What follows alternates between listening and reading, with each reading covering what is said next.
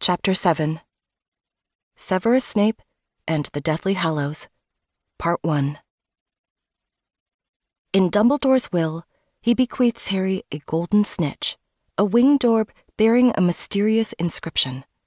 I open at the close. When Harry is about to die, it cracks open for him and yields memories of love that give him the strength to meet death. But just like prophecies, magical bequests don't have to be transmitted within enchanted orbs. They are just words, after all. Words that can be spoken to a person who then becomes their keeper.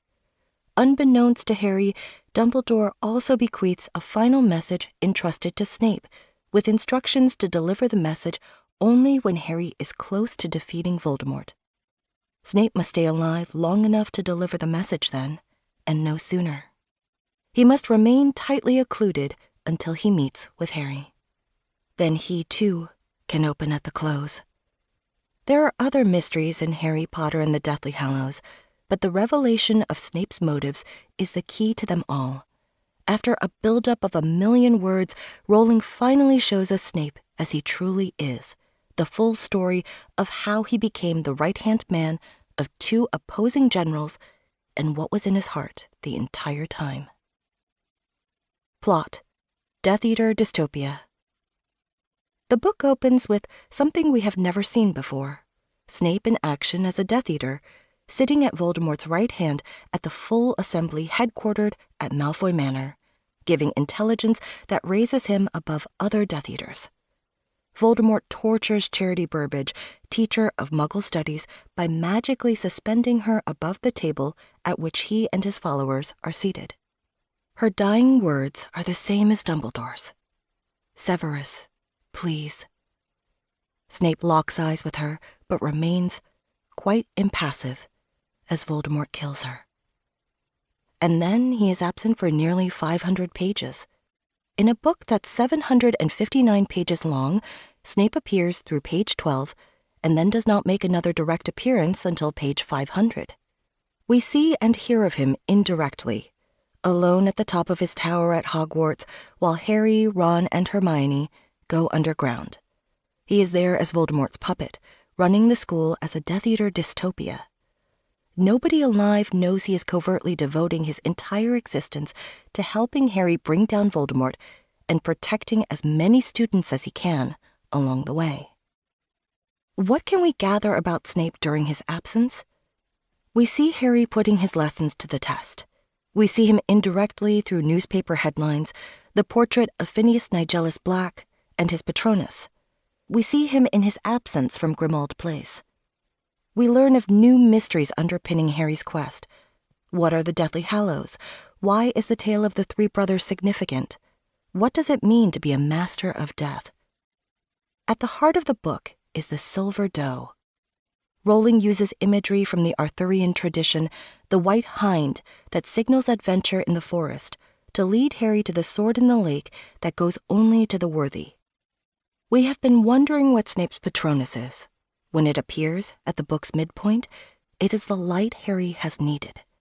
Voldemort cannot touch this. It provides the guidance Harry has been missing from Dumbledore. There is comfort in this light, which takes the image of Lily Potter's Patronus, the mate to James Potter's silver stag.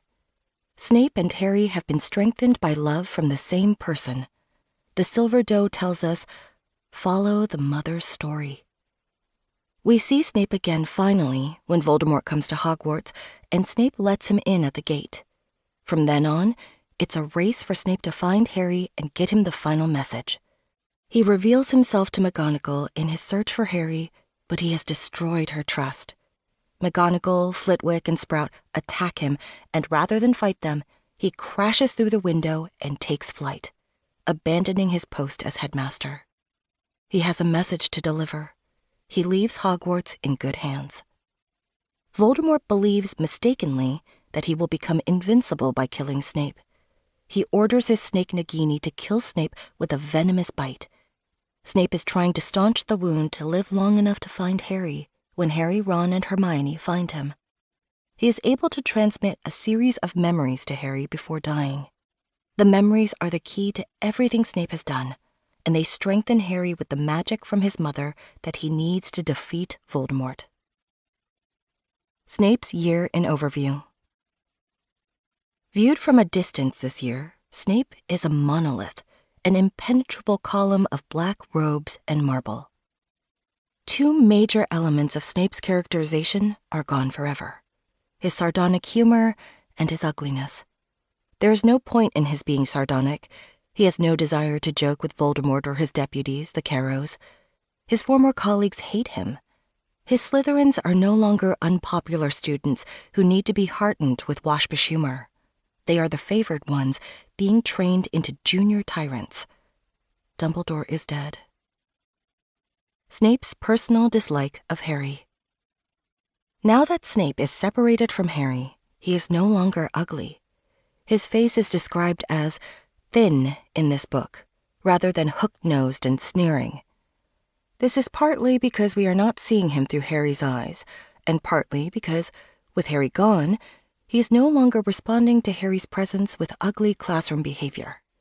But mostly, Snape is no longer ugly because he is doing the kind of life-or-death work that transforms his appearance from ugly to stark. No one but the Dark Lord has power over him. Everyone else sees the authority and forbidding intelligence that emanates from him throughout this sleepless year. Snape's usual opposition to the defense teacher. Voldemort has placed siblings Alecto and Amicus Carrow at Hogwarts to teach Death Eater doctrine. Amicus, as Neville Longbottom explains to Harry, teaches what used to be defense against the dark arts, except now it's just the dark arts.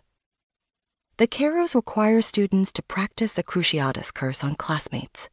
Some of Snape's Slytherins, such as Crabbe and Goyle, are among those who embrace this sadistic new order, and he is powerless to dissuade them while he is masquerading as a headmaster sympathetic to the Carrows' doctrine. Neville tells Harry how some students staged guerrilla protests against Snape and the Carrows. "We used to sneak out at night and put graffiti on the walls. Dumbledore's army, still recruiting, stuff like that." Snape hated it.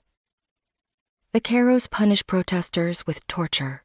The best Snape can do about it is divert detentions to Hagrid rather than the Carrows. At least until Hagrid gets caught throwing a "support Harry Potter" party. Hagrid manages to flee Hogwarts, suggesting Snape may have obstructed attempts to take him into custody. For Snape, with his hypersensitive protective reactions, standing by while adults torture children must require constant self-control. But he can't betray his true sentiments, or he will be killed and replaced by someone worse. Snape's reputation. Dumbledore and Snape were completely successful in their years-long defamation campaign. Everyone believes that Dumbledore was mistaken to trust Snape, and Snape has reverted to practicing the dark arts, if indeed he ever stopped. McGonagall is bitterly convinced of his betrayal, and Flitwick duels him with the cry, "You'll do no more murder at Hogwarts." If Snape ever feels tempted to protest to these good people that their old faith in him was not misplaced, he can remember what happened when Dumbledore succumbed to the flaw in the plan, the affection that makes it difficult to be ruthless. Dumbledore flinched at telling Harry the truth, and Sirius died for it. Snape cannot permit such a lapse when so much is at stake. The mystery of Snape's true motives. We see a few clues to Snape's true motives before the climactic reveal of his memories in Chapter 33, The Prince's Tale. Harry, Ron, Hermione, and Lupin expect him to attack Grimmauld Place, or tell other Death Eaters how to enter the secret-kept location. But this never happens. Harry guesses it must have been Snape who ransacked Grimmauld Place and took half of a letter and photo from Lily to Sirius. But without evidence, he drops this thought. Harry and Ron are too convinced of Snape's evil to figure out whose Patronus helped them in the forest. The reader, however, knows Snape can cast a Patronus, which we have never seen, and that Rowling has repeatedly underscored the importance of the mother story while revealing almost nothing about Lily's friendships. Snape must have been careful to avoid letting Hermione see the silver doe. She was the last to lose faith in him, and he has never been able to evade her understanding for long. Severus Snape and the Deathly Hallows. The final installment of the series introduces an entirely new storyline, the Deathly Hallows. In the wizarding fairy tale, The Tale of the Three Brothers, Death once gave gifts to three brothers, an unbeatable wand, a stone that can bring back the dead, and his own cloak of invisibility. According to the tale, the person who can unite these three hallows is the Master of Death. A few believers, including Dumbledore, know these relics are real. Dumbledore won the Elder Wand by defeating Grindelwald. The Resurrection Stone is in the Gaunt family ring Voldemort turns into a Horcrux, not knowing it was a Hallow. The Cloak of Invisibility is the one Harry inherited from his father. Those who seek these objects out of greed sometimes pay dearly. The Elder Wand often changes hands by murder. Dumbledore lost a hand and shortened his life in his eagerness to seize the ring. Like other powerful objects such as the Sorcerer's Stone, the Deathly Hallows are subject to one of Rowling's cardinal rules. They belong to those who seek them not for gain, but to protect others. At different points in his life, Snape is each of the brothers in the tale. In youth, he was combative. After Lily died, he wanted to join her in death. But for his second chance in life, he has been keeping his true self hidden, not for personal gain, but in order to protect others. According to Dumbledore, that is the essence of the Cloak of Invisibility. The true magic of which, of course, is that it can be used to protect and shield others as well as its owner. Dumbledore left Harry very little information about the Deathly Hallows, afraid they might tempt Harry away from hunting Horcruxes. He told Snape nothing at all about them, but for different reasons. Dumbledore withheld information from Snape that might prove fatal to him if Voldemort read it in his mind. But he also knew Snape would have had no use for the information because he is not greedy for magical relics. This most unmaterialistic of men is a believer in wandless magic, non-verbal magic, magic that relies on the self alone. All manner of magical treasure passes through Snape's hands during his year as headmaster, including the Sword of Gryffindor, but he covets none of it. We will see in this volume the ways in which Snape casts exactly the same magic promised by the Deathly Hallows, proving himself a master of death, without the need for wand or hallow or anything but the strength of his mind. Defense against the dark arts. Lessons Snape taught Harry. Machiavelli, spycraft, and covert operations. Dumbledore's last words, uttered just before Snape killed him, were, "Severus, please." In the opening chapter of Deathly Hallows, Voldemort tortures a Muggle studies teacher in front of the assembled Death Eaters, Charity Burbage, Snape's colleague at Hogwarts. Her crime was writing an impassioned defense of mudbloods in the Daily Prophet. As Voldemort revolves her in midair, she begs Snape for help. "Severus, please, please."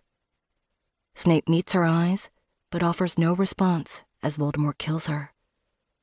Snape, newly promoted to Voldemort's right hand and soon to be Hogwarts headmaster, is painfully aware he cannot do anything for Charity. To show sympathy for her would only draw Voldemort's murderous attention to himself as well, possibly losing Muggle-born students yet another ally. Snape can only follow this precept of Machiavelli's from The Prince. One must understand this.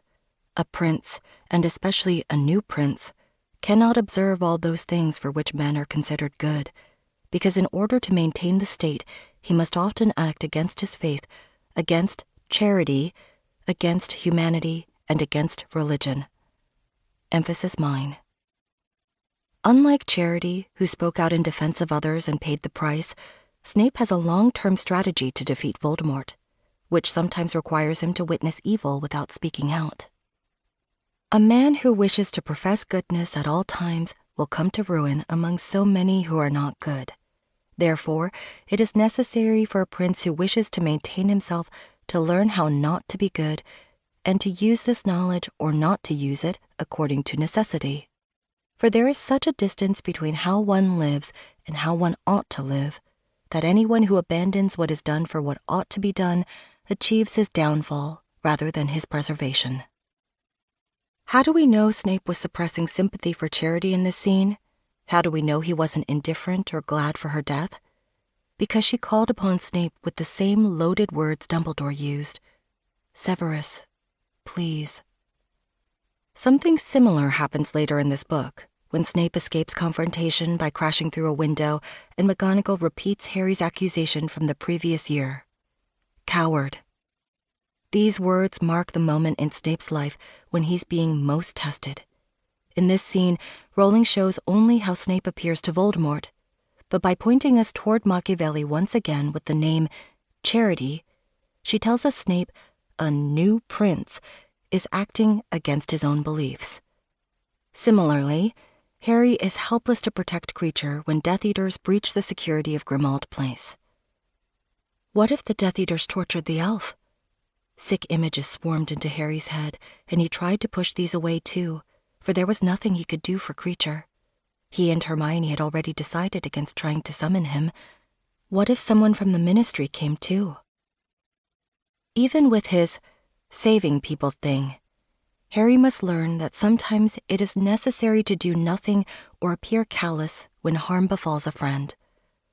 Harry gets a brief but jolting insight into how it feels to live Snape's life when he encounters Arthur Weasley while disguised as a Voldemort sympathizer. It was very strange to have Mr. Weasley glare at him with that much dislike. He wants to give Mr. Weasley a warning, but Mr. Weasley views him with so much hostility that Harry cannot be sure his warning has done any good. "Arthur," Harry interrupted, "you know you're being tracked, don't you?" "Is that a threat, Runcorn?" said Mr. Weasley loudly. "No," said Harry. "It's a fact. They're watching your every move." The lift doors opened. They had reached the atrium. Mr. Weasley gave Harry a scathing look and swept from the lift. Harry stood there, shaken. He wished he was impersonating somebody other than Runcorn. The lift doors clanged shut. Harry now has an experience comparable to Snape fighting through layers of hostility to teach him occlumency or warn Sirius that Lucius Malfoy recognized him on the train platform.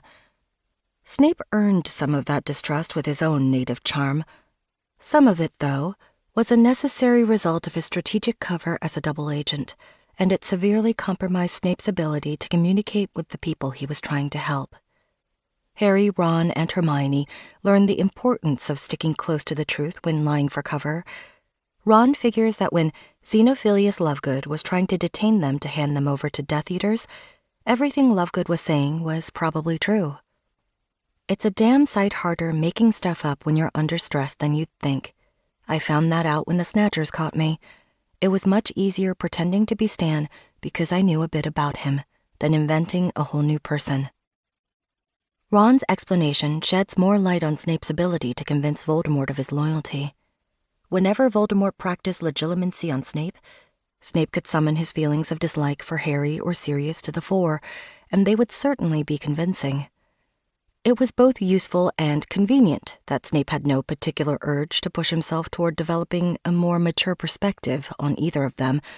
The unevolved tenacity of his schoolboy grudge served a purpose in protecting them all. Harry also grasps firsthand what it takes to cast an unforgivable in order to protect others. We know that for unforgivables to work, the caster really has to mean them. At Gringotts Bank, Harry commits an unforgivable crime against a goblin who has never done anything to deserve it. Harry raised the hawthorn wand beneath the cloak, pointed it at the old goblin, and whispered, for the first time in his life, "Imperio." He knows there is no other way he can reach the Horcrux stored in the Lestrange vault. The end will have to justify the means. He can settle his conscience later. According to Machiavelli, it is vital for a prince to be able to do this. And so it is necessary that he should have a mind ready to turn itself according to the way the winds of fortune and the changing circumstances command him. He should not depart from the good if it is possible to do so, but he should know how to enter into evil when forced by necessity. The same thing is happening to Draco under Voldemort's tyranny. He is being forced to cast the Cruciatus Curse against fellow Death Eaters under threat of punishment if he disobeys. Harry sees Draco's gaunt, petrified face and feels sickened by what he had seen, by the use to which Draco was now being put by Voldemort. Understanding that Draco is obeying against his will in order to protect himself and the rest of his family. This moment of sympathy for Draco will someday help Harry understand how Snape brought himself to cast the killing curse at Dumbledore. Expelliarmus and the Elder Wand. During the aerial battle between Death Eaters and the Seven Harrys, Harry uses only defensive spells against the people trying to kill him, in the style of fighting he learned from Snape and Dumbledore. Spells to block or protect against the aggression of others, rather than initiating new attacks. But in an air battle, even a stunning spell can be murder if it causes someone on a broom to fall from the sky. Harry sent stunning spell after stunning spell back at their pursuers, barely holding them off. He shot another blocking jinx at them. The closest Death Eater swerved to avoid it, and his hood slipped, and by the red light of his next stunning spell, Harry saw the strangely blank face of Stanley Shunpike. Stan. "Expelliarmus!" Harry yelled. "That's him! It's him! It's the real one!" When Harry recognizes Stan Shunpike, he downgrades his defenses to something that might disarm Stan, but not kill him. This leads to an all-out argument with Lupin about battle tactics. "They recognized you. But how? What had you done?"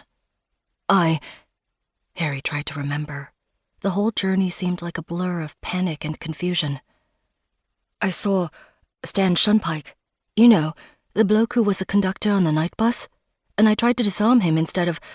Well, he doesn't know what he's doing, does he? He must be imperious." Lupin looked aghast. "Harry, the time for disarming is past. These people are trying to capture and kill you. At least stun if you aren't prepared to kill." "We were hundreds of feet up. Stan's not himself, and if I stunned him and he'd fallen, he'd have died the same as if I'd used Avada Kedavra." Recognizing Stan made the difference for Harry. "I know you. I know the real you. I refuse to attack you. You do not deserve to die like this." Sparing the life of your attacker because you know them is a powerful magic with potent, unpredictable results. Lupin is completely opposed, but Snape's teachings, plus years of his own battle experience, leave Harry with no doubt. This is his magic of choice. "Expelliarmus is a useful spell, Harry, but the Death Eaters seem to think it is your signature move, and I urge you not to let it become so." Lupin was making Harry feel idiotic, and yet there was still a grain of defiance inside him. "I won't blast people out of my way just because they're there," said Harry. "That's Voldemort's job." It may seem surprising that Lupin, the kind teacher, is more militant than Snape, the spiteful classroom bully. But Lupin and Sirius were once prepared to kill Wormtail execution style out of vengeance, in front of 3 unwilling teenage witnesses. Snape is the one who sentenced Harry to endless detentions to drum it into him that aggression can cause irreparable harm. Lupin might have been aghast at Harry's Expelliarmus, but Snape would have understood it as confirmation that his teachings had taken effect. This awareness of disarmament as a greater power than aggression helps us understand what Grindelwald said to Voldemort in the topmost cell at Nurmengard. "You will not win. You cannot win. That wand will never, ever be yours." How does Grindelwald know this? Grindelwald tells Voldemort, "There is so much you do not understand." There is something Voldemort does not understand, but Harry does. Deeper and deeper, Harry sank into the grave, and he knew where Voldemort had been tonight, and whom he had killed in the topmost cell of Nurmengard, and why. The allegiance of the Elder Wand goes to whoever wields the more powerful magic in a duel. The last person to use the Elder Wand was Dumbledore, but he defeated and imprisoned Grindelwald rather than kill him. In Voldemort's mind, that means ownership of the wand may not have passed to Dumbledore. It might still pass to whoever killed Grindelwald. Voldemort doesn't understand that Dumbledore used the same magic on Grindelwald that Harry used on Stan Shunpike. Disarmament, not attack. I know you. I know the real you. I refuse to attack you. You do not deserve to die like this. The recognition of human worth in an opponent creates magic that wasn't there before, more complex than a simple killing curse, lingering and unpredictable. Dumbledore and Draco conjured this magic together in their face-off at the tower. Draco disarmed Dumbledore rather than attacking, and once Dumbledore was wandless, he cast no further spells against him. Dumbledore neither counterattacked nor defended himself, taking that time, unbeknownst to Draco, to freeze Harry in place. Draco learned that Dumbledore, like Snape, thought him and his family worth protecting, worth dying for. That magic joined with Snape's grief and healing magic after Draco's Sectum Sempra wounds to create a young Death Eater who felt too much connection to others to be a killer. Draco had overpowered the greatest wizard of the age using Expelliarmus, the defensive spell Snape taught Draco and Harry to use against each other so they could hate without harm. The Elder Wand recognized this magic in Draco as akin to Dumbledore's in strength and willingly changed allegiance. At Malfoy Manor, Harry disarms Draco by wresting 3 wands out of his hand. Draco's, Bellatrix, and Wormtail's. He gives Wormtail's to Ron, who sheltered Wormtail unwittingly for years. Harry then escapes to Shell Cottage, buries Dobby, and wants to inscribe Dobby's headstone. He then felt in his pocket for a wand. There were 2 in there. He had forgotten, lost track. He could not now remember whose wands these were. He seemed to remember wrenching them out of someone's hand. He selected the shorter of the 2, which felt friendlier in his hand, and pointed it at the rock. Draco's wand turns out to work well for Harry, at least as well as Hermione's had done. The wand recognizes Harry's and Draco's magic as equivalent. This wand has cast Expelliarmus at a wizard of great power and then been taken in a disarming move by a wizard whose signature magic is Expelliarmus. It is an easy transfer of wand allegiance from Draco to Harry, prompted in large part by recognition of interchangeability. Voldemort understands none of this. He steals the Elder Wand from Dumbledore's tomb, but finds it works no better for him than his own wand, or Lucius Malfoy's, both of which have failed to kill Harry Potter. In that case, then, he thinks perhaps Dumbledore had its allegiance after all, since killing Grindelwald doesn't seem to have conferred greater power to Voldemort. Robbing Dumbledore's tomb doesn't seem to have done the trick either. A logical solution occurs to Voldemort, which he explains to Snape. The Elder Wand cannot serve me properly, Severus, because I am not its true master. The Elder Wand belongs to the wizard who killed its last owner. You killed Albus Dumbledore. While you live, Severus, the Elder Wand cannot be truly mine. My lord, Snape protested, raising his wand. It cannot be any other way, said Voldemort. I must master the wand, Severus, master the wand, and I master Potter at last. Voldemort kills Snape to gain possession of the Elder Wand. This is not how it was supposed to go. In the King's Cross chapter, in the dialogue with Dumbledore that took place in his head, Harry thinks about what Dumbledore might have planned. Poor Severus. If you planned your death with Snape, you meant him to end up with the Elder Wand, didn't you? I admit that was my intention, said Dumbledore. But it did not work as I intended, did it? No, said Harry. That bit didn't work out. What did Dumbledore hope would happen then? We know in the Battle of Hogwarts, when Harry and Voldemort cast Expelliarmus and Avada Kedavra at each other, the Elder Wand goes spinning through the air toward the master it would not kill. Dumbledore wanted the Elder Wand to recognize the mercy and regret in Snape's killing curse and transfer its allegiance to Snape, quietly. He knew he could trust Snape to be a good custodian of the Elder Wand, since Snape's signature magic is purely defensive. When he has to force himself to attack or use dark magic, it's only in order to protect others, then immediately dropped. Dumbledore expected Voldemort might violate his tomb and take the wand. He had hoped any spell Voldemort cast against Snape with it would fail because the Elder Wand would not kill its master, especially if its master counteracted with purely defensive magic, as Harry did and Snape surely would have. Dumbledore also knew he could trust Snape to be the rightful owner of the Elder Wand, because with all powerful magical objects, Snape handles them not with greed or for personal gain, but to protect others. In his 3rd year, Harry saw that his invisibility cloak, one of the Deathly Hallows, worked perfectly for Snape, because Snape was using it in the belief that he would protect children from murderers. Dumbledore, in contrast, says he once borrowed the cloak from Harry's father, out of vain curiosity, and so it could never have worked for me as it worked for you, its true owner. The sword of Gryffindor cannot be owned, but presents itself of its own volition to worthy Gryffindors, yet it permitted Snape to handle it. As part of his plan, Dumbledore withheld information from Snape about the Elder Wand for 2 reasons. It wouldn't be safe, and it wouldn't be necessary. He didn't want Voldemort to learn of Snape's ownership through legitimacy and kill him. He also knew Snape would be a worthy owner, a master of death, whether or not he was conscious of owning a Deathly Hallow. In the King's Cross chapter, the Dumbledore in Harry's vision says he has found that perhaps those who are best suited to power are those who have never sought it.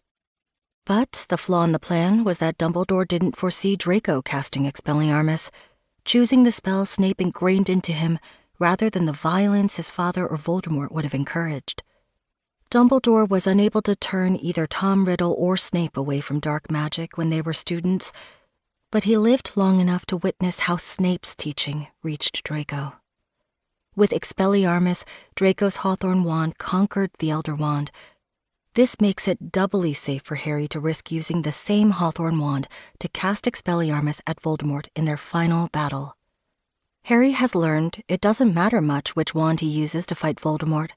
His Holly and Phoenix wand recognized Voldemort, a man who was both kin and mortal enemy, and it regurgitated some of his own magic against him, even when Voldemort used Lucius Malfoy's wand during the Flight of the 7 Potters. The wand Harry won from Draco would recognize Voldemort as well, whatever wand Voldemort used. In the King's Cross chapter, Dumbledore confirms this for Harry. "He killed me with your wand." "He failed to kill you with my wand," Dumbledore corrected Harry. Voldemort cannot kill Harry with any wand, because in order for the killing curse to work, the caster has to mean it. And Voldemort doesn't realize he identifies with Harry too much, sees too much of Harry's humanity, has put too much of his own soul into Harry to kill him the same way he has killed others. But just in case, Harry and the author derive some support from the connection that the Hawthorn Wand and the Elder Wand now have. The Elder Wand has submitted to disarmament from the Hawthorn Wand once before. Harry is conscious of drawing on that parallel history as he casts his signature magic using Draco's wand. Harry heard the high voice shriek as he too yelled his best hope to the heavens, pointing Draco's wand. "Avada Kedavra! Expelliarmus!" Emphasis mine. All of Snape's labors were worth it. The subterfuge of dueling club under Lockhart, the manipulations to teach Harry and Draco to cast Expelliarmus against one another, the unbreakable vow, the healing of Draco's Sectum Sempra wounds, the detentions to turn Harry away from dark magic, and the murder of Dumbledore in Draco's place. It all paid off. Using nothing but a teenager's wand and Expelliarmus, Draco and Harry brought down the most powerful wizards of their age and survived. Both of them had cast the Cruciatus and Imperious curses, sometimes of their own volition and sometimes to protect others. But as he vowed to Narcissa and, posthumously, Lily, Snape's efforts ensured both Draco and Harry turned away from killing and kept their souls intact. Connections and Occlumency. Throughout Deathly Hallows, Harry gains mastery over his scar connection to Voldemort's mind. The greater Voldemort's panic and the fewer Horcruxes that remain, the less he can occlude Harry from his thoughts. A similar connection opens up between Snape and Hermione. As soon as she reads that he's become headmaster of Hogwarts, Hermione realizes Snape can spy on them through the portraits of Phineas Nigellus Black, Slytherin former headmaster and Sirius Black's great-great-grandfather. The painted image of Phineas Nigellus Black was able to flit between his portrait in Grimmauld Place and the one that hung in the headmaster's office at Hogwarts, the circular tower-topped room where Snape was no doubt sitting right now, in triumphant possession of Dumbledore's collection of delicate silver magical instruments, the stone pensieve, the sorting hat, and, unless it had been moved elsewhere, the sword of Gryffindor. Hermione shoves the Grimmauld Place portrait into her bag so Phineas Nigellus cannot spy on them. Hermione's workspace, her portable headquarters, anchors one end of the connection. Snape's private workspace anchors the other. After 6 years of ignoring Hermione's raised hand, Snape is no longer in control of their interactions. Hermione takes out the portrait whenever it pleases her, blindfolding Black for good measure, and shoves it back into the depths when his questions annoy her. Snape cannot use this conduit to glean or transmit information unless Hermione wants something from him and initiates communication. Dealing with Phineas Nigellus Black is rather like having Snape around. He is snide, waspish, and quick to take offense. But as the portrait of Armando Dippet says, portraits of former headmasters are honor-bound to give service to the present headmaster of Hogwarts. After the first time Hermione blindfolds him, he declares he will never return, but that decision is not his to make. Through this connection, Snape discovers Harry, Ron, and Hermione are alive. In return, they glean that Dumbledore used the sword of Gryffindor to kill a Horcrux, that Dumbledore's army is still active, that Snape sends them to Hagrid for detentions, and that Ginny has been banned from Hogsmeade's visits. Any time Phineas Nigellus asks for hints about their location, Hermione puts the painting away. But Snape manages to get them some information and assurance that Ginny is safe. While Hermione controls this mediated communication with Snape, Harry is gaining mastery over his mental connection with Voldemort. Through much of this year, he cannot blot out Voldemort's thoughts. But once he, Ron, and Hermione are captured by Snatchers, their mortal danger pushes him to learn how to stay present. Harry's scar was exquisitely painful, but he struggled with all his strength against the pull of Voldemort's thoughts. It had never been so important to remain in his own right mind. Harry finds a few things that help him resist. One is adrenaline.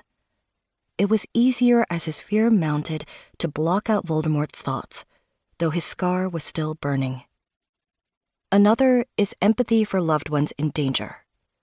He felt Voldemort's fury, but as Hermione screamed again, he shut it out, returning to the cellar in the horror of his own present. Grief, he finds, works best of all.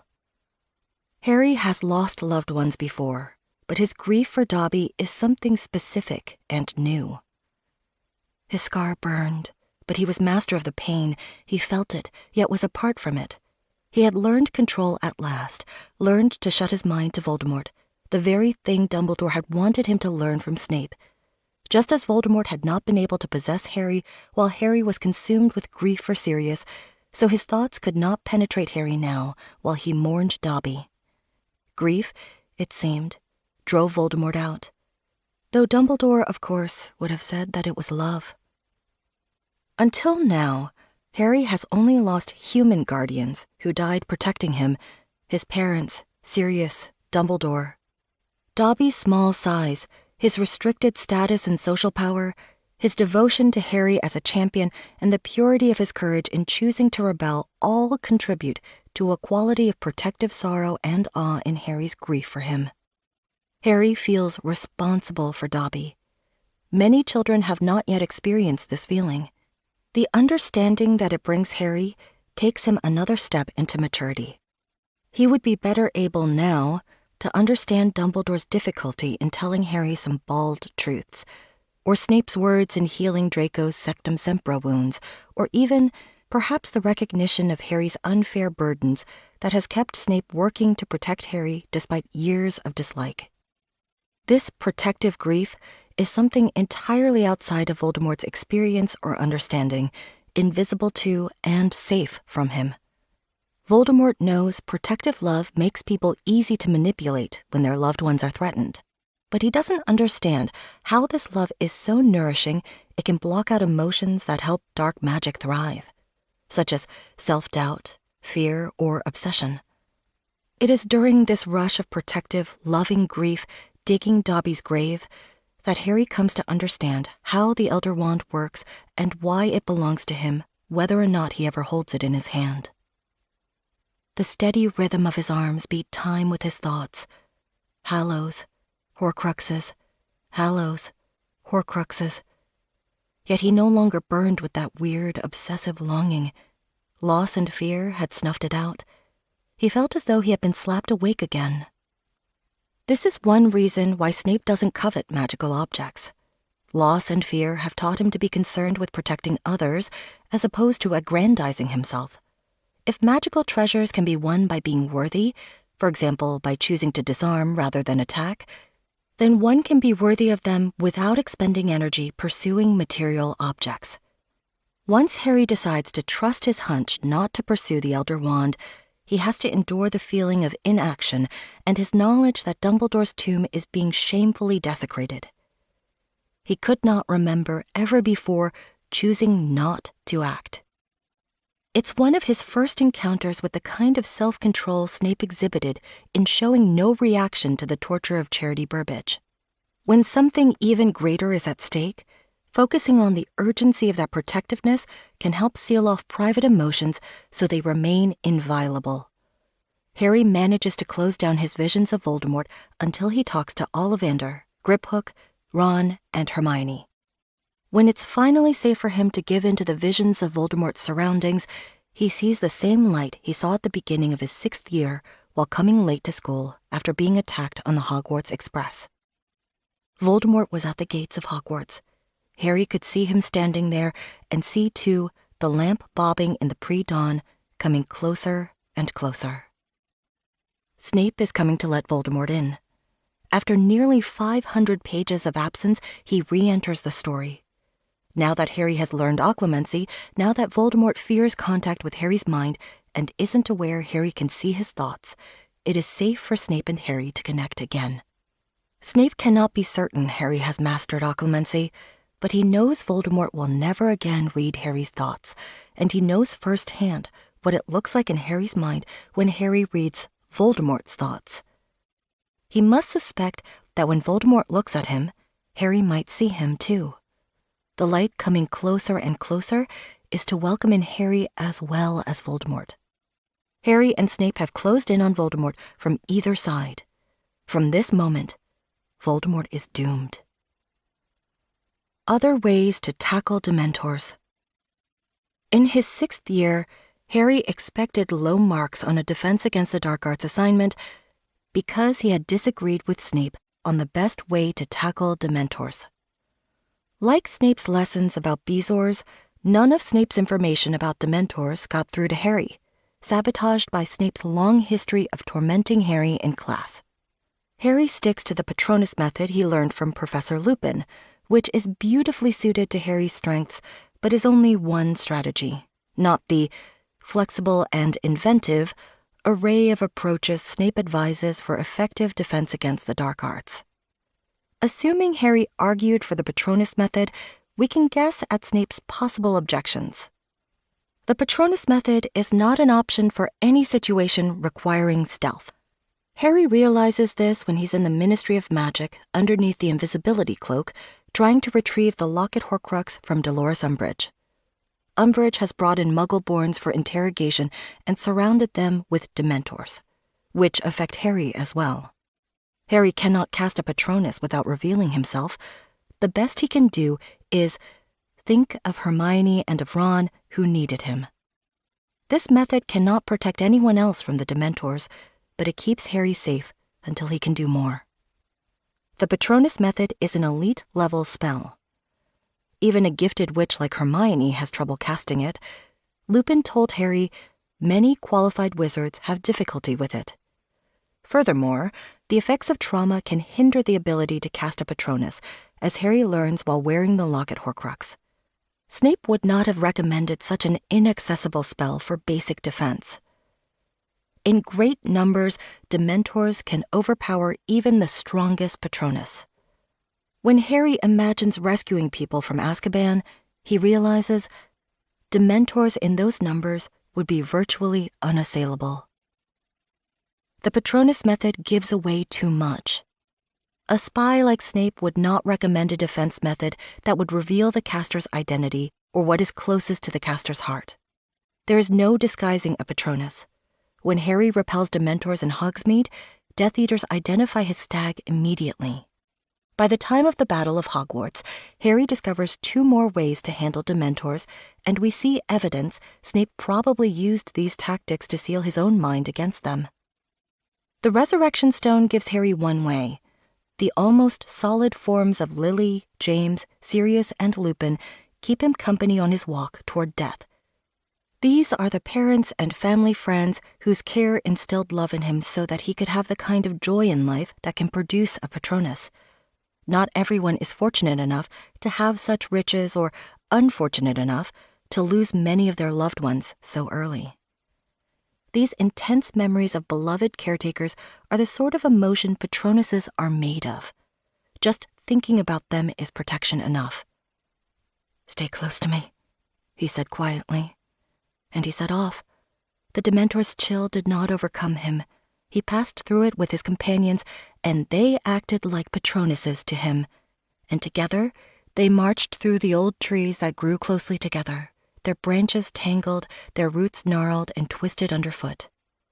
Emphasis mine. Memories of these loved ones keep Harry safe from Dementors on his walk toward death. On his return, when he feigns death and Hagrid carries him from the forest to the castle, Harry passes the Dementors again. This time, he is protected from them in a different way. And now a chill settled over them where they stood, and Harry heard the rasping breath of the Dementors that patrolled the outer trees. They would not affect him now. The fact of his own survival burned inside him, a talisman against them, as though his father's stag kept guardian in his heart. Emphasis mine. Harry is conscious of his survival. That gives him strength. But more than that, he knows he gave himself up not for his own gain, nor killed while trying to escape as Voldemort claimed, but to protect others, to stop Voldemort from killing them. In King's Cross, he has a choice. He can go on, remain at peace, or he can head back to pain and the fear of more loss. Because there is a chance he can finish Voldemort for good. He chooses to return for a second chance in order to protect others. These choices give Harry protective magic made of the same stuff as Patronuses, but stronger. The knowledge that others, both friends and enemies, are precious enough that Harry would give his life for them as others gave their lives for him. In the chapters The Silver Doe, The Elder Wand, and The Prince's Tale, we see Snape is familiar with both of these tactics. Snape always draws strength from the memory of a loved one, but keeps the image internal, introjecting rather than projecting it.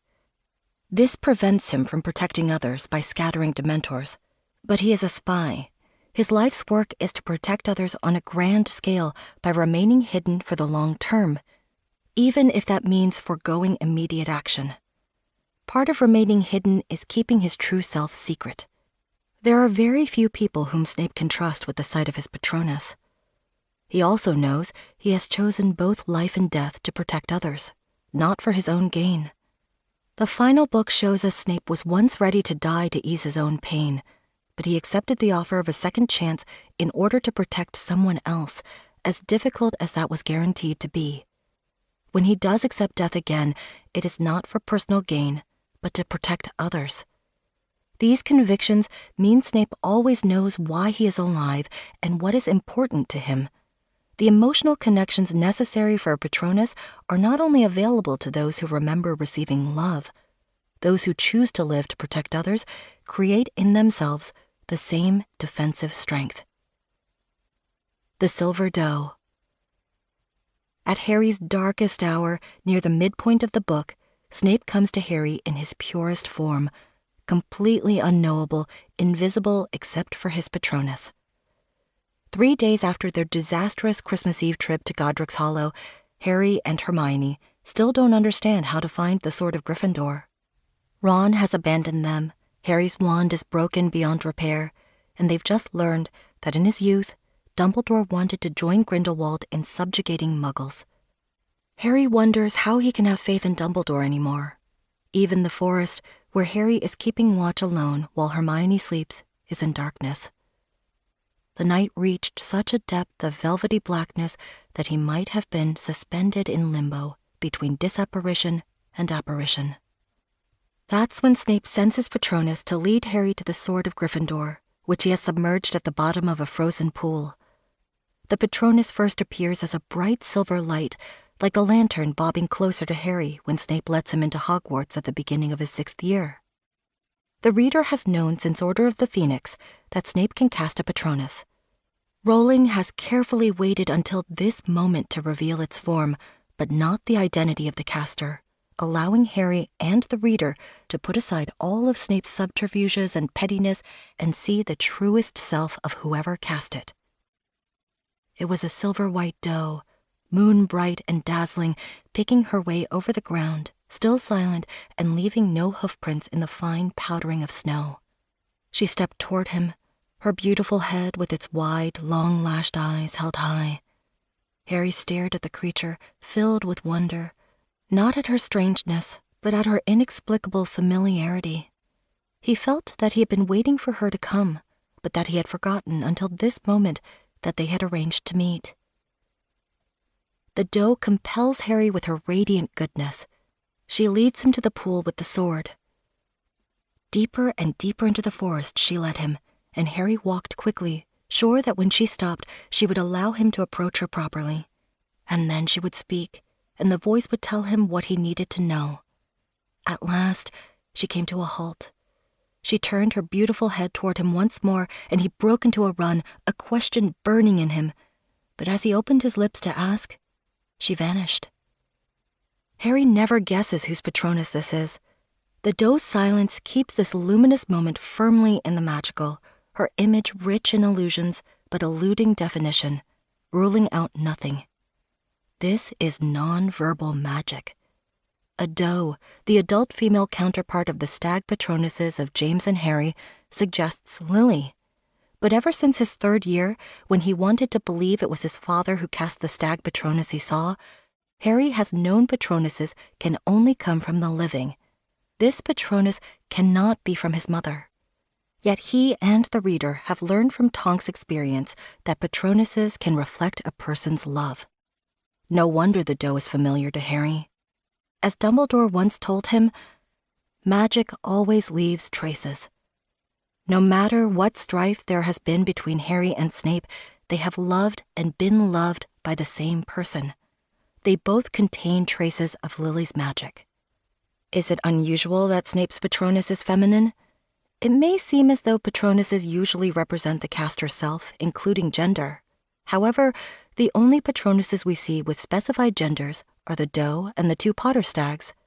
Gender is not mentioned for any other Patronus, not Kingsley's lynx, not Dumbledore's phoenix, not Hermione's otter. Even if we might imagine these Patronuses speaking in the gendered voices of their casters. The doe Patronus must have spoken to Sirius in Snape's voice, a sound one might not have expected from such a gentle creature. It seems probable, though, that it was in Snape's more urgent registers, rather than the sneer with which he usually addressed Sirius.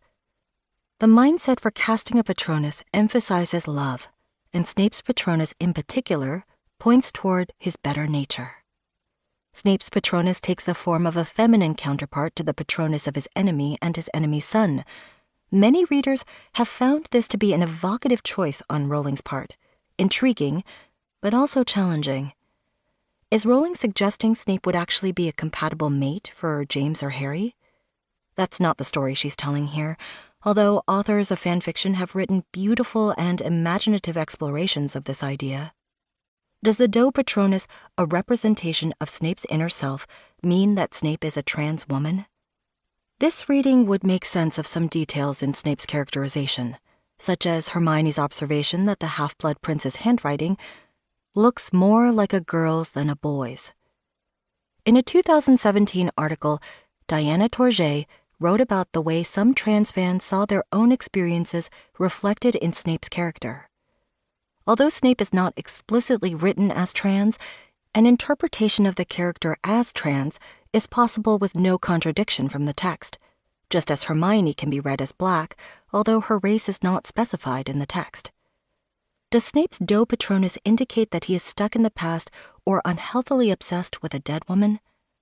This reading is understandable, especially among readers already repelled by aspects of Snape's character, but Snape's actions during his final year suggest someone very much focused on the present. Does the image of the silver doe point us toward the trope of courtly love? The white hind or hart, the Muggle version of a silver doe, is a mainstay of Arthurian legend. The elusive white hind was a magical creature whose appearance indicated the way to a wondrous adventure. Rowling's allusion to the white hind directs us to other elements of Arthurian story tradition as well, such as chivalry and courtly love. Courtly love, which features in Arthurian legend and many other traditions, is the unrequited love of a knight for an idealized, unattainable woman, often married to another man. In the lady's honor, the knight strives to accomplish chivalrous deeds and become pure of heart. Chivalry, the most complex of the quintessential Gryffindor traits, is the choice of the privileged to undergo personal risk to help the less privileged, prompted only by goodness and not reward. Chivalrous knights often carried a favor from their lady, a small object such as jewelry that they promised to return after their labors. This promise would give them a surge of extra determination to remain alive and safe. Snape's Patronus shows that his deepest self is connected to someone whose friendship and love helped form the best part of his nature. During this year, when nobody knows Snape's inner truth, Snape cannot depend upon external recognition of his nearly superhuman efforts. He can turn to his memories of Lily's friendship as a guide. He can atone for his betrayal that resulted in her death by becoming, in the second part of his life, someone who would be able to meet the gaze of a person like Lily without shame. It is not exactly courtly love that Rowling is portraying with Snape's Patronus. Lily is unattainable to Snape, not because of her marriage or station, but because Snape's choices killed her. He is not deluded. He is not somehow trying to win posthumous favor. If anyone knows that the dead remain dead, it is Snape. He is simply reminding himself how to live so he can make the best of a great gift, the chance to do things over again, not to undo the past, not to gain reward, but only to do good and save innocent lives. We will see later that he does carry with him a favor of sorts, but it is not to guarantee his own safety. This is Rowling's original variation on the power of love to give strength. After the doe leads Harry into the forest, she vanishes. Harry finds a sword of Gryffindor at the bottom of a frozen pool, recalling Arthurian legends of enchanted swords in lakes that can be retrieved only by the worthy. The sword looks like a great silver cross, recalling the Christian treasures that often figured in Arthurian quests. In the wizarding world, though, you don't have to be extraordinary to be worthy of this sword. You just have to be a Gryffindor. What was it, Harry asked himself, walking again, that Dumbledore had told him the last time he had retrieved the sword? Only a true Gryffindor could have pulled that out of the hat. And what were the qualities that defined a Gryffindor? A small voice inside Harry's head answered him. Their daring, nerve, and chivalry set Gryffindors apart. In his second year, when Harry prayed for help fighting Tom Riddle and the Basilisk, Fawkes brought him the sorting hat. He jammed the hat onto his head, and the sword of Gryffindor thudded out of it. The sorting hat had looked into his mind and seen that Harry's temperament is best suited to a surge of adrenaline or chivalry in times of crisis. That's what makes him a Gryffindor. Rufus Scrimgeour said, "The sword may present itself to any worthy Gryffindor. That characteristic Gryffindor surge of energy is what summons a sword in particular, as opposed to a magical object that might enhance one's wisdom, loyalty, or cunning. That would be why Snape placed the sword at the bottom of a frozen pool in late December, then. It recalls the story of Excalibur and the Lady of the Lake, but it also ensures Harry would produce enough adrenaline when diving to make him unmistakably recognizable to the sword as a Gryffindor.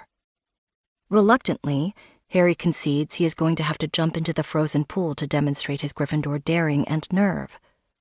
Where chivalry entered into this, he thought ruefully, he was not entirely sure, unless it counted as chivalrous that he was not calling for Hermione to do it in his stead. Harry gathered all his courage and dived. But Snape's plan hadn't accounted for the adverse effect that the Locket Horcrux, which intensifies the trauma Harry has suffered from Voldemort's attacks, would have on Harry's courage, since Snape didn't know about the Horcruxes. It turns out to be Ron's chivalry that gets the sword and Harry out of the pool. Ron's return to hunt Horcruxes alongside Harry and Hermione is an act of chivalry.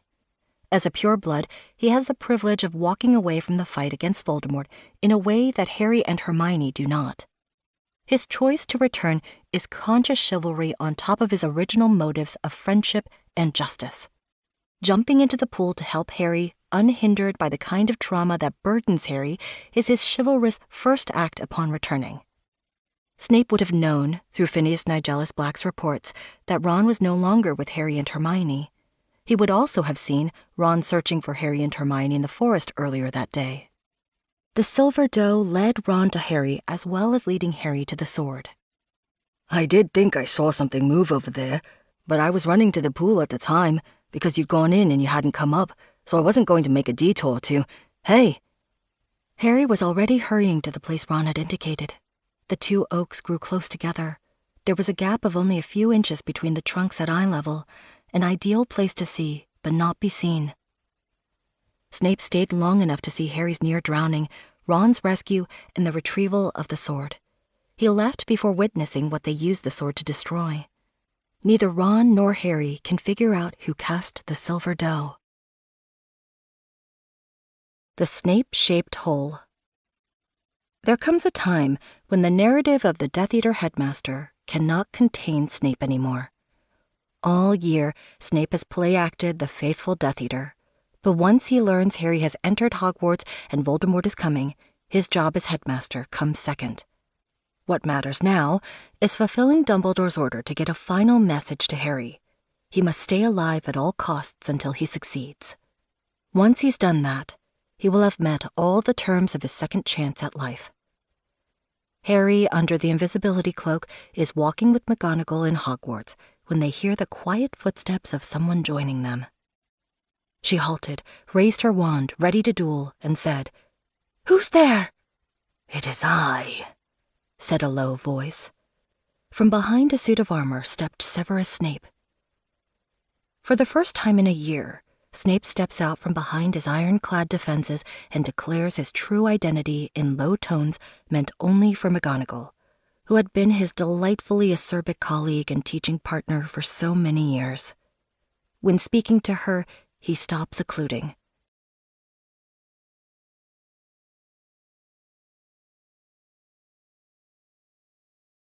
Forgotten the details of Snape's appearance and the magnitude of his crimes, forgotten how his greasy black hair hung in curtains around his thin face, how his black eyes had a dead, cold look. He was not wearing night clothes, but was dressed in his usual black cloak, and he too was holding his wand ready for a fight. Seeing Snape's humanity and bodily existence up close reignites Harry's visceral hatred.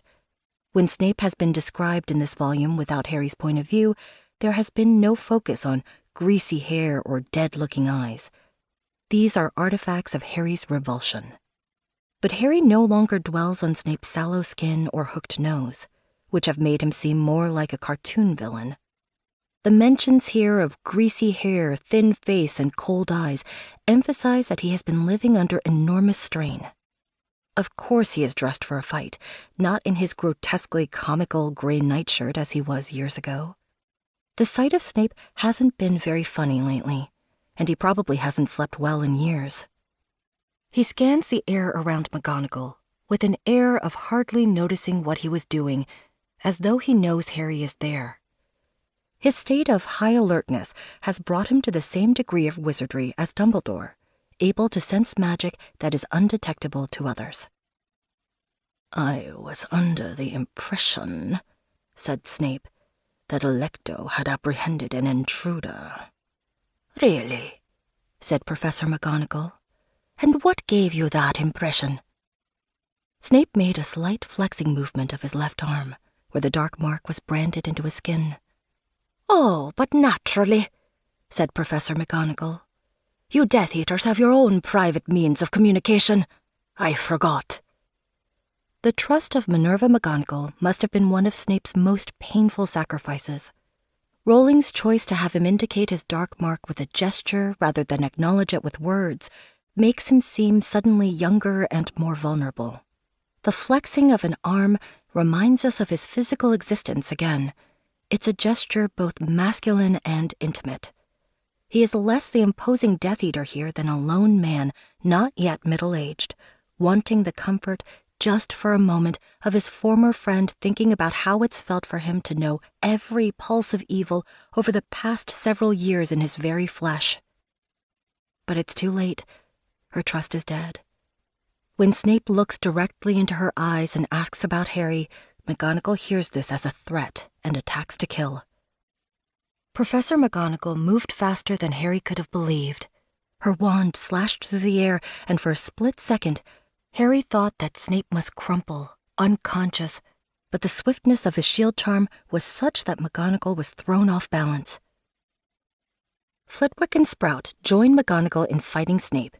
He refuses to fight back, he only defends.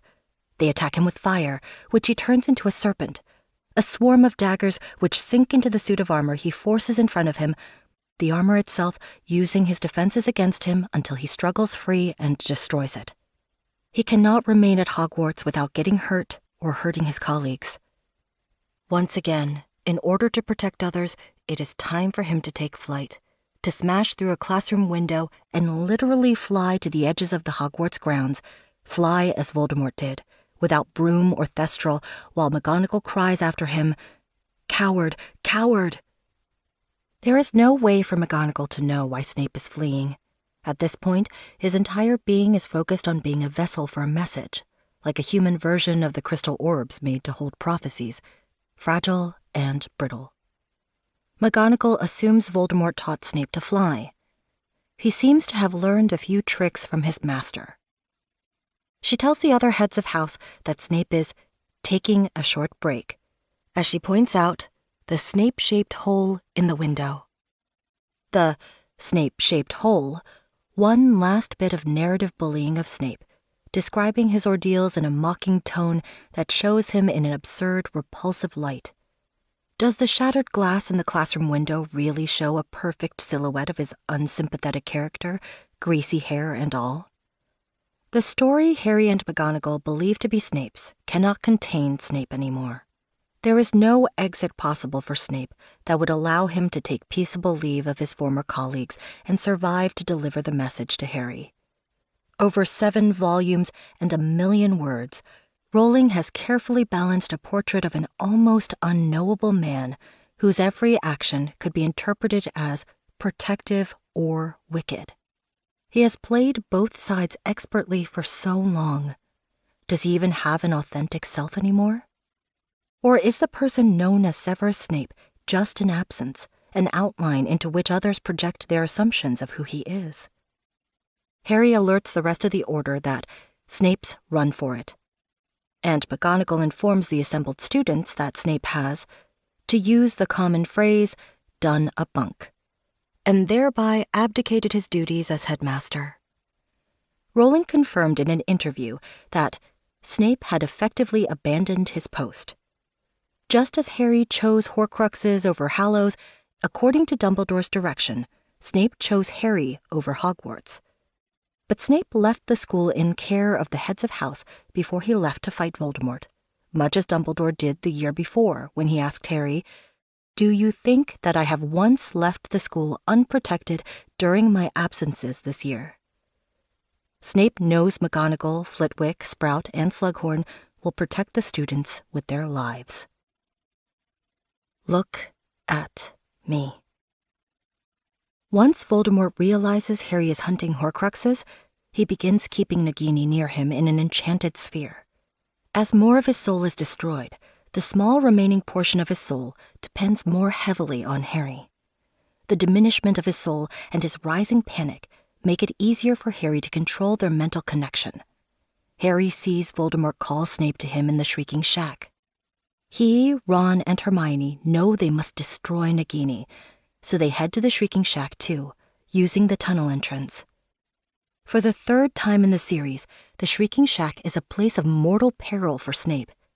Voldemort explains he believes Snape to be the master of the Elder Wand, and therefore Snape must be killed in order for the wand to give Voldemort its proper allegiance. Snape is barely listening. And for a moment, Harry saw Snape's profile. His eyes were fixed upon the coiling snake in its enchanted cage. Harry, watching from the tunnel under his invisibility cloak, closes his eyes in pain when he feels one of Voldemort's stabs of rage in his scar. With his eyes closed, Harry's vision shifts to Voldemort's point of view, looking directly into Snape's face. Snape offers to bring Harry to Voldemort. 3 times he asks permission to do so and is denied. The only time he takes his eyes off the snake is when Voldemort reveals he plundered Dumbledore's grave to steal the Elder Wand. And now Snape looked at Voldemort, and Snape's face was like a death mask. It was marble white and so still that when he spoke, it was a shock to see that anyone lived behind the blank eyes. With the words death mask and marble white, Rowling alludes to Dumbledore in his white marble tomb. If Snape's eyes are shockingly blank, at least in Voldemort's view, he must be occluding Voldemort with all of his might. Grief strengthens occlumency and drives out Voldemort. Snape is grieving Dumbledore and the violation of his grave. On Voldemort's orders, Nagini attacks Snape with a fatal bite. Snape falls to the floor, blood gushing from his neck, a foot in a black boot trembling on the floor. After watching Nagini and Voldemort leave the Shrieking Shack, Harry enters it. He did not know why he was doing it, why he was approaching the dying man. He did not know what he felt as he saw Snape's white face and the fingers trying to staunch the bloody wound at his neck. Harry took off the invisibility cloak and looked down upon the man he hated, whose widening black eyes found Harry as he tried to speak. Harry bent over him, and Snape seized the front of his robes and pulled him close. Why does Harry approach him? To Snape's dying breath, Harry hates him. But he approaches because in Snape's final moments, alone with a genocidal madman, the only thing he asked for 3 times was permission to look for Harry. He didn't ask for his life, only Harry. Dumbledore once told Harry that help will always be given at Hogwarts to those who ask for it. Harry heard Snape's dying wish and granted it. Readers often wonder, what would have happened if Harry hadn't appeared just before Snape died? Was it only coincidence that Snape was able to deliver the final message? Did Snape make the choice to grasp the front of Harry's robes rather than take that moment to save himself? Snape was trying to staunch the bloody wound at his neck until Harry appeared. He was trying to live long enough to find Harry. When Harry appeared, he took his fingers off the wound. How was Snape planning to counter a fatal bite? If his fingers managed to halt the blood loss, what was he going to do? Did the master potioneer and Slytherin strategist carry a potion with him that would put a stopper in death, as he once mentioned? There is no evidence for or against this bit of speculation, but it seems likely. Certainly it seems prudent. Dumbledore assumed a potioneer would have antidotes on hand when he said to Harry the previous year of Slughorn, "I would be astonished if he has not carried an antidote to Veritaserum with him." What death-stoppering potion might Snape have carried?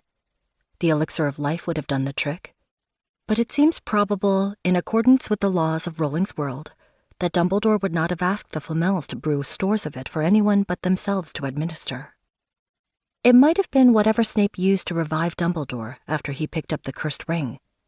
If Snape was carrying a potion that we have seen before within the books, though, a likely candidate would have been one that completely cured Arthur Weasley of Nagini's near-fatal bite, which Molly Weasley described at Grimmauld Place, to a room that included Snape as an antidote to whatever that snake's got in its fangs. The Order knew Voldemort relied heavily on Nagini. It would have been foolish of the Order's potioneer not to set aside a store of that antidote. Once Harry approaches Snape, he takes off his invisibility cloak, paralleling Snape stepping out from behind a suit of armor earlier. It must seem a wonder to Snape that the person he needs to see is materializing before his eyes, an answer to his prayers. These adversaries, who have long viewed each other through prejudices and disguises, can finally view each other as they really are. There is no need for Snape to hide any thoughts from Harry. After all, he no longer fears Voldemort killing him. He cannot hide thoughts anymore anyway. So close to death, he is unable to occlude. Something more than blood was leaking from Snape. Silvery blue, neither gas nor liquid. It gushed from his mouth and his ears and his eyes, and Harry knew what it was, but did not know what to do. A flask, conjured from thin air, was thrust into his shaking hands by Hermione. Hermione has always been ready to be the vessel that receives Snape's thoughts. She knows precisely what Snape needs. The flask she conjures is even the perfect size. Harry lifted the silvery substance into it with his wand. When the flask was full to the brim and Snape looked as though there was no blood left in him, his grip on Harry's robe slackened. "Look at me," he whispered. The green eyes found the black, but after a second, something in the depths of the dark pair seemed to vanish, leaving them fixed, blank and empty. The hand holding Harry thudded to the floor, and Snape moved no more. "Look at me." With those words, Rowling completes the incantation for the stupendous magic she has cast over 7 books with her creation of Severus Snape. Everything about Snape is contained in those 3 words. The spy who longed for nothing more than to be seen. The double agent who killed his mentor, the last person to see his true self. The ugly boy who grew up into a man so repugnant, students couldn't look upon him without revulsion. The master of Occlumency who was sealed so tightly his eyes looked dead. The master of death who completed his second chance at life. Many critics have written eloquently about Rowling's allusions to Dante and Beatrice in Snape's death scene, including John Granger in his essay, Snape's Green-Eyed Girl, Dante, Renaissance Florence, and the Death of the Potions Master. As Granger points out, The Prince's Tale, the chapter in which Harry views Snape's memories of Lily, is chapter 33 of Deathly Hallows, in homage to the 33 cantos of each section of the Divine Comedy. Dante's dead beloved and spiritual guide, Beatrice, has green eyes like the eyes Harry inherited from Lily. At the end of his earthly labors, Snape might well have wanted to gaze into Lily's eyes, in Harry's face as he moved on. Rowling crafted many other facets into this death scene as well. Hilary K. Justice reads, "Look at me," not as a plea, but as an imperative. As Justice shows, Harry has just seen Snape choose to die, taking his hands off his wound in order to give Harry his memories, and witnessing this choice propels Harry to view the memories immediately before resuming the fight against Voldemort. Snape's choice to help Harry rather than use his last moments to save his own life echoes Dumbledore's choice to think of Harry rather than counter Draco's Expelliarmus. Dumbledore had wordlessly immobilized Harry, and the second he had taken to perform the spell had cost him the chance of defending himself. Snape has carried memories of Lily's love within him through unspeakable peril, impervious to the world's greatest legilimens, locked as inexorably as the room in the Department of Mysteries that, according to Dumbledore, contains a force that is at once more wonderful and more terrible than death, than human intelligence, than forces of nature. The door cannot be forced. But when Snape and Harry see each other for who they truly are, this is the key. The locked door swings open. Through the shared gaze, Snape transmits to Harry his memories of Lily's love, Harry's birthright. Like the snitch that contains the resurrection stone, Snape opens at the close, memories pouring out of him. At such a moment of uncontrollable emotion, when he meets Harry's eyes, he can not only see Lily's eyes and not Harry. He sees Lily and Harry in a way he has always willfully refused to see before, the eyes that look like hers in the face that resembles James, combined in someone altogether different whom Snape is dying to protect.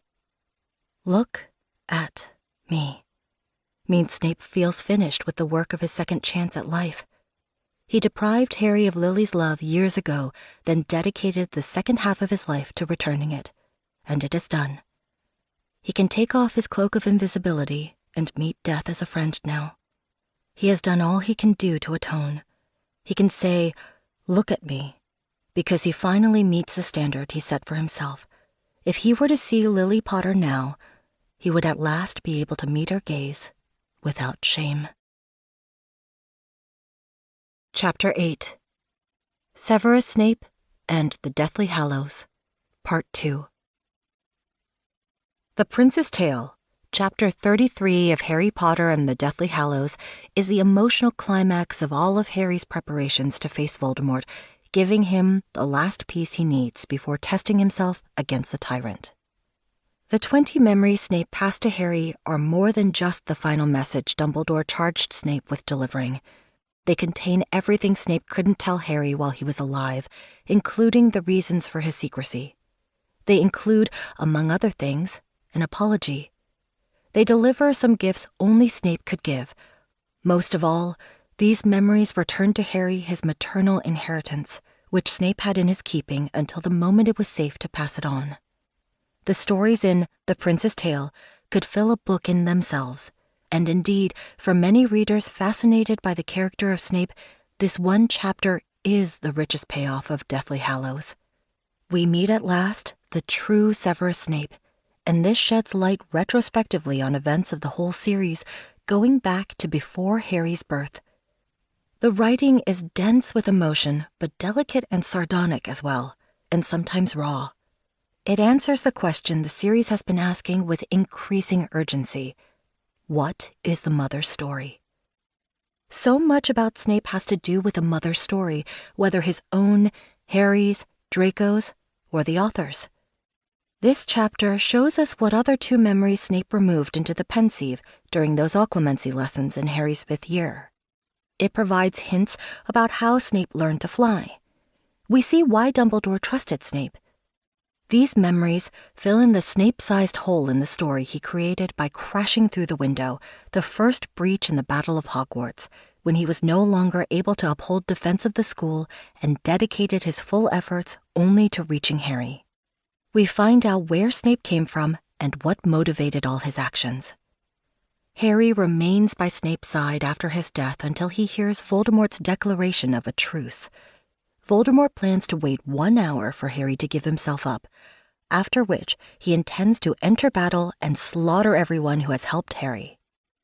Before Harry, Ron, and Hermione hurry back to the castle, Hermione, who is always the most attuned to Snape, stops to glance back at Snape's body before leaving. She will not forget about him. Hermione and Ron join the mourners in the Great Hall, but Harry cannot endure the sight of his dead and injured friends. Harry reeled backward from the doorway. He could not draw breath, he could not bear to look at any of the other bodies, to see who else had died for him. He could not bear to join the Weasleys, could not look into their eyes, when if he had given himself up in the first place, Fred might never have died. He yearned not to feel. He wished he could rip out his heart, his innards, everything that was screaming inside him. Harry runs to the pensieve in the headmaster's office, thinking wryly, nothing that even Snape had left him could be worse than his own thoughts. What he finds, though, is that Snape left him thoughts that speak directly to his own. Snape, too, once yearned not to feel because of the weight of others' deaths, and could not endure the sight of the survivor, the orphan boy who reminded him of his guilt. The memory Snape bequeaths to Harry. 1. Snape's first meeting with Lily and Petunia. 2. Snape and Lily talking in a small thicket of trees. 3. Platform 9 3/4. 4. The Hogwarts Express, 5. The sorting. 6. Snape and Lily arguing about dark magic. 7. Snape's worst memory. 8. Snape's apology to Lily. 9. Snape's request of Dumbledore. 10. Snape's second chance from Dumbledore. 11. Harry's first year. 12. The Yule Ball. 13. Dumbledore's request of Snape. 14. The argument in the forest. 15. The final message to Harry. 16. Advice from Dumbledore's portrait. 17. Confunding Mundungus Fletcher. 18. The flight of the 7 Harrys. 19. Remorse. 20. The Sword of Gryffindor. Snape's memories. 1. Snape's first meeting with Lily and Petunia. Harry dives into the Pensieve and falls headlong into a warm, sunlit scene, a playground near the childhood homes of Snape, Lily, and Petunia. Even Snape was a small child once. 2 girls were swinging backward and forward, and a skinny boy was watching them from behind a clump of bushes. His black hair was overlong, and his clothes were so mismatched that it looked deliberate. 2 short jeans, a shabby, overlarge coat that might have belonged to a grown man, and an odd, smock-like shirt. The first sight of child Snape starts an avalanche of realizations and connections for Harry. Yes, this is going to be about Lily. So Snape knew Petunia. He looked ludicrous in his clothing, but not the way wizards often do in Muggle garb. More the way Harry did at the same age, neglected, wearing Dudley's cast-off clothes. He wasn't an attractive child. Beauty was one of the inequalities between Snape and Lily. He was an outsider and a spy even then. Harry moved closer to the boy. Snape looked no more than 9 or 10 years old, sallow, small, stringy. There was undisguised greed in his thin face as he watched the younger of the 2 girls swinging higher and higher than her sister. Undisguised greed, beyond hunger, beyond yearning, a sense of desire and entitlement for things that belong by rights to others. It's the same greedy expression that was on Voldemort's face when he first saw Hufflepuff's cup. Child Lily had something Snape coveted. The very first memory solves the mystery of Snape's flight, mere hours after Harry and the reader first learned of Snape's ability. "Lily, don't do it!" shrieked the elder of the 2. But the girl had let go of the swing at the very height of its arc and flown into the air, quite literally flown, launched herself skyward with a great shout of laughter, and instead of crumpling on the playground asphalt, she soared like a trapeze artist through the air, staying up far too long, landing far too lightly. Quite literally flown. Lily was pure magic. Nobody taught her this. She developed this rare skill by prolonging the joy of soaring on a swing, teaching herself the wandless, nonverbal magic of how to reproduce flight at will. That's where Snape first witnessed flight. This shows us one of the ways the author imagines her late mother as a child, too, the girl with the surname Volant, flying. Harry got his flying ability from both sides then. James was a brilliant flyer on a broom, but Lily was something else entirely. All that time, while James and Harry received plaudits for their broom-flying skills, Snape had known of something even more wondrous. McGonagall assumed Snape learned his rare ability from Voldemort, but we know that cannot be true. Everything she believed about Snape at that moment was heartbreakingly wrong. Voldemort never shares knowledge that he believes makes him exceptional. He thinks he's the only one ever to discover the Room of Requirement, known to everyone from house elves to Sybil Trelawney. Secrets preserve his mystique, and Voldemort prefers to control followers through punishment rather than reward anyway. Did Snape and Lily fly together as children? Perhaps he flew as a child and then stopped. Perhaps he lost the ability or will after Lily died, a dreadfully sad thought. Or perhaps he continued as an adult without Lily, which is sadder still and seems less likely. Perhaps he never flew at all until the moment he broke through the window, calling on his memories of Lily to help him remain airborne. In the memory, worried, envious Petunia scolds Lily for flying, but Lily giggles, "Toonie, look at this. Watch what I can do." Look at me. What children say when delighted by their growing powers. Perhaps Snape did learn flying from Lily, and when he mastered the skill, said joyfully, "Look at me." Lily shows Petunia more magic. Lily had picked up a fallen flower from the bush behind which Snape lurked.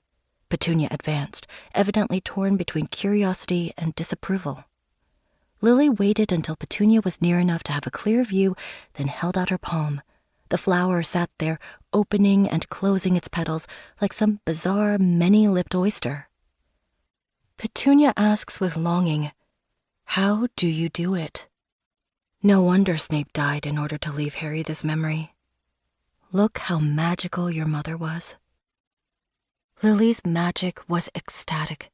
Flight, the breath of flowers, an image of pure sexuality. The sight raises such exhilaration in child Snape that he forgets his self-consciousness and the need to hide. Nothing matters more than wanting to bring self-knowledge and revelation to the beautiful creature who is the same age as he is, has the same powers, will surely understand and love him. Snape has the correct answer, and that overrides all. He forgets that introducing himself will bring the same discord that his presence always does. "It's obvious, isn't it?" Snape could no longer contain himself, but had jumped out from behind the bushes. Petunia shrieked and ran backward toward the swings. But Lily, though clearly startled, remained where she was. Snape seemed to regret his appearance. A dull flush of color mounted the sallow cheeks as he looked at Lily. Decades later, when Hermione levitates out of her seat with the desire to speak, Snape cannot even look at her. The unguarded enthusiasm of innocent children simply begs to be savaged, and Petunia tears into Snape, putting him in his place with her muggle mockery of his poverty and strange appearance. It's Lily who saves the moment, standing her ground. She makes it okay for him to tell her she's a witch. She doesn't like this term the first time she hears it. Snape tries to run after her, but keeps his ridiculously large coat on, his defenses up. He flapped after the girls, looking ludicrously bat-like, like his older self. The girls leave, and Harry, the only one left to observe him, recognized Snape's bitter disappointment and understood that Snape had been planning this moment for a while and that it had all gone wrong. How different his mother's experience was from the first time Harry learned he was a wizard. Harry's announcement came crashing unstoppably through the cracks in grim reality as he knew it, pursuing him to rescue him. Lily's came quietly in her safe space, an odd, fey little person emerging from the greenery to tell her that the beautiful gift she enjoyed every day marked her as special and strange. 2. Snape and Lily talking in a small thicket of trees. Snape and Lily have become friends. Harry sees them speaking in idyllic privacy. He was now in a small thicket of trees. He could see a sunlit river glittering through their trunks. The shadows cast by the trees made a basin of cool green shade. Two children sat facing each other, cross-legged on the ground.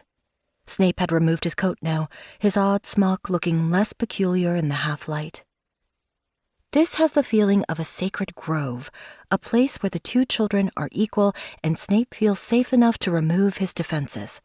Snape teaches Lily about the culture of the magical world, the ministry, childhood magic, wands, Azkaban, Dementors. The children confide in each other. Some of the most beautiful aspects of Snape come alive in this space. Petunia has been telling Lily that Hogwarts is a lie. "It's real for us," said Snape. "Not for her, but we'll get the letter, you and me." "Really?" whispered Lily. "Definitely," said Snape, and even with his poorly cut hair and his odd clothes, he struck an oddly impressive figure sprawled in front of her, brimful of confidence in his destiny. Even as a child, when Snape speaks of magic, he is spellbinding. He manifested magic so young, Snape didn't need wand-waving or spoken words to make it real. It was in his head, and in Lily's head as well. And that made everything real enough. Rowling was careful to show a wide intellectual range at Hogwarts, but at one level, her story is an allegory about giftedness. It's not a letter or a school that makes you magic. It's the way you encounter the world. What the school does, though, is bring you together with like-minded others to raise greater magic than you could have done alone, spurred by the joy of working with friends. 3 first-years can tackle a mountain troll. 4 marauders can create a map. The pleasure of friendship makes magic more potent. Giftedness can be terribly lonely. Dumbledore, pacing in his office on sleepless nights, has no confidants. For the highly gifted Snape, meeting someone of equal aptitude was unlikely and miraculous. She was miraculous. Lily worries about prejudice and her place in the wizarding world. "Does it make a difference, being Muggle-born?" Snape hesitated. His black eyes, eager in the greenish gloom, moved over the pale face, the dark red hair. "No," he said. "It doesn't make any difference." Looking at Lily's face, Snape chooses not to tell her about the ugliness of pure-blood supremacy. In this protected space, where a person's innate gifts matter more than beauty or status, Child Snape can look at the evidence and speak the truth as it ought to be. "You've got loads of magic," said Snape. "I saw that all the time I was watching you." His voice trailed away. She was not listening, but had stretched out on the leafy ground and was looking up at the canopy of leaves overhead. He watched her as greedily as he had watched her in the playground. Lily doesn't have the kind of neediness that drove Snape to spy on her. She has been raised securely enough for her to see the protection around them, currently embodied in the canopy of leaves overhead. This is something Snape can't see yet. She has received some kinds of nourishment that he craves but has never gotten, and this hunger leaves him unprotected. He is drawn to the wholeness of the love she has known and is too young to know the difference between wanting it and wanting her for himself. Too young to control the craving. They have talked about this before. With delicate strokes, Rowling supports what readers have suspected, based on Snape's childhood memory of crying while a hook-nosed man shouted at a cowering woman. Snape probably lives with domestic abuse as well as poverty and neglect, and has confided in Lily. "How are things at your house?" Lily asked. A little crease appeared between his eyes. "Fine," he said. "They're not arguing anymore?" "Oh, yes, they're arguing," said Snape. He picked up a fistful of leaves and began tearing them apart, apparently unaware of what he was doing. "But it won't be that long, and I'll be gone. Doesn't your dad like magic?" "He doesn't like anything much," said Snape. Rowling carefully uses language that makes the argument sound equal. They are arguing, rather than one of them dominating the other. Lily asks if the argument is about magic. Maybe the Muggle father is threatened by the skill his wife and son share, the way Petunia is threatened by Lily. Certainly, judging from Snape's dismissive comment that he wouldn't spy on Petunia because she's a Muggle, Snape has associated the fact of being a Muggle with being lesser. But Snape's reply makes clear that the issue lies with his father, not with magic. He speaks with the terse grimness common to many children who live with explosive or abusive parents. The disparaging way he speaks of Muggles suggests his Muggle parent is the more unreasonable or despicable of the two, and this has led Snape to associate feelings of contempt with Muggles. The family is clearly poor, but Snape shows signs of neglect as well as poverty. By magic or by hand, his parents could have altered his odd garments or trimmed his hair, but they did not. Perhaps Snape's father is too hostile or his mother too depressed to groom the child who is, as far as we know, their only one. We see no evidence Snape has companions other than Lily or that his parents track his whereabouts. Snape clearly doesn't want to spend more time at home than he must. But it looks as though Eileen has given him a powerful gift, the encouragement to leave home without guilt, we know Snape came to Hogwarts with at least one of her books already performing adult-level magic. We know he has broad and accurate knowledge of wizarding culture. Eileen has not neglected his education. She has promised him Hogwarts as his birthright. As a witch married to a muggle, she would not have chosen to bias Snape unless she wanted him. Perhaps, despite their arguing, the couple wants to stay together. Perhaps Snape's eagerness to leave home means he does not fear for Eileen's safety if he is not there to protect her. We know he returned to Spinner's End as a teen, so he remained in touch with his parents. Lily asks Snape about Dementors. He tells her they guard the wizard prison Azkaban, using the words Petunia parrots the summer Harry turns 15. Snape assures Lily, "You're not going to end up in Azkaban, you're too," and then turns red. What was he about to say? Good? Pure? Beautiful? Loved? We don't find out, because they discover Petunia has been spying on them. Petunia responds to Snape's outrage with an insult to Snape's clothing. "What is that you're wearing anyway?" she said, pointing at Snape's chest. "Your mum's blouse?" Shaming about clothing and gender has always been fraught for Snape. Perhaps Tobias Snape was disappointed in his bookish, unmasculine son and frequently said so. We have seen Snape's response to James revealing his underwear and to students laughing at the thought of him dressed as an old lady. We see now that Lily knew this about him, which means when he called her a mudblood, her rejoinder about washing his pants was a pointed renunciation of her steadfast defenses of his appearance. She would make sure he understood how it felt that he had just sided with people who outnumbered her and planned to attack her. When Petunia taunts Snape, he spontaneously breaks a tree branch so it hits her hard. Lily asks angrily if he hurt Petunia on purpose, and he lies in response, defiant and scared.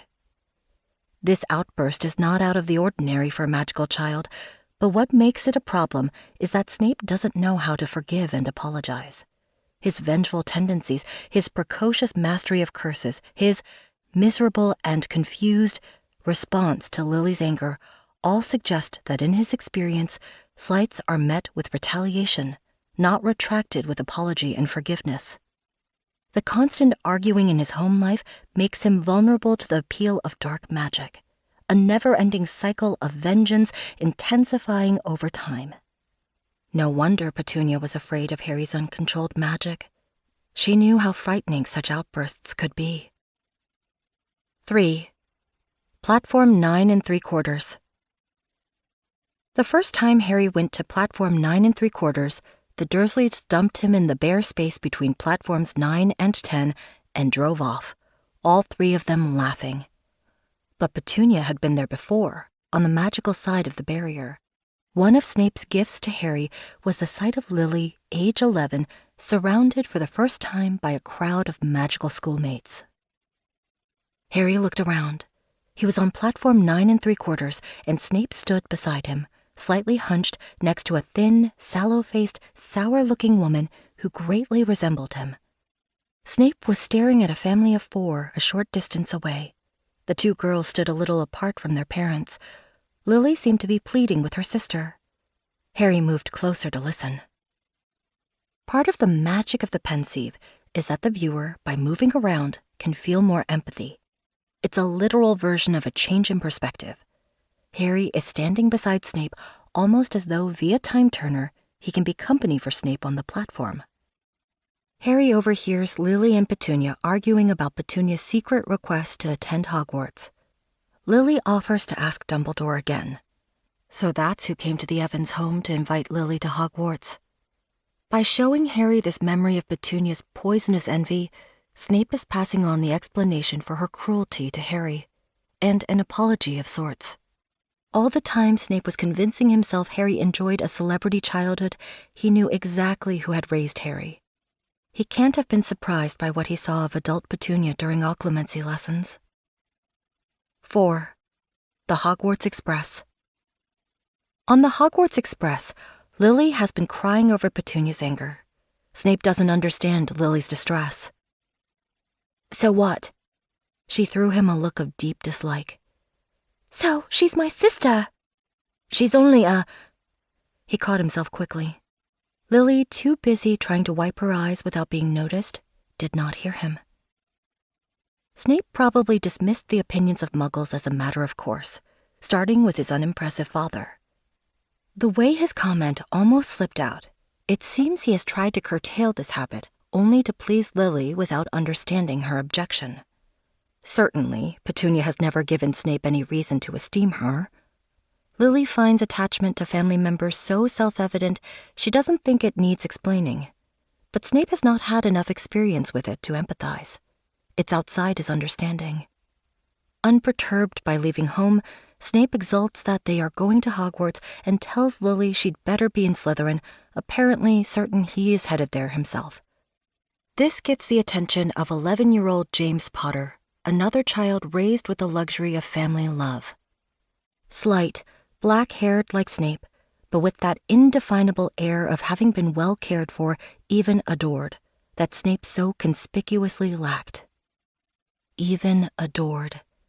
What a different life this is from the shouting Snape has endured, the abuse of Harry's childhood, the alienation of Tom Riddle's. James Potter is not beautiful, but the glow of well-being that comes from a childhood of being cherished is as good as beauty. This is the sort of wealth Snape craves. Harry has a look of neglect to him as well, but as far as being cherished is concerned, he is better off than Snape or Riddle were, with the magical protection of 15 months of parental adoration before he was orphaned. Snape was always poorly groomed. Sirius mocked him for being greasy in his teens, and Fred Weasley cracked on Potterwatch that Voldemort can move faster than Severus Snape confronted with shampoo when he wants to. Luna, too, unsettled people with her odd appearance, but at the Lovegood home, Harry noted a photo of her with her late mother. Luna looked rather better groomed in this picture than Harry had ever seen her in life. Beauty, well-being, the habit and urge to groom the self that is instilled by years of care and grooming from others, the conviction of lovability that makes one feel worthy of grooming, these inequalities separate Snape from Lily alongside class and blood status.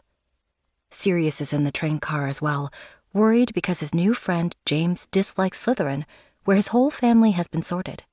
Snape disparages Gryffindor, saying, "If you'd rather be brawny than brainy," and Sirius fires back at Snape, "Where are you hoping to go, seeing as you're neither?"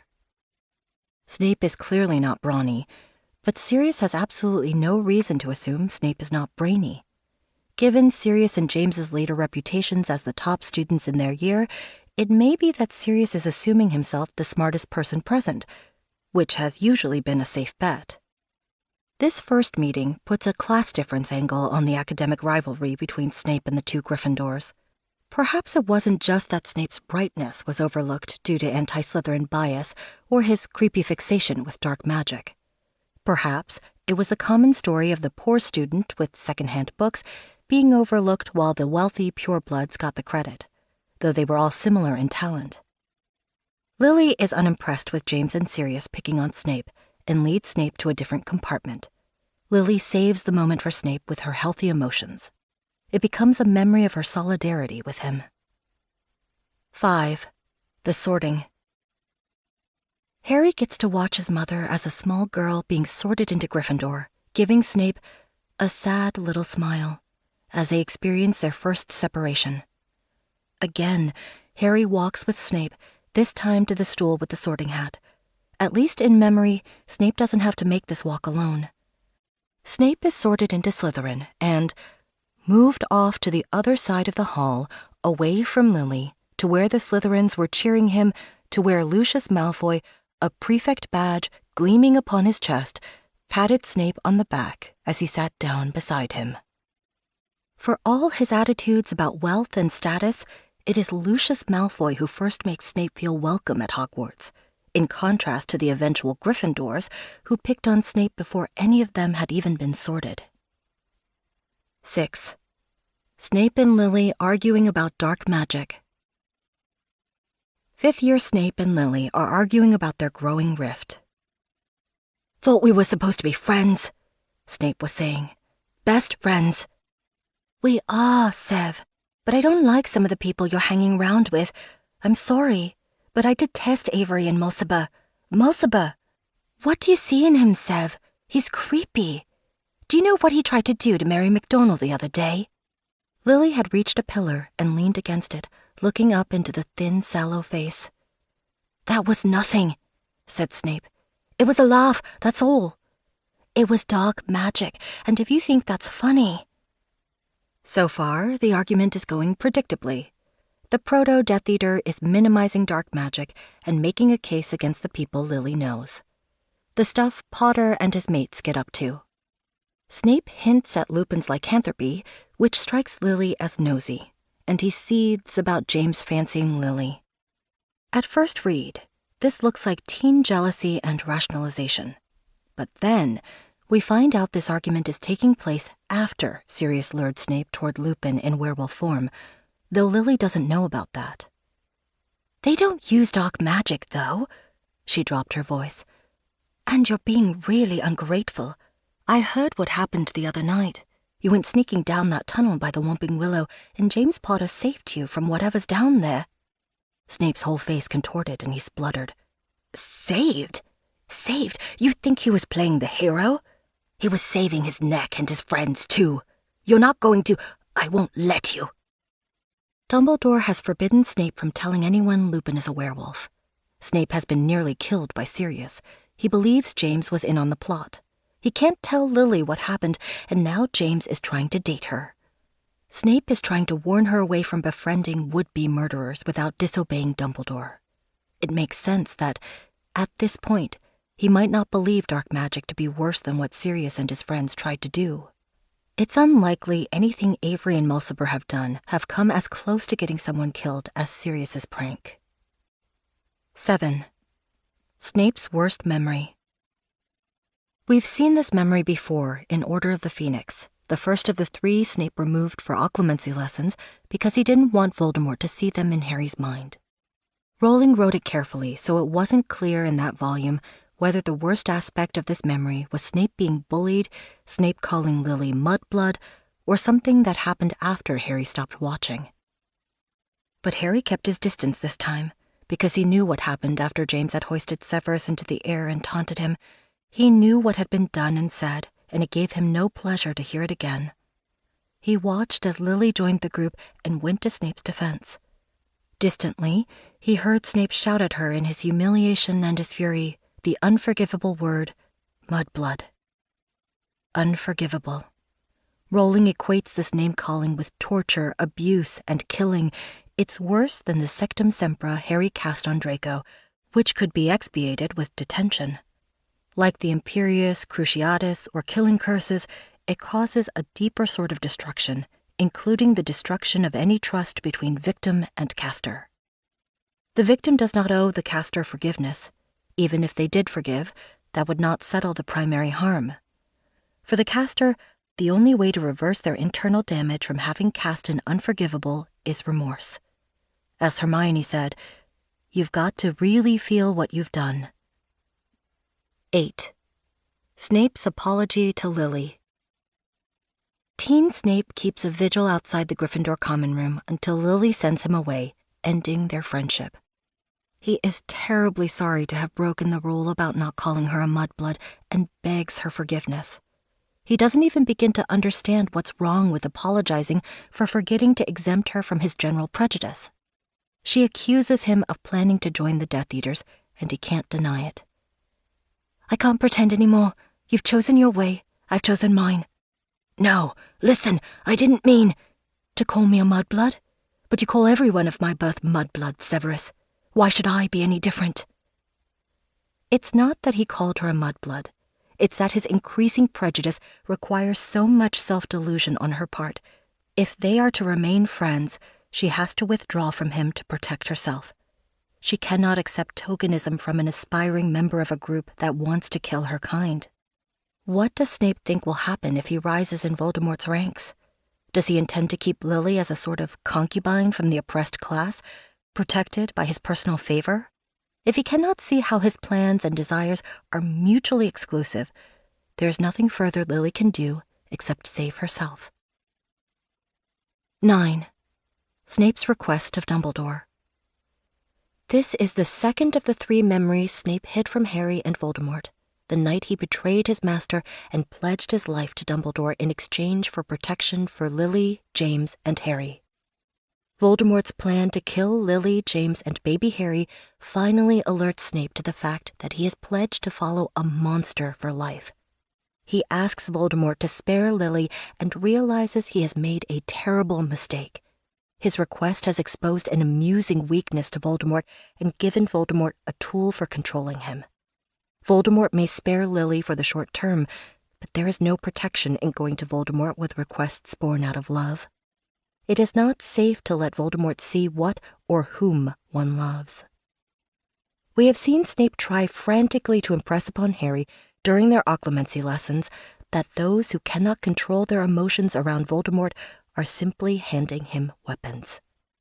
Young adult Snape's concern for the life of someone he loves is greater than his concern for himself. At last, he begins to be able to see something Lily's eyes have always seen, that attachment can lead to protection. She had already experienced this by the time they met, nourished by her family's love. Snape was born into a family where emotional resources were scarcer. It was not until he feared for Lily's life that this power in him came alive. Love for Lily made this magic manifest in him relatively late in life.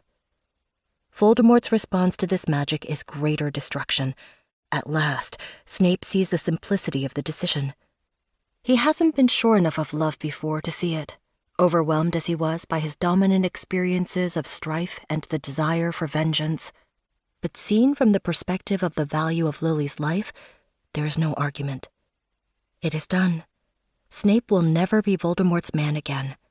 With nothing to lose, he takes his case to Dumbledore, who understands love magic and may hear his plea. Dumbledore arrives with terrible biblical magnificence on the appointed hilltop. Then, a blinding, jagged jet of white light flew through the air. Harry thought of lightning, but Snape had dropped to his knees, and his wand had flown out of his hand. Don't kill me! That was not my intention. Dumbledore begins as Draco began, not with an attack, but with Expelliarmus. This is a time for talking, not for weapons. Lily surely calls herself Lily Potter now that she's married, in accordance with wizarding culture, but Snape asks Dumbledore to protect her under her maiden name of Evans. Dumbledore sounds him out with a trick question. Could you not ask for mercy for the mother in exchange for the son? He's not wrong to test this. Snape did indeed ask Voldemort for that inhumane bargain, earning him the harshest words Dumbledore speaks to anyone in the series. You disgust me, said Dumbledore, and Harry had never heard so much contempt in his voice. Snape seemed to shrink a little. You do not care, then, about the deaths of her husband and child. They can die as long as you have what you want. Dumbledore's father died in prison for indulging his grief-mad desire for revenge and left Dumbledore's mother to raise 3 extremely high-needs children on her own. He will not countenance any discussion of love that misunderstands the nature of it so thoroughly. His coldness gets through to Snape where tenderness might not have. Snape is at his most raw. He is ready to learn, and Dumbledore is willing to teach. Hide them all, then, he croaked. Keep them safe, please. And what will you give me in return, Severus? In return? Snape gaped at Dumbledore, and Harry expected him to protest, but after a long moment he said, Anything. Snape throws himself on Dumbledore's mercy, and Dumbledore accepts the responsibility. The two of them have entered into a bond. Dumbledore's condition requires Snape to develop more understanding and more protectiveness towards James and Harry, as well as the person Snape loves. This is a magic spell. Snape has increased the range of his protectiveness because of an interaction with the man who accepted his plea for help. Snape is already more powerful than he was before. Anything. Narcissa came to Snape for the unbreakable vow in the same state of absolute desperation, saying there was nothing more that she would not do.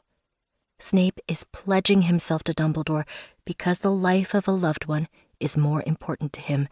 He is offering his life for Lily's.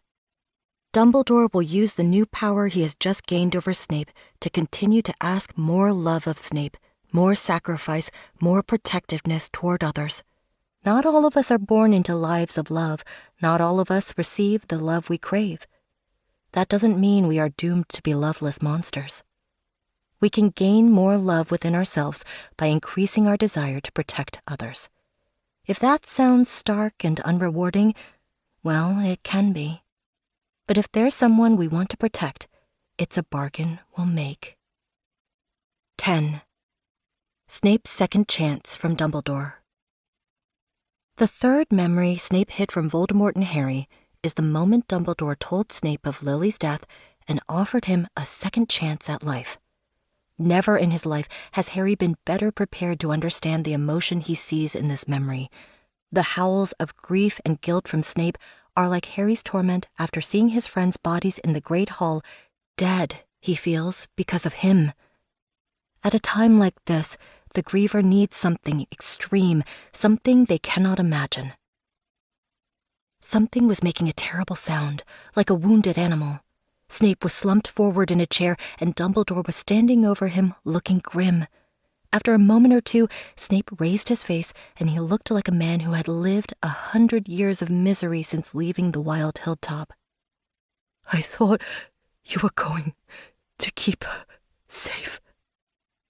Snape shrugs when Dumbledore mentions that Harry survived, but Dumbledore is merciless in prodding at Snape's pain, hammering at the resemblance between Harry's eyes and Lily's, trying to reach into Snape's explosion of grief to connect it to something more. He asks, "Is this remorse, Severus?" Snape doesn't reply. He doesn't understand yet what Dumbledore means. Instead, he says he wishes he were dead.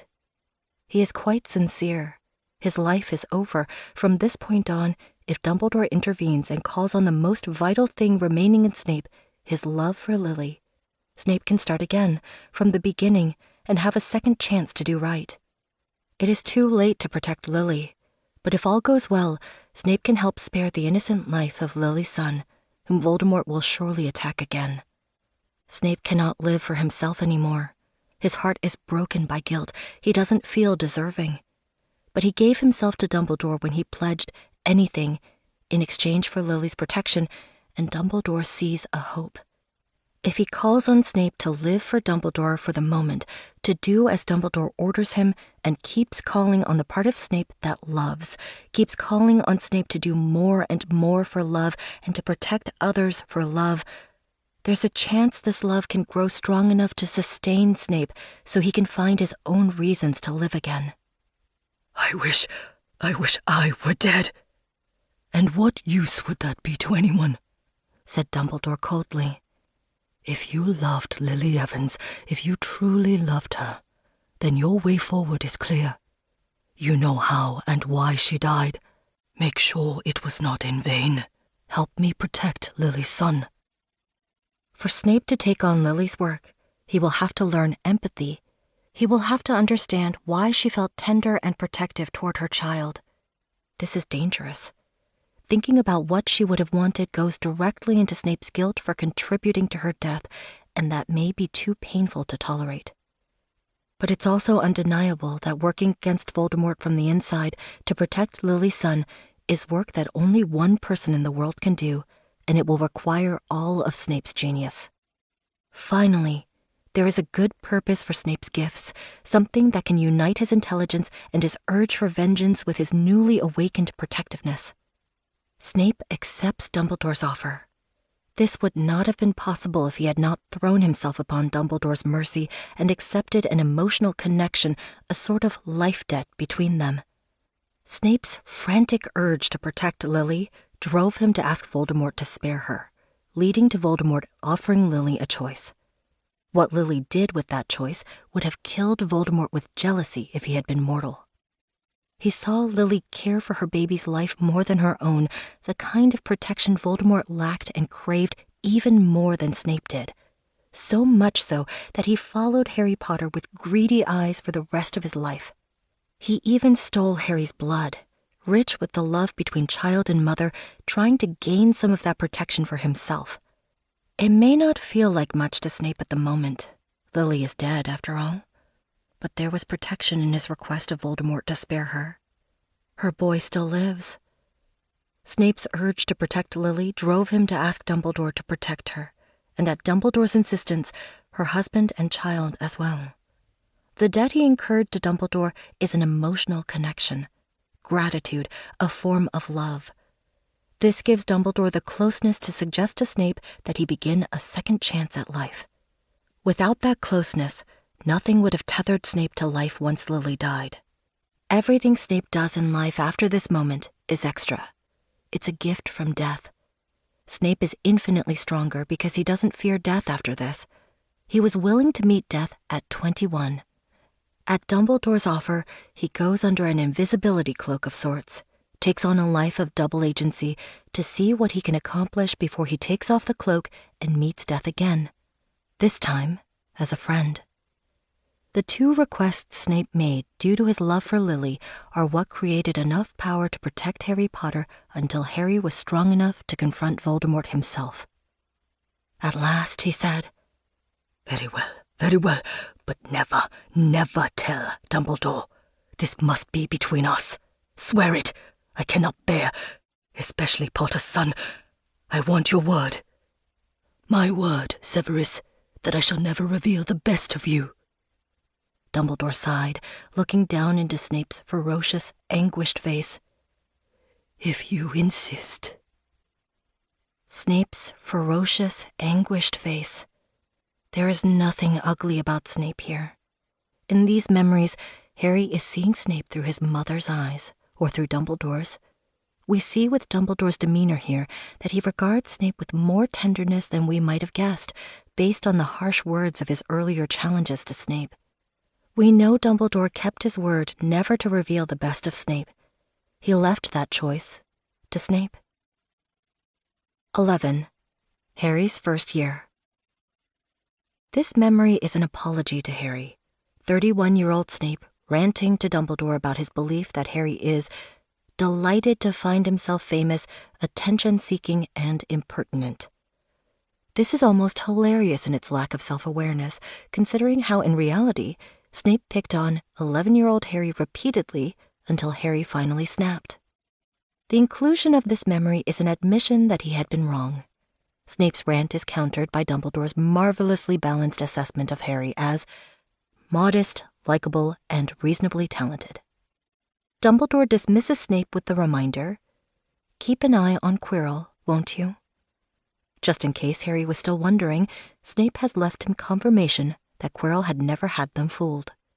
Whether he liked Harry or not, Snape's protection of him was well underway. 12. The Yule Ball. Snape the Spy reports to Dumbledore that Karkaroff intends to flee when Voldemort returns. Does he? Said Dumbledore softly, as Fleur Delacour and Roger Davies came giggling in from the grounds. And are you tempted to join him? No, said Snape, his black eyes on Fleur's and Roger's retreating figures. I am not such a coward. In this highly curated collection of memories, it's odd to see minor players Fleur and Roger featured so prominently, mentioned twice by name. Snape forfeited romance on his first chance in life and abstained on the second, so he wouldn't jeopardize work dependent on constant secrecy. For this passionate man, that must have been a sacrifice. We know he did everything in his power to prevent Harry and Draco from making the kinds of mistakes that might require them, too, to close off the option of romance in their lives. Dumbledore notes Snape is braver than Karkaroff and muses, "I sometimes think we sort too soon," leaving Snape stricken. Was he disparaging the Slytherin capacity for bravery? Was he sorry sorting put distance between Snape and Lily so early, or that vulnerable young Snape was surrounded by peers who undervalued his bravery? It's an odd comment, but it does confirm Dumbledore believes Snape is not the person he was as a teen. He has changed, and Dumbledore sees this. 13. Dumbledore's request of Snape. When Dumbledore is close to death, there is only one person he asks for. It was nighttime, and Dumbledore sagged sideways in the throne-like chair behind the desk, apparently semi-conscious. His right hand dangled over the side, blackened and burned. Snape was muttering incantations, pointing his wand at the wrist of the hand, while with his left hand he tipped a goblet full of thick golden potion down Dumbledore's throat. After a moment or two, Dumbledore's eyelids fluttered and opened. This is Snape at his most beautiful, understanding dark magic and reversing it as nobody else can. What potion was he administering?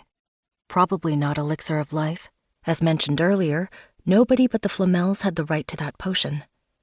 This potion is something that can counteract physical damage from dark magic.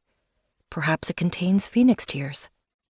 The golden color suggests Fox, who symbolizes second chances, and Rowling often uses the color gold to indicate love or the connection between people. Maybe this potion was something that had to be brewed by someone who had known dark magic and then renounced it for love. Frequently, when Snape has been mean to Harry, it's because he was afraid for Harry's safety. His fear expresses itself as anger. It's rather fun to see Snape scold Dumbledore the exact same way. "Why," said Snape without preamble, "why did you put on that ring? It carries a curse. Surely you realized that. Why even touch it?" Marvolo Gaunt's ring lay on the desk before Dumbledore. It was cracked. The sword of Gryffindor lay beside it. Snape explains to Dumbledore that a curse of such extraordinary power can be trapped, but to contain it is all we can hope for. He estimates Dumbledore has at most a year to live. There is no halting such a spell forever. It will spread eventually. It is the sort of curse that strengthens over time. This description of dark magic recalls Machiavelli's statement, "Those cruelties are badly used that, although few at the outset, increase with the passing of time instead of disappearing." With this rescue, Snape has repaid his life debt from the turning point when Dumbledore talked him out of suicide on the hilltop and gave him a new reason to live. Snape is just as invested in their cause as Dumbledore now. They must both stay alive long enough to protect Harry and defeat Voldemort. With his life debt repaid, Snape could walk away now. Everything he does from this point is consciously chosen, of his own volition, even if at Dumbledore's request. He is no longer simply trusting in Dumbledore's guidance to fulfill his promise.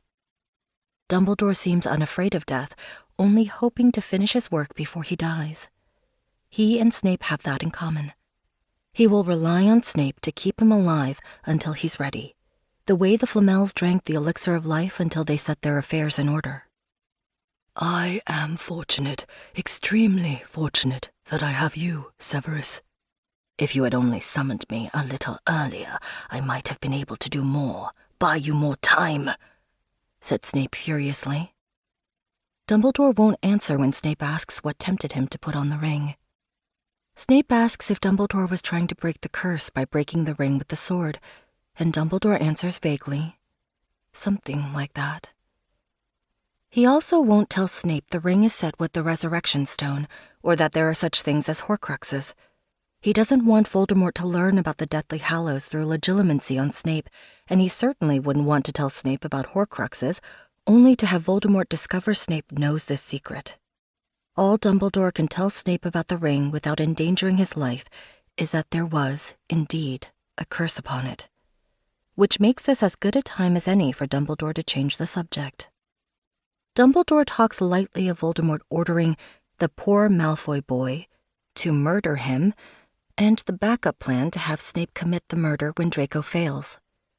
Judging from Snape's cautious replies, it seems this is the first time the two have discussed this plan, which is unsurprising, since the conversation takes place quite early in the summer, after Harry's 5th year. Snape probably didn't even realize Dumbledore already knew about it. However Dumbledore found out, it wasn't through Snape. This conversation sets the course for Snape's final 2 years. Dumbledore secures Snape's promise to protect the students of Hogwarts if the school falls under Voldemort's control, although Snape probably would have chosen this course of action without prompting. He orders Snape to track Draco, then he informs Snape that the only way to save Draco is for Snape to kill Dumbledore. There was a long silence, broken only by an odd clicking noise. Fawkes the Phoenix was gnawing a bit of Cuttlebone. "Would you like me to do it now?" asked Snape, his voice heavy with irony. "Or would you like a few moments to compose an epitaph?" Every time Snape opens his mouth, he delivers. Yes, he certainly could feel like killing Dumbledore for this. The way Snape and Dumbledore talk to each other when no one is listening is gorgeously tense, brusque, smart, rude. It's unlike any other conversation we've read in the series, especially unlike Snape's smooth subservience to Voldemort. They are a bit cutting with each other, perhaps close to the way they are with themselves. "Oh, not quite yet," said Dumbledore, smiling. "I dare say the moment will present itself in due course, given what has happened tonight." He indicated his withered hand. "We can be sure it will happen within a year." Great. One of those deals, like working with a time-turner, where you have to be on a constant lookout, knowing there's something you must do, but with no way to predict when or exactly how. Snape probably had very few nights of restful sleep for the remainder of his life. No wonder he was extra nasty, even by his own impressive standards, when Harry didn't make it off the Hogwarts Express at the beginning of his 6th year. He might have been wondering if the moment to kill Dumbledore had arrived, even before pudding at the welcoming feast. We've seen it before with Snape. Grief over a loss or imminent loss of a loved one raises powerful magic in him. Dumbledore wants him to what? Never mind even the aftermath of what Dumbledore is asking him to do, the commitment to being hated and ostracized as never before. Never mind that Snape doesn't want to kill anyone, let alone his friend.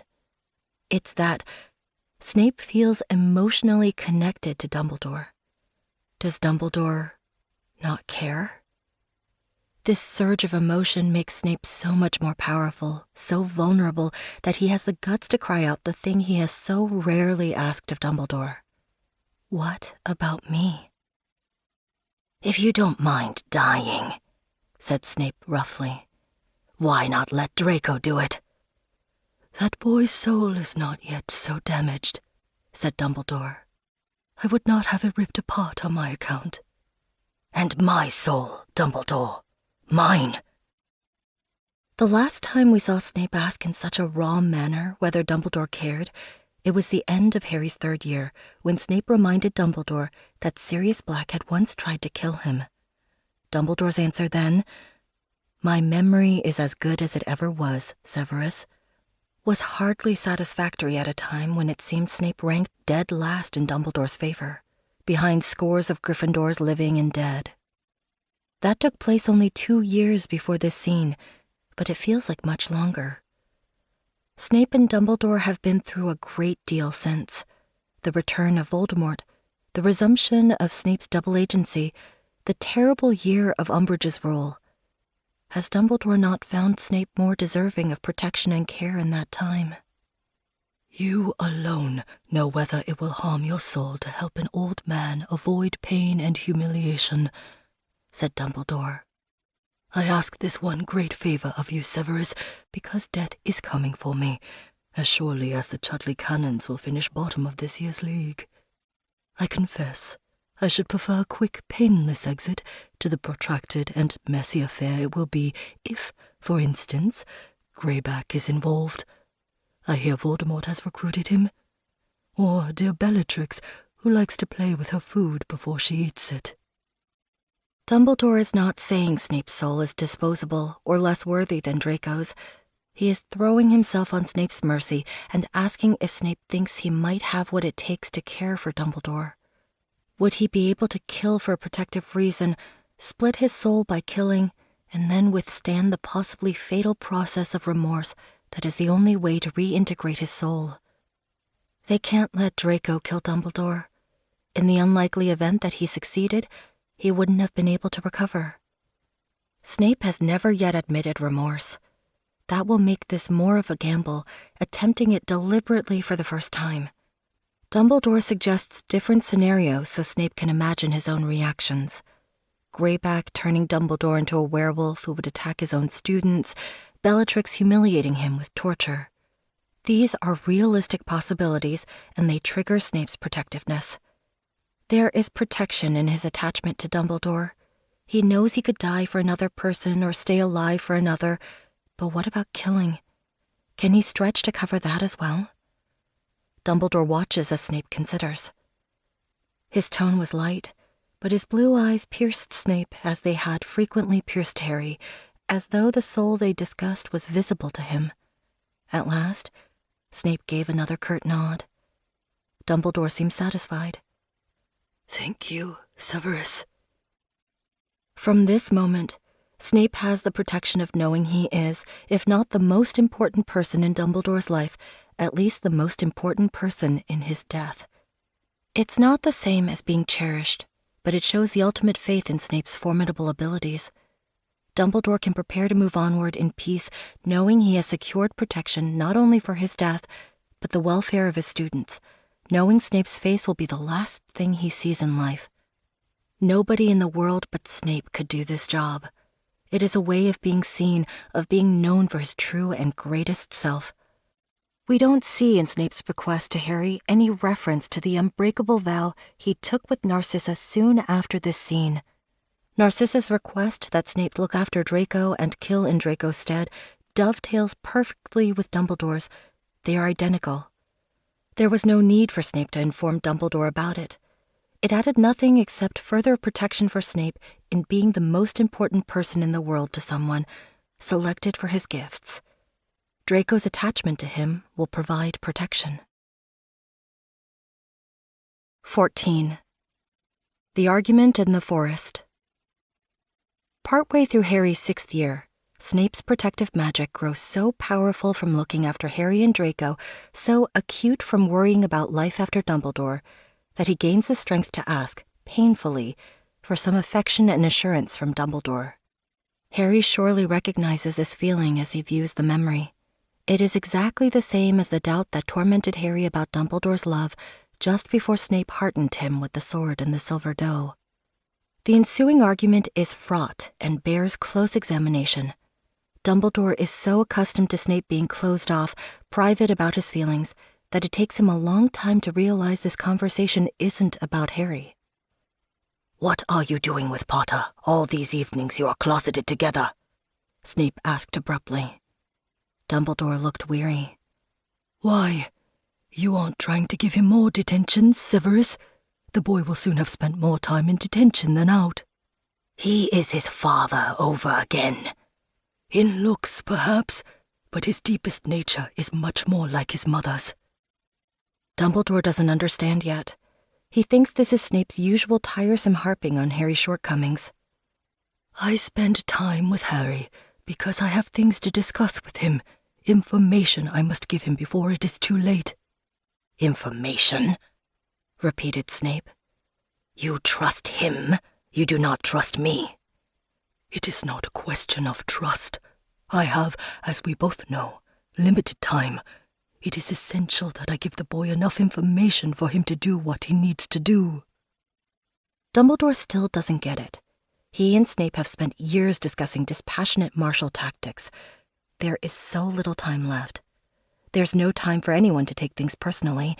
He thinks it will be enough to tell Snape that it's not a question of trust. And why may I not have the same information? I prefer not to put all my secrets in one basket, particularly not a basket that spends so much time dangling on the arm of Lord Voldemort. Which I do on your orders. Dumbledore is now irritated, and perhaps defensive, judging by the strangely belittling tone of his retort. Dumbledore is feeling the pressure as well, then. He has been walking the delicate line of telling Snape as much as possible while withholding the information about Horcruxes that would be Snape's death warrant if Voldemort saw it in Snape's mind. He has been protecting Snape and protecting him further by not telling him about it. If Snape is aggrieved because he has no confidant but Dumbledore to see his exertions and be moved by them, well, Dumbledore has no confidant at all since the death of Nicholas Flamel. But his retort uses the language of sexual insult, introducing an image that is both emasculating and vividly contemptuous. What accounts for the unexpected sting in this barb? Does Snape's neediness remind him uncomfortably of his own shame, racing to help Harry before dying of an injury he should have known to avoid? Little wonder Snape responds with outrage. I am what you made me. Has Snape not done every near impossible thing Dumbledore has asked of him? Dumbledore backpedals with standard praise. The fears that keep him from divulging more to Snape are so current he is unable to apologize. And you do it extremely well. Do not think that I underestimate the constant danger in which you place yourself, Severus. To give Voldemort what appears to be valuable information while withholding the essentials is a job I would entrust to nobody but you. There it is again. Entrust. Has Snape not shown, time and again, that he has reformed? That he deserves Dumbledore's trust? Is there something further he must do to finish paying for his sins? Yet you confide much more in a boy who is incapable of occlumency, whose magic is mediocre, and who has a direct connection into the Dark Lord's mind. Voldemort fears that connection, said Dumbledore. Not so long ago, he had one small taste of what truly sharing Harry's mind means to him. It was pain such as he has never experienced. He will not try to possess Harry again. I am sure of it. Not in that way. What Dumbledore is telling Snape is important, and indeed, Snape will remember and use it. But Dumbledore still thinks this is about Harry. Dumbledore is so enthralled with Harry's goodness that he forgets, continually, that perhaps Snape does not gaze at Harry with the same stars in his eyes. I don't understand. Lord Voldemort's soul, maimed as it is, cannot bear close contact with a soul like Harry's, like a tongue on frozen steel, like flesh in flame. Souls? We were talking of minds. In the case of Harry and Lord Voldemort, to speak of one is to speak of the other. This is difficult to watch. Snape is asking for love, and Dumbledore waxes lyrical about Harry. Snape asks for recognition of his extraordinary mind, and Dumbledore changes the topic to souls, where Snape is at a disadvantage. Unsure still if Dumbledore even cares about the dirty soul of a former Death Eater, if such things as former Death Eaters even exist. Yes, we know Harry is the issue, but how can Dumbledore not see that Snape is simply jealous? And my soul, Dumbledore. Mine. Yes, only Snape can know what his soul can handle, but sometimes he would like Dumbledore to simply look at him and recognize the sacrifices and devotion. After you have killed me, Severus, you refuse to tell me everything, yet you expect that small service of me, snarled Snape, and real anger flared in the thin face now. Snape is snarling, yet his face is described as thin, not sallow, hook-nosed, or sneering. He is not being ugly. You take a great deal for granted, Dumbledore. Perhaps I have changed my mind. You gave me your word, Severus, and while we are talking about services you owe me, I thought you agreed to keep a close eye on our young Slytherin friend. Now Dumbledore is angry as well. Did Snape just threaten the withdrawal of his help? Does he think any of this is a game of power or favoritism, of ego? It's about protecting everyone, including young Slytherin Death Eaters who have father issues and don't always know their protectors are keeping secrets from them for their own good, so Voldemort won't hurt them. No one kept an eye on young Snape the way Snape is now watching Draco. After more than 20 years since Sirius nearly killed him, Snape is asking for proof of care from Dumbledore one more time. It's brave. Dumbledore finally sees this. Snape looked angry, mutinous. Dumbledore sighed. Come to my office tonight, Severus, at 11, and you shall not complain that I have no confidence in you. 15. The final message to Harry. At the 11th hour, Dumbledore entrusts Snape with one last major burden. Dumbledore was going to do this himself, even though he has proven a poor bearer of bad news to Harry in the past. But this is much better. Snape has no qualms about delivering bad news to Harry Potter, and even if he did, this would still be the best way. Dumbledore will tell Snape as many secrets as he dares without endangering Snape further, demonstrating that he has a method in mind. It was truly not a matter of trust. Snape will see there is no need for jealousy. It was not true at all that Dumbledore confides more in Harry. Dumbledore can learn, before he dies, that even he is allowed sometimes to confide in others and ask for help. He doesn't have to do everything himself. But those are just benefits for Dumbledore, and therefore of less import, as he would be the first to say. Snape must be the one to deliver the final message to Harry that will result in the defeat of Voldemort, because he was the one who set Voldemort to hunting Harry in the first place. We have seen with Slughorn's release of guilt about the Horcrux conversation that Dumbledore played the long game in engineering the one situation that could alleviate Slughorn's burden. To confess to Dumbledore or anyone else would have only increased Slughorn's shame. But to tell Harry, the one survivor among the people Slughorn hurt most with his mistake, the one person with a chance to put a stop to Voldemort, made it possible for Slughorn to make reparations. This is what the portrait of Phineas Nigellus Black didn't understand in Harry's 6th year. I can't see why the boy should be able to do it better than you, Dumbledore. I wouldn't expect you to, Phineas, replied Dumbledore, and Fawkes gave another low musical cry. This is one of Rowling's more cryptic passages and prone to misreading. Why wouldn't Dumbledore expect Phineas to understand? In a series that often demonizes Slytherins, could it mean the unpopular Slytherin headmaster is simply not high-minded enough to think as Dumbledore does? But the cry from Fawkes tells us this is about healing and second chances. Slughorn once let his weakness cloud his judgment with fatal consequences he never intended. He enjoyed being flattered by a rising star and ignored the signs that he should have been more circumspect. Similarly, Dumbledore ignored signs of Grindelwald's evil and his sister died for it. Snape joined a hate group and Lily died for it. Dumbledore is saying then that Phineas Nigellus Black has never been responsible for anyone's death and wouldn't understand the immobilizing shame. Slughorn was intimidated by the risk and what Harry wanted. But then, my dear boy, you're asking a great deal.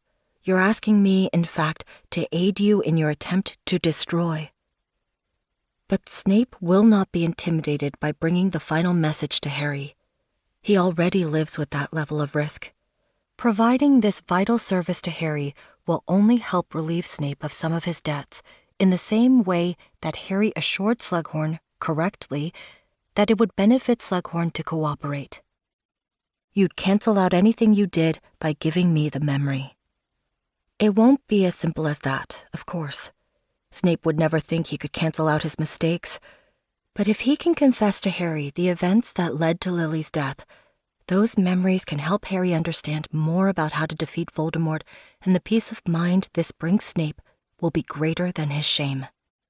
By tasking Snape with this last-minute message, Dumbledore gives Snape an ally and companion in his otherwise solitary final year. Snape won't be able to pass Harry the message until the end, but he doesn't know when that end will be. At every moment, he will be conscious of Harry, knowing Harry is outside of Hogwarts, working toward Voldemort's end, while Snape is inside Hogwarts, doing the same. Dumbledore gives Snape a reason to stay alive. It strengthens him. Harry must not know. Not until the last moment, not until it is necessary. Otherwise, how could he have the strength to do what must be done? But what must he do? That is between Harry and me. Now listen closely, Severus. There will come a time, after my death, do not argue, do not interrupt. There will come a time when Lord Voldemort will seem to fear for the life of his snake. For Nagini. Snape looked astonished. This conversation starts out the same way as the argument. Dumbledore protects Snape from learning about the Horcruxes, and Snape doesn't want to hear about Dumbledore's death. But then, Dumbledore changes the conversation by telling Snape something new. Precisely. If there comes a time When Lord Voldemort stops sending that snake forth to do his bidding, but keeps it safe beside him under magical protection, then I think it will be safe to tell Harry. That's why Snape's eyes were fixed on Nagini in her enchanted sphere while Voldemort was going on about the Elder Wand. He was not afraid for his own life. He just knew the moment had come. He would have to put a stopper in death until he gave Harry his final message. Dumbledore closes his eyes and tells Snape about the part of Voldemort's soul that has taken refuge in Harry, unmissed by Voldemort. He keeps his eyes closed the entire time as he tells Snape that Voldemort cannot die as long as this part of his soul lives on in Harry. He cannot risk Snape looking into his eyes and seeing anything about Horcruxes that Dumbledore is keeping secret for Snape's protection. Voldemort murdered a goblin and several wizards simply because Harry and accomplices took a golden cup from the Lestrange vault, even though they didn't know why the cup was significant. He would certainly murder any follower he saw through legilimency that they knew he had made Horcruxes. It is safe, however, for Dumbledore to tell Snape about the fragment of soul in Harry. Voldemort has never guessed about the soul fragment. Dumbledore tells Snape that when Nagini is under magical protection, Harry will have arranged matters so that when he sets out to meet his death, it will truly mean the end of Voldemort. Once Dumbledore has finished speaking obliquely about Horcruxes, he opens his eyes again. Snape's response is stunned betrayal. I thought all these years that we were protecting him for her, for Lily. But Snape had never asked why Dumbledore was protecting Harry, a strange and youthful oversight similar to Harry realizing after Dumbledore's death that he had never asked Dumbledore anything about himself. Snape looked horrified. You have kept him alive so that he can die at the right moment. Don't be shocked, Severus. How many men and women have you watched die? Lately, only those whom I could not save, said Snape. Again, the way Dumbledore speaks to Snape is callous, one jaded soldier to another. He does not answer Snape's question. It is not safe to explain to Snape what he hopes will happen once Harry dies, since that answer would involve Horcruxes. He responds instead with another question, and Snape's answer shows more than anything else how profoundly he has changed. Snape has learned to calculate precisely which lives he cannot save and how to remain impassive when he must, a self-control he needs when witnessing the death of Charity Burbage. At all other times, he has been protecting others, feeling connected to them, increasing the potency of his magic with every life saved. This change in him shows the importance of Snape and Harry disliking each other to the end. They may come to respect and understand each other, but neither feels affection, nor is that a requirement. Snape once protected Harry only because he loved Lily. Snape once protected only his Slytherins and was spiteful toward other students. Since then, his powers have grown. He protects friends and enemies alike, even if this means he wishes he could save their lives and then punch them in the mouth, as Ron does with Draco. The willingness to risk the self for loved ones is not difficult to understand. Risking the self for an enemy, someone who might wish you harm, requires greater strength. In his first flush of disillusionment, Snape misunderstands Dumbledore's intentions regarding Harry and feels deceived. He stood up. You have used me. Meaning? I have spied for you and lied for you, put myself in mortal danger for you. Everything was supposed to be to keep Lily Potter's son safe. Now, you tell me you have been raising him like a pig for slaughter. Dumbledore could have explained, or he could have noted Snape's unprecedented use of the name Lily Potter. But he's too struck by the phenomenon of Snape being appalled on Harry's behalf. But this is touching, Severus, said Dumbledore seriously. Have you grown to care for the boy after all? For him, shouted Snape. Expecto Patronum. From the tip of his wand burst the silver doe. She landed on the office floor, bounded once across the office, and soared out of the window. Confirmation at last that the silver doe Patronus was Snape's. She soared out the window, flying like Lily did, showing us what image Snape might have held in his mind as he took his own last flight. Dumbledore watched her fly away, and as her silvery glow faded, he turned to Snape, and his eyes were full of tears. "After all this time?" "Always," said Snape. If this came as a surprise to Dumbledore, then he hadn't seen Snape's doe Patronus for years, or perhaps ever before. As far as we know, the only people who ever saw the doe were Sirius, Dumbledore, Harry, and Ron. Snape was wise to keep his Patronus to himself. After he killed Dumbledore, the others in the Order believed that Snape had never reformed. They might have been more difficult to fool if they had seen the form his Patronus took. Dumbledore worked with Snape, depended upon him, but never asked him the private source of his growing strength. Perhaps he assumed that with time, Snape's memories of Lily would have faded or been replaced. But Snape's Patronus is powerful and effortless. It must never be far from his mind how all his protective powers have grown from that one original source, the love for Lily that first made him feel someone else's life was more important to him than his own. Loving Lily was the best of the first half of Snape's life. It was not like Dumbledore's untrustworthy attraction to Grindelwald. She was the first to teach him empathy, standing up for others, and the equality of the oppressed. They played together and created magic from it. She showed him, too, the power of defending the self by walking away. These are good ideals for him to keep in mind when giving form to his truest, most protective, magical self. However, if we assume Snape's love for Lily is the only thing powering Snape's Patronus, it is easy to understand why some readers interpret this Patronus as evidence of an unbalanced obsession with the past. After all, to point out the obvious, Lily is dead. She's at peace. Snape's love for her is real, but there's nothing new there to help him generate more strength. Snape had said to Dumbledore that he had thought, "We were protecting him for her. For Lily." After all these years. Dumbledore had once tethered Snape to life with the words, "If you loved Lily Evans, if you truly loved her, then your way forward is clear. Help me protect Lily's son." Snape once thought his life was worthless and finished, but Dumbledore saw a reason to offer him a second chance at life. Snape accepted the offer to work together because Dumbledore thought he might have something good left to give, something Snape didn't see in himself at that time.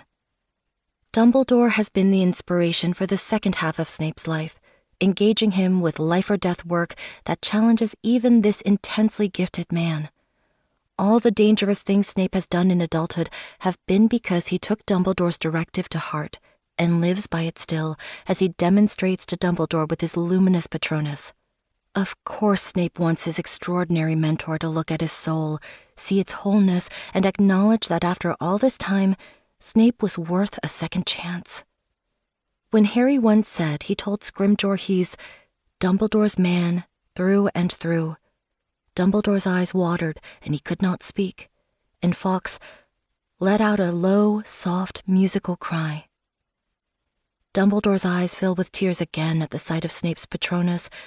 It is proof that his life's work of caring for the souls of others has been worthwhile, despite his very many shortcomings.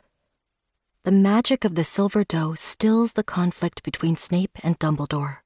They speak no more of Snape's belief that Dumbledore protected Harry only so he could die at the most strategic moment. Snape is going to have to figure out on his own how to pass Harry a message that he believes to be so stark. 16. Advice from Dumbledore's Portrait. It would have been difficult indeed for Snape to spend a year in the headmaster's office with Dumbledore's portrait behind his desk if he had been the murderer he needed everyone to think he was. The portrait is the closest Snape has to a friend and confidant that year.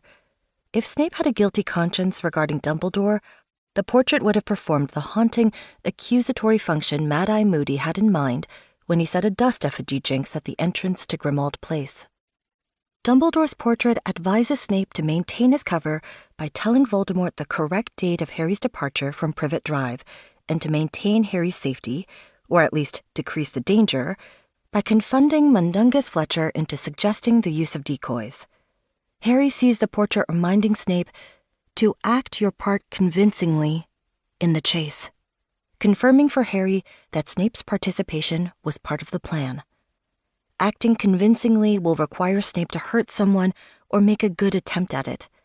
Dumbledore's strategy is reminiscent of Ron's impatient explanation of strategy in Harry's first year. "That's chess," snapped Ron. "You've got to make some sacrifices." 17. Confunding Mundungus Fletcher. Snape confunds Mundungus the way Dumbledore used to rely on the Confundus charm to help his schemes. We see that nobody betrayed the Order after all. 18. The Flight of the Seven Harrys. Snape's Sectum Sempra, which severed George's ear, was originally meant for a Death Eater who was about to curse Lupin. Snape never liked or respected Lupin, but he always protected him. His use of Sectum Sempra gives the impression he's returned to his dark magic ways, useful for convincing Death Eaters and the Order alike, but it's the last time we see him cast a dark spell, or even one meant to attack. This night falls between the time he killed Dumbledore with an unforgivable and the time he purged his entire being with remorse. 19. Remorse.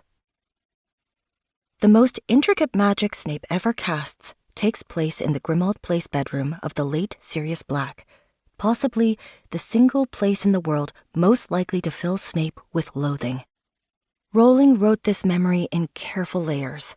It requires more than one reading to understand what Snape is doing in his least favorite person's room, vandalizing property and weeping as we have never seen from him before. Like many of the most significant moments in Deathly Hallows, this one goes by quickly, despite its import. The memory in full. And next, Snape was kneeling in Sirius's old bedroom. Tears were dripping from the end of his hooked nose as he read the old letter from Lily. The second page carried only a few words. "Could ever have been friends with Gellert Grindelwald. I think her mind's going personally. Lots of love, Lily." Snape took the page bearing Lily's signature and her love and tucked it inside his robes. Then he ripped in two the photograph he was also holding, so that he kept the part from which Lily laughed, throwing the portion showing James and Harry back onto the floor under the chest of drawers. A few reactions stand out on a first reading of this passage. Confirmation. It was Snape who had ransacked Grimmauld Place, just as Harry and Hermione had guessed, although they never pursued that question since nothing dangerous came of it. He must really be in an extreme state to be in Sirius Black's old room without his skin crawling with hatred. It's not an accident that the story put him here of all places, right? Tears were dripping from the end of his hooked nose. This is so hideous, so embarrassing that one wants to look away. There are dignified ways to cry. Then there are blotchy, mucose breakdowns that turn the stomach to witness. Human dignity can be brought very low indeed. This is like the sight of Snape's bare, bloodied leg, his trouser hem pulled up, that revolted Harry when he was 11. This is beyond pathetic. It feels indecent. Surely we aren't meant to see this. The old letter from Lily. He broke into Grimmauld Place to find something of Lily's? Well, he has just killed Dumbledore, and he's about to have the toughest year of his life. Perhaps it makes sense that he might want a talisman for private comfort, a bit like a courtly knight's favor from his lady, except, of course, that this lady is dead, and he would be stealing. At last, we see what was on the missing second page. At first, it doesn't seem like much. She couldn't believe a good man like Dumbledore could have been friends with the evil Grindelwald. And then, oh, her love. That's what was on the second page. He tucks it into his robes. Okay. And then he does something so distasteful that many a reader might recoil. He tears the photo, takes the part with Lily, and throws James and Harry away. What? Weren't we supposed to be witnessing the complexity in this character? Are we meant to be reminded Snape is nothing but a nasty, petty man grudging to the end? After the first reading, doubts form. Suppose Snape really is being obsessively creepy about a long-dead woman who was happy with someone else. This would be a cruel reminder, then, of Snape's failures, his loveless life breaking into someone else's house at great risk to himself for the smallest of crumbs, stealing Lily's love that was sisterly love, not even romantic, and certainly not meant for him. This would be self-flagellation to an almost indulgent degree. Could someone with Snape's tasks ahead of him really afford this emotional path? Did Snape really need reminders of how badly he betrayed Lily? Didn't he already think about it every day? Why Grimmauld Place? Did he even know what he was looking for when he went there? Why did he leave a mess behind? Surely he must have been in a hurry before he was discovered, but a wizard of his powers would have needed no time at all to cover his traces before he left. He's so ugly in this memory. He's uglier and more repellent than we have ever seen him.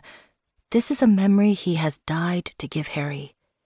Why is he showing himself to Harry in this state? What's the point of drawing Harry's attention to this mid-battle minutes before he must face Voldemort? If the point was to show Harry the other halves of the letter and photo, returning what Snape had taken, could Snape not have omitted the sight of his own hooked nose dripping with tears? Like many of the other memories, this one adds Snape's perspective on something that Harry experienced. What did Harry remember from the day he found the first page of the letter and half of the photo? He, Ron, and Hermione had just escaped the Death Eaters in a Muggle cafe. They took refuge in Grimmauld Place and immediately knew someone had searched the house. The troll's leg umbrella stand was overturned. Doors had been left open, possessions scattered. In his investigations, Harry had entered Sirius's bedroom for the first time, which was plastered with artifacts of his teen rebellion, items that surely reminded Snape of how much he had loathed Sirius.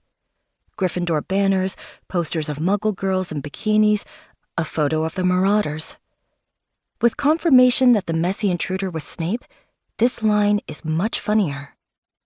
Evidently, Sirius's bedroom had been searched too, although its contents seem to have been judged mostly, if not entirely, worthless. Even in the passive voice, the sentence resounds with Snape's disdain for everything to do with this room and its late owner. Rereading this sentence in light of Snape's memory involves extraordinarily layered perspectives and time shifts. We readers are going back in our own time, looking at the sentence anew and remembering how we read it before. The narrator is showing Harry's perspective as he reads the evidence of the room, recognizing that someone had been there before him, reconstructing the probable process of that person's search and the probable conclusions they eventually reached, considering again how the room looks but from the point of view from the unknown intruder. This person had judged Sirius and not favorably. Snape is not in the scene at all, yet we can imagine his presence vividly throughout. Judged mostly, if not entirely, worthless. The reader reviewing this scene after reading The Prince's Tale is conscious of at least 5 viewpoints simultaneously. Snape living the scene, Harry the first time he saw the mess, Harry revisiting the scene through Snape's memory, the reader encountering this scene for the first time, and the reader reviewing the scene with the new information from Snape's memory. The first time around, Harry sees the intruder judged Sirius's bedroom to be mostly worthless, but he doesn't know the identity of the intruder. The second time around, the reader feels wry amusement at knowing something Harry originally did not. We can picture Snape sneering at the room. And the reader, the second time around, considers Harry going back in his memory to this moment, filling in the identity of the intruder and making new connections. Permeating every view of this depressing room is the devastating awareness of the waste that became of Sirius's life. It's like going back to a moment repeatedly with a time turner, but all taking place in our heads, all at once. We do so much work in our minds when we learn someone else's perspective on a shared history. Snape curated these memories specifically for Harry. This one showed Harry the second halves of the letter and photo. He must have intended to remind Harry of the experience of encountering the first halves. Harry had picked up several pieces of paper before finding the crumpled letter that started, "Dear Padfoot." The letter was a combination report of quotidian and revolutionary life. Harry learned his first-year flying lesson was not his first time on a broom after all, and Sirius had given him his original broom when he was a baby. No wonder it meant so much to Sirius to give Harry the firebolt. He learned they had had a cat, that Petunia had sent a hideous vase, that James had been proud of his baby's ability on a broom. Ordinary things Harry would have given anything to have in his life growing up. The letter was an incredible treasure to Harry, as it would have been to anyone. He stood quite still, holding the miraculous paper in his nerveless fingers, while inside him a kind of quiet eruption sent joy and grief thundering in equal measure through his veins. This is blood magic. This uncontrolled rush of painful love for and from his mother, flooding all Harry's being, changing him, bathing him in the magic of love, flowing in the blood to create more love, to help infants grow, to hasten healing, to create empathy and protectiveness. This is what Harry craved, having known 15 months of it and then no more until he gained his friends at Hogwarts. This is what child Snape craved when he gazed greedily at Lily, who had been raised with such love.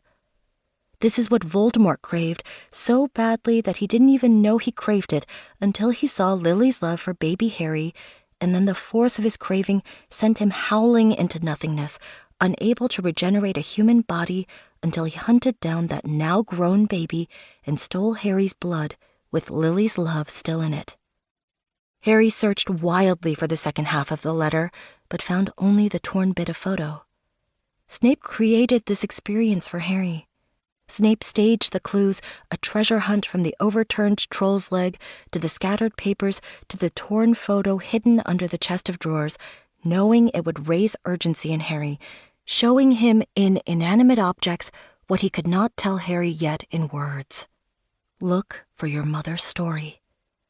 Snape knew the rush of hunger for more of Lily would be unstoppable for Harry, like the letters from Hogwarts pouring in when he turned 11, more and more, because the one thing Harry has ever wanted is his own story, his own family. Harry had been given back so much of his father through knowing Lupin and Sirius, through wearing his cloak and flying his firebolt. But he was still starved for his mother, still had so little of his mother except for her eyes, and this was something Snape could give him. Voldemort boasted to Snape that neither Snape nor Lucius knew Harry as Voldemort knew him. He was certain he did not need to seek Harry. Harry would come to him, unable to permit others to suffer for him. Voldemort had faith in Harry's overwhelming need to save others. He had personally created that need when he killed Lily in front of Harry. But Snape knew the one thing that would compel Harry more than the need to save others would be the knowledge that something of his parents' love remained at large, tangible and real. He has known this at least since the Occlumency lesson that gave him a clear view of what Harry sees in the mirror of Erised. He knows Harry's heart. He ensured Harry would find something, anything, whatever he could find among Sirius Black's possessions during the few moments he dared risk at Grimmauld Place, that would give Harry part of Lily's love and indicate that somewhere there was more. Snape would hold the other part, drawing Harry toward him so Snape could pass it to him along with Dumbledore's final message. Love magic, which works equally for wizards and muggles. Delicate, mundane, invisible to Voldemort, and something that would have been beyond Snape's understanding when he was younger. But love was the magic Dumbledore invoked when charging Snape with the purpose for his second chance at life. The narration focuses on Lily's signature and her love, when Snape tucks the second page of the letter inside his robes. But on a third reading of the contents of that page, we see something else that would have shaken Snape. This letter was the first time Snape learned that Dumbledore, whose soul seemed surely more pure than Snape's ugly, dark-marked soul, had once been Grindelwald's friend. Every crisis of faith Harry went through in Deathly Hallows regarding Dumbledore, Snape went through it too, during the same relentless year. Harry felt growing fear at Rita Skeeter's hints that Dumbledore dabbled in the dark arts himself as a youth. Then shock as he read Skeeter's biography and the incontrovertible proof in Dumbledore's own hand that he had once been Grindelwald's partner, ardent and fully invested in plotting fascism. Snape went through those realizations too at the same time. The news about Dumbledore's past, though, his former fascism and the death of Ariana, would have changed Snape's perception of Dumbledore in a way that would have made Snape feel less alone, not more. This put several things about Dumbledore in a different light where Snape was concerned. His testimony to the Wizengamot that Snape is now no more a Death Eater than I am. His unwavering conviction in the face of skepticism that Snape's change of heart was genuine and not an act. His insistence on Snape and no one else to counter dark magic at Hogwarts. He recognized that Snape understood how to fight dark magic because he knew what it took to cast it, and he knew the greater power of wanting to reverse it. So the times that Dumbledore had annoyed Snape by idealizing Harry Potter as pure of heart, he was comparing Harry favorably not to Snape, but to himself. We readers knew this, but Snape, always jealous of Dumbledore's regard, had not, until he learned of Dumbledore's past. It made sense, too, of one of Snape's least favorite parts of the cover story that Dumbledore invented for him as a double agent, that he could not be trusted to teach Defense Against the Dark Arts, because he might be tempted back to his old ways. There's no evidence Snape felt the slightest urge to regress once he pledged himself to Dumbledore. It was Dumbledore, not Snape, who forgot everything but temptation when faced in his old age with the Resurrection Stone. Most of all, Snape's understanding of Dumbledore's guilt about his past gave new significance to the harshest words that Dumbledore speaks to anybody. You disgust me. Dumbledore's judgment of Death Eater Snape, who saw nothing wrong with begging for Lily's life in exchange for the lives of her husband and child, came not from moral superiority, but from recognition. Snape was an effective mentor for Draco because they both knew there was nothing disgusting Draco could do that Snape had not already done. Snape was able to maintain Draco's trust, that connection, by signaling, I know what you've done, and I am still here. Knowing that Dumbledore, too, had once seen nothing wrong with letting people die for what he wanted would have given Snape a different understanding of the harsh words, you disgust me.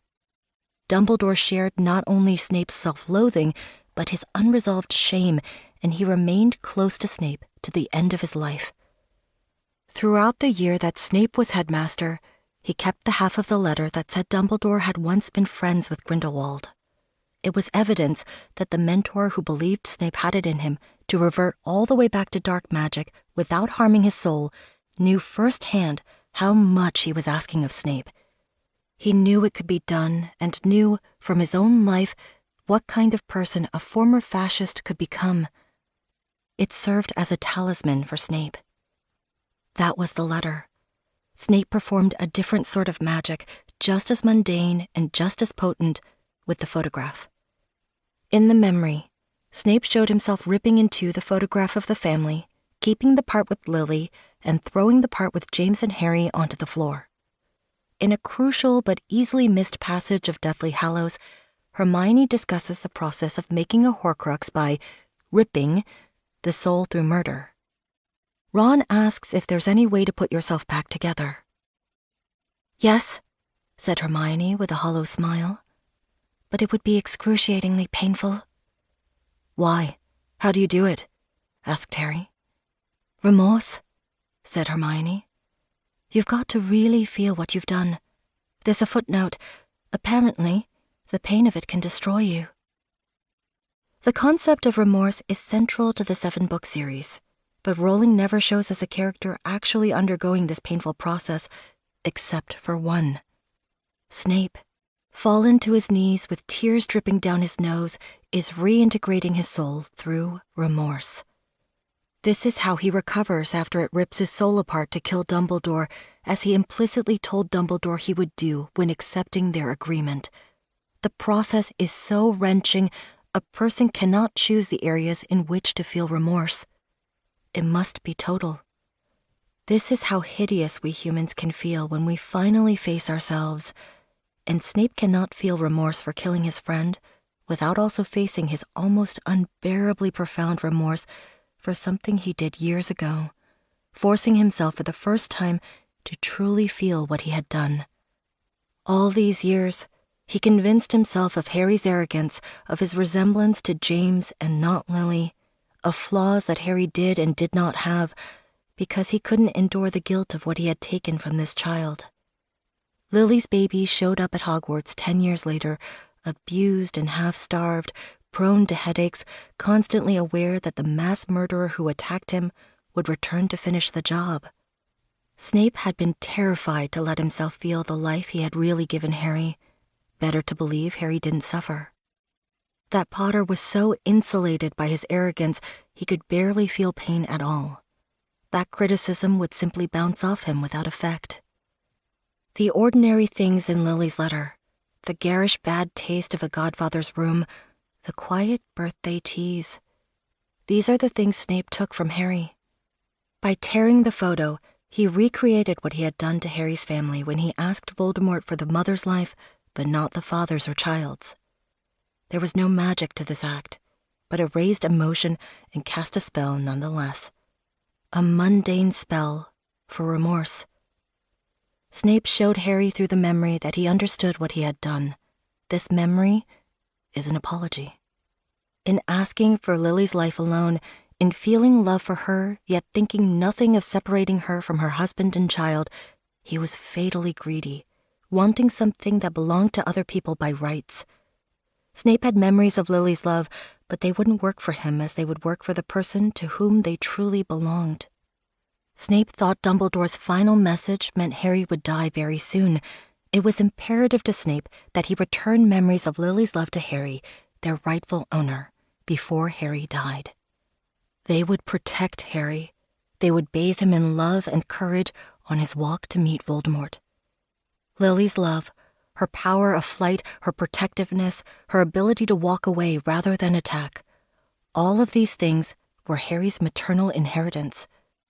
Snape held them in trust until it was safe for him to pass them on, as Dumbledore had done with Harry's paternal inheritance years ago, in such similar spirit that he could have written Harry nearly the same note. Your mother left this in my possession before she died. It is time it was returned to you. Use it well. 20. The Sword of Gryffindor. Phineas Nigellus Black comes running into his portrait with news of Harry and Hermione's location.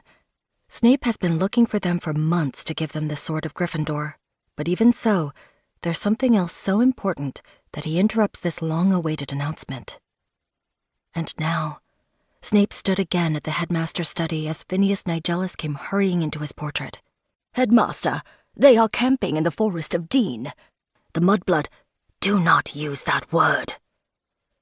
In this final memory from Snape, Rowling is making a deliberate parallel to Dumbledore, letting us know without ambiguity that Snape is just as steadfast on issues that matter. When Draco had Dumbledore at wand point on top of the tower, he referred to Hermione with a slur. Please do not use that offensive word in front of me, said Dumbledore. Malfoy gave a harsh laugh.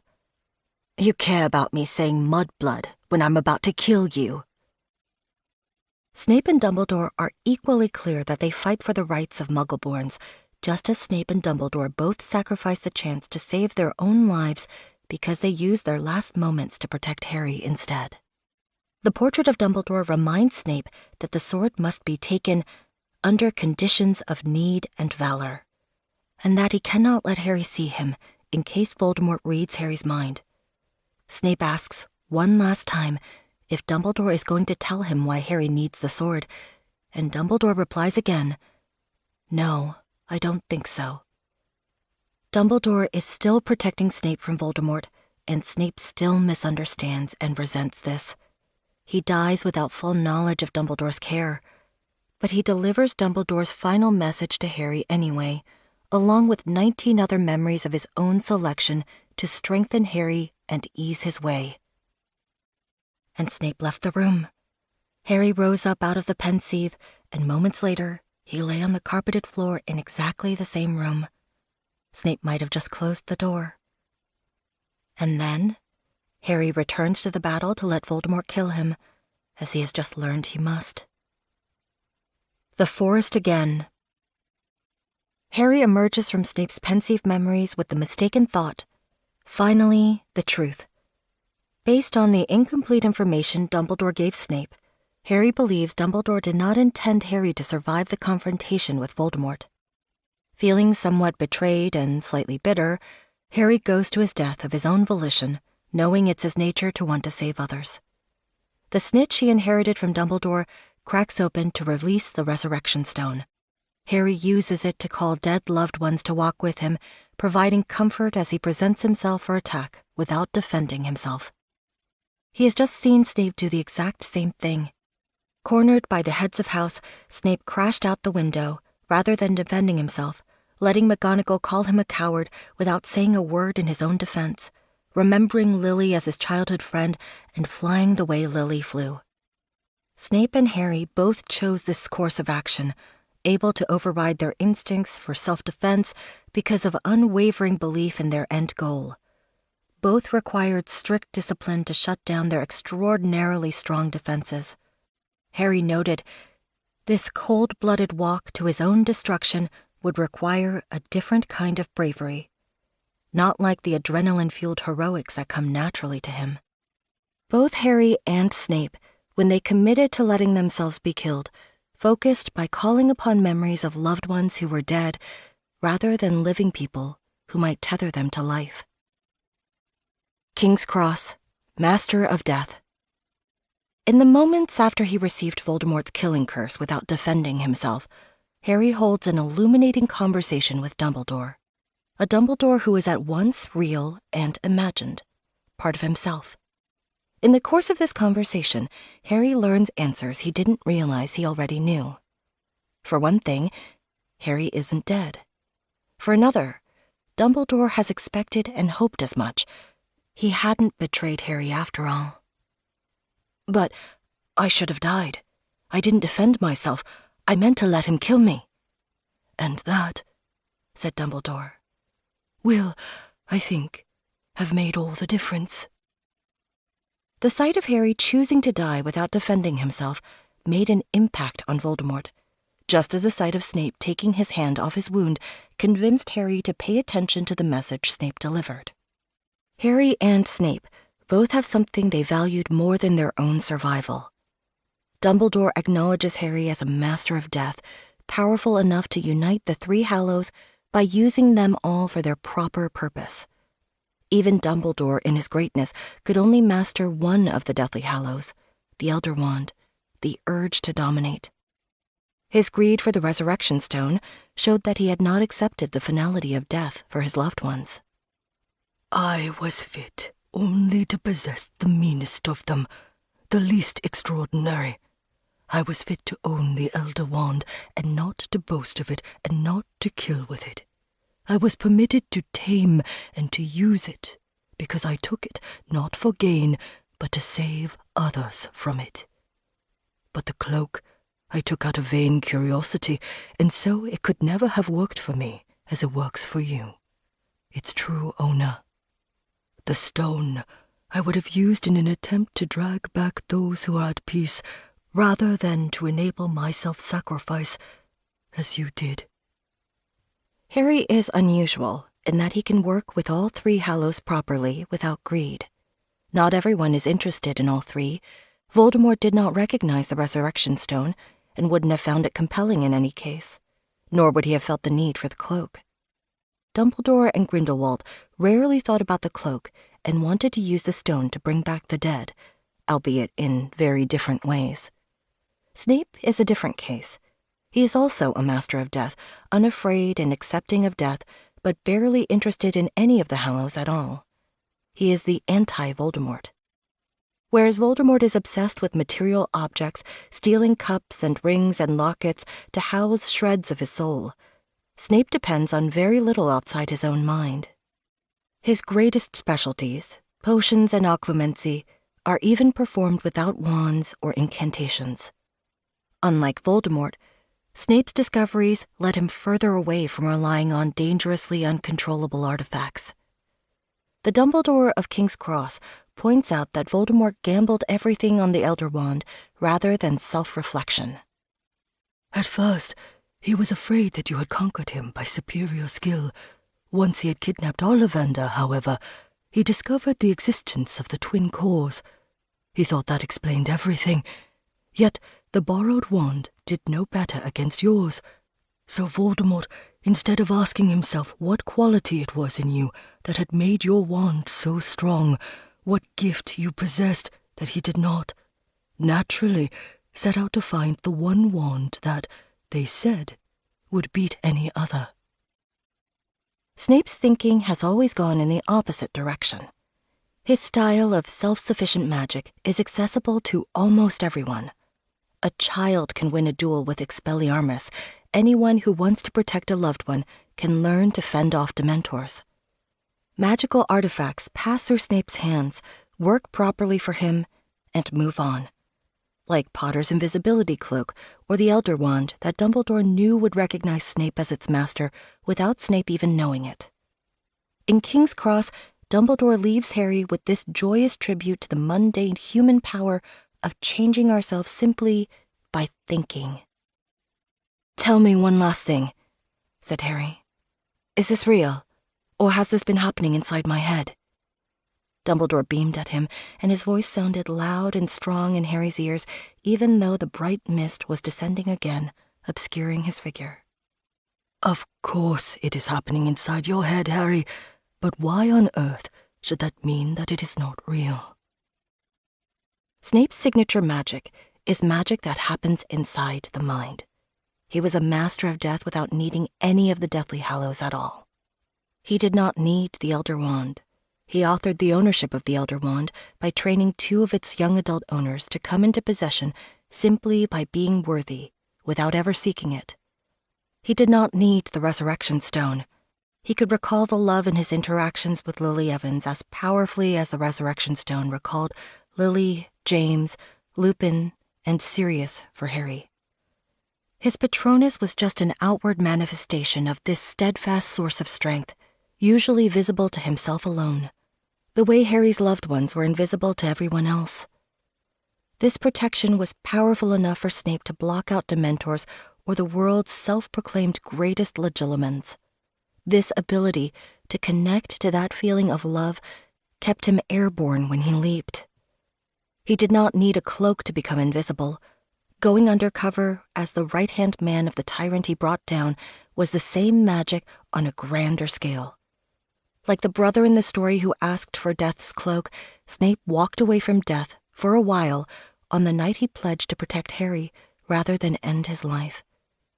Harry will always understand this about Snape after his own decision, during this conversation with the imaginary Dumbledore, to return to battle rather than board a train to go on. By returning, you may ensure that fewer souls are maimed, fewer families are torn apart. If that seems to you a worthy goal, then we say goodbye for the present. Harry nodded and sighed.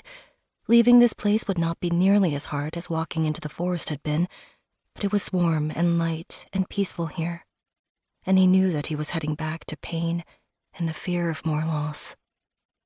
Dumbledore withheld information about Hallows from Snape, but it was not information that would have interested him or helped him work. According to Dumbledore, maybe a man in a million could unite the Hallows. A rare quality then, but not unique. In every way, on his second chance in life, Snape proved himself master of death without need of them. The flaw in the plan, invisible to Voldemort. Now that Harry, like Snape, has chosen to live for others rather than die, he has gained the same magical power to fend off Dementors without a Patronus. He knows his purpose, and that strengthens him. When he feigns death and Voldemort forces Hagrid to carry him back to the castle, he senses Dementors through his closed eyes, but they do not attack him. They would not affect him now. The fact of his own survival burned inside him, a talisman against them, as though his father's stag kept guardian in his heart. Snape lived and died, assuming his true efforts would never be known, his true self never exonerated. But in the final duel with Voldemort, Harry reveals Snape's true work to all assembled at the Battle of Hogwarts, firing their imaginations with the wonder and enormity of Snape's achievement, strengthening them more when they realize what he sacrificed to protect them all. He tells Voldemort of the pact between Snape and Dumbledore, which started from the moment you started hunting down my mother. Voldemort's response is in keeping with his insistence that human sentiment can be broken down into nothing but weaknesses that can be exploited. His stance looks brittle, embarrassing, next to the simplicity of what Harry is saying about Snape. "Snape's Patronus was a doe," said Harry, "the same as my mother's, because he loved her for nearly all of his life, from the time when they were children. You should have realized," he said, as he saw Voldemort's nostrils flare. "He asked you to spare her life, didn't he?" "He desired her, that was all," sneered Voldemort. "But when she had gone, he agreed that there were other women, and of purer blood, worthier of him." Snape was truly an Occlumency master if he was able to keep up his end of a conversation in which Voldemort offered him dating advice. Harry's dialogue with Voldemort shows Snape's strategy to evade Voldemort's understanding took a clear path. Voldemort couldn't understand how Snape could be sorry enough for his betrayal of Lily to forswear romance for the life of a double agent. He couldn't understand Dumbledore's faith in Snape, or how Snape felt such loyalty to Dumbledore that he would agree to kill and die for their shared cause. There was no chance he could understand how Snape took the Elder Wand out of his reach by teaching Harry and Draco to defend, to disarm, and to walk away. Voldemort dies when Harry offers him a chance to feel remorse for everything he's done. Harry, Ron, and Hermione go to the headmaster's office, where all the former heads give Harry an ovation, and Dumbledore weeps with pride. Almost all the former heads, that is. There is no portrait of Snape. Readers questioned whether the absence of a portrait meant that Snape was not truly dead, or perhaps that he hadn't had a chance to sit for a portrait, or that Rowling had simply overlooked that detail. Rowling confirmed in a web chat shortly after publication of Harry Potter and the Deathly Hallows that the omission was intentional. Laura Trigo. Was the absence of Snape's portrait in the headmaster's office in the last scene innocent or deliberate? J.K. Rowling. It was deliberate. Snape had effectively abandoned his post before dying, so he had not merited inclusion in these august circles. J.K. Rowling.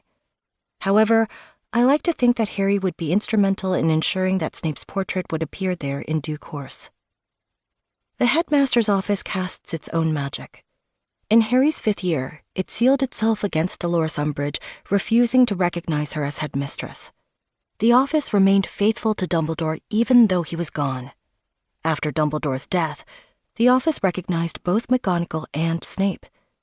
That the magical castle itself thought Snape had abandoned his post shows that when he leaped through the window, that was the moment he could no longer protect Harry and remain headmaster, and he chose with his full heart to protect Harry. But it also shows Snape occluded himself so profoundly that not even the sentient castle, which is a sort of mirror, could detect his unwavering loyalty to the school. He managed to fool powerful sentient objects as well as wizards and witches. He knew sometimes fleeing to protect others is more important than being known. In 2016, Rowling confirmed Snape eventually got a headmaster's portrait.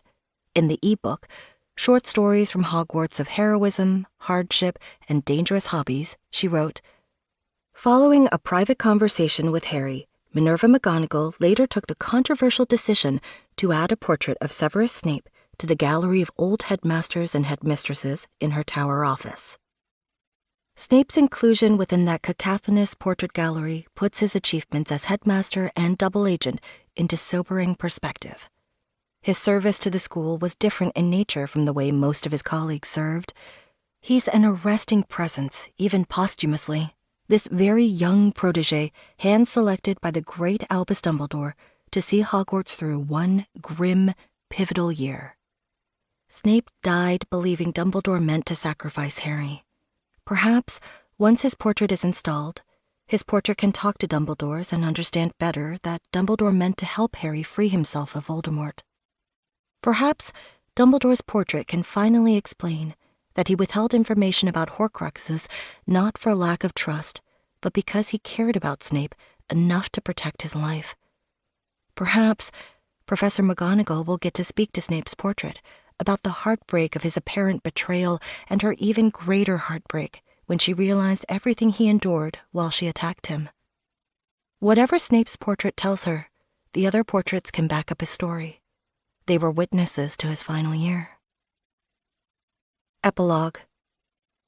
19 years later, Draco nods curtly to Harry on platform 9 3/4. They are nearly the age that Snape was when he died, but unlike Snape, they have wives and school-aged children. The kind of family life Snape forfeited as a teen, but fought for others to have. Snape's middle child, Albus Severus Potter, is off to Hogwarts for the first time. He is afraid he might get sorted into Slytherin. We know the mention of this character is significant because, alone of Harry's children, Albus had inherited Lily's eyes. Middle names suggest a hidden core, a secondary trait that complements and strengthens a person's dominant traits. So much of what helped Harry survive in his 18th year was the Slytherin strategy, patience, and self-control he learned from Snape. He would not have survived if he'd retained the abhorrence of Slytherin that led him to repudiate parts of his own nature when he was younger. Harry tells Albus he was named for 2 Hogwarts headmasters. One of them was a Slytherin, and he was probably the bravest man I ever knew. With those words, Rowling is once again referring to the novel To Kill a Mockingbird. Scout, the narrator, remembers her father Atticus as the bravest man who ever lived. By having Harry echo those words, Rowling is equating Snape not only with Dumbledore, but with one of the most unambiguously heroic figures of Western literature. The naming of Albus Severus Potter is also a reference to Sidney Carton, one of Western literature's greatest ambiguously heroic figures from Charles Dickens' novel A Tale of Two Cities. Carton switches identities with a doomed man, Charles Darnay, and takes his place at the guillotine out of courtly love for Darnay's wife, Lucy. John Granger notes, like the Darnays, Ginny and Harry name one of their sons for the 2 men who sacrificed themselves literally and figuratively to save and serve Harry, as Sidney Carton did Charles Darnay. Like Snape after him, Carton has done wrong in his life, but draws strength to be his best self from his unrequited love for a woman whose soulmate is another man. In Lucy's honor, Carton saves not only her husband but her entire family, as Snape protected all of the Malfoys because of Narcissa's plea. Carton's identity switch is a secret, but the author permits him a witness on the way to the guillotine, a doomed seamstress who recognizes his sacrifice, just as Rowling permits the dying Snape to convey his truth to Harry Potter and thereby the world. Before he dies, Sidney Carton has a vision that the Darnays have a son and a grandson who bear his name, proof that Carton holds a sanctuary in their hearts and in the hearts of their descendants generations hence. As Beatrix Groves notes, the grandson has golden hair like Lucy's, as Albus has Lily's eyes, beautiful reminders of the love that enabled Carton's and Snape's sacrifices. This parallel suggests Harry holds a similar posthumous regard for Snape. Back on the platform, though, Albus is still anxious, perhaps not helped by bearing 2 names that seem rather weighty for an 11-year-old. But just say, Then Slytherin House will have gained an excellent student, won't it? It doesn't matter to us, Al. But if it matters to you, you'll be able to choose Gryffindor over Slytherin. The Sorting Hat takes your choice into account. Really? It did for me, said Harry. He had never told any of his children that before, and he saw the wonder in Albus's face when he said it. As a child, Harry had vehemently rejected the Sorting Hat's assertion that he could do well in Slytherin. He was terrified to think he had anything in common with Voldemort, or that the attack might have made him more like Voldemort. If Harry can tell his child he was once considered for Slytherin, he must be at peace with the elements of his nature that are genuinely Slytherin enough to be considered for that house, independent and outlasting his trauma from Voldemort. His image of the quintessential Slytherin is no longer Voldemort, but Snape. His image of bravery, that quintessential Gryffindor trait, is not any of the Gryffindor loved ones for whom he named his children. In Harry's story, as he tells it, Severus Snape is the name he passes to his children to define bravery. Chapter 9. Severus Snape and the Cursed Child. 19 years after the Battle of Hogwarts, Albus Severus Potter hates everything about the school except his fellow Slytherin, Scorpius Malfoy. Both boys are burdened by their father's post-war legacies. Albus can't live up to Harry's reputation, and Scorpius is rumored to be the child of Voldemort. They turn back time and get themselves stuck in alternate realities, including a dark timeline in which Voldemort won and Albus was never born. When Scorpius tries to undo the damage, he seeks help from Severus Snape, still alive in this timeline, still teaching potions, and still secretly resisting Voldemort. This posthumous version of Severus Snape is mostly recognizable as the same git who plagued Harry Potter when he was alive: misanthropic, forbidding, dryly sarcastic. But his nature has changed in one essential way, aside from being imagined back into life by a schoolboy, that is. For 7 books, J.K. Rowling wrote Snape to be ambiguous. His every act and utterance could be interpreted as biased for or against Voldemort, for or against Harry, opposed to dark magic, or still in its thrall. This dual facade was crucial to his function as a double agent whose secrets were the key to the series' denouement. In Death, Snape revealed he had a true inner self, one motive determining the course of his second chance at life. He went from being a dual persona to having a single, unified, knowable nature.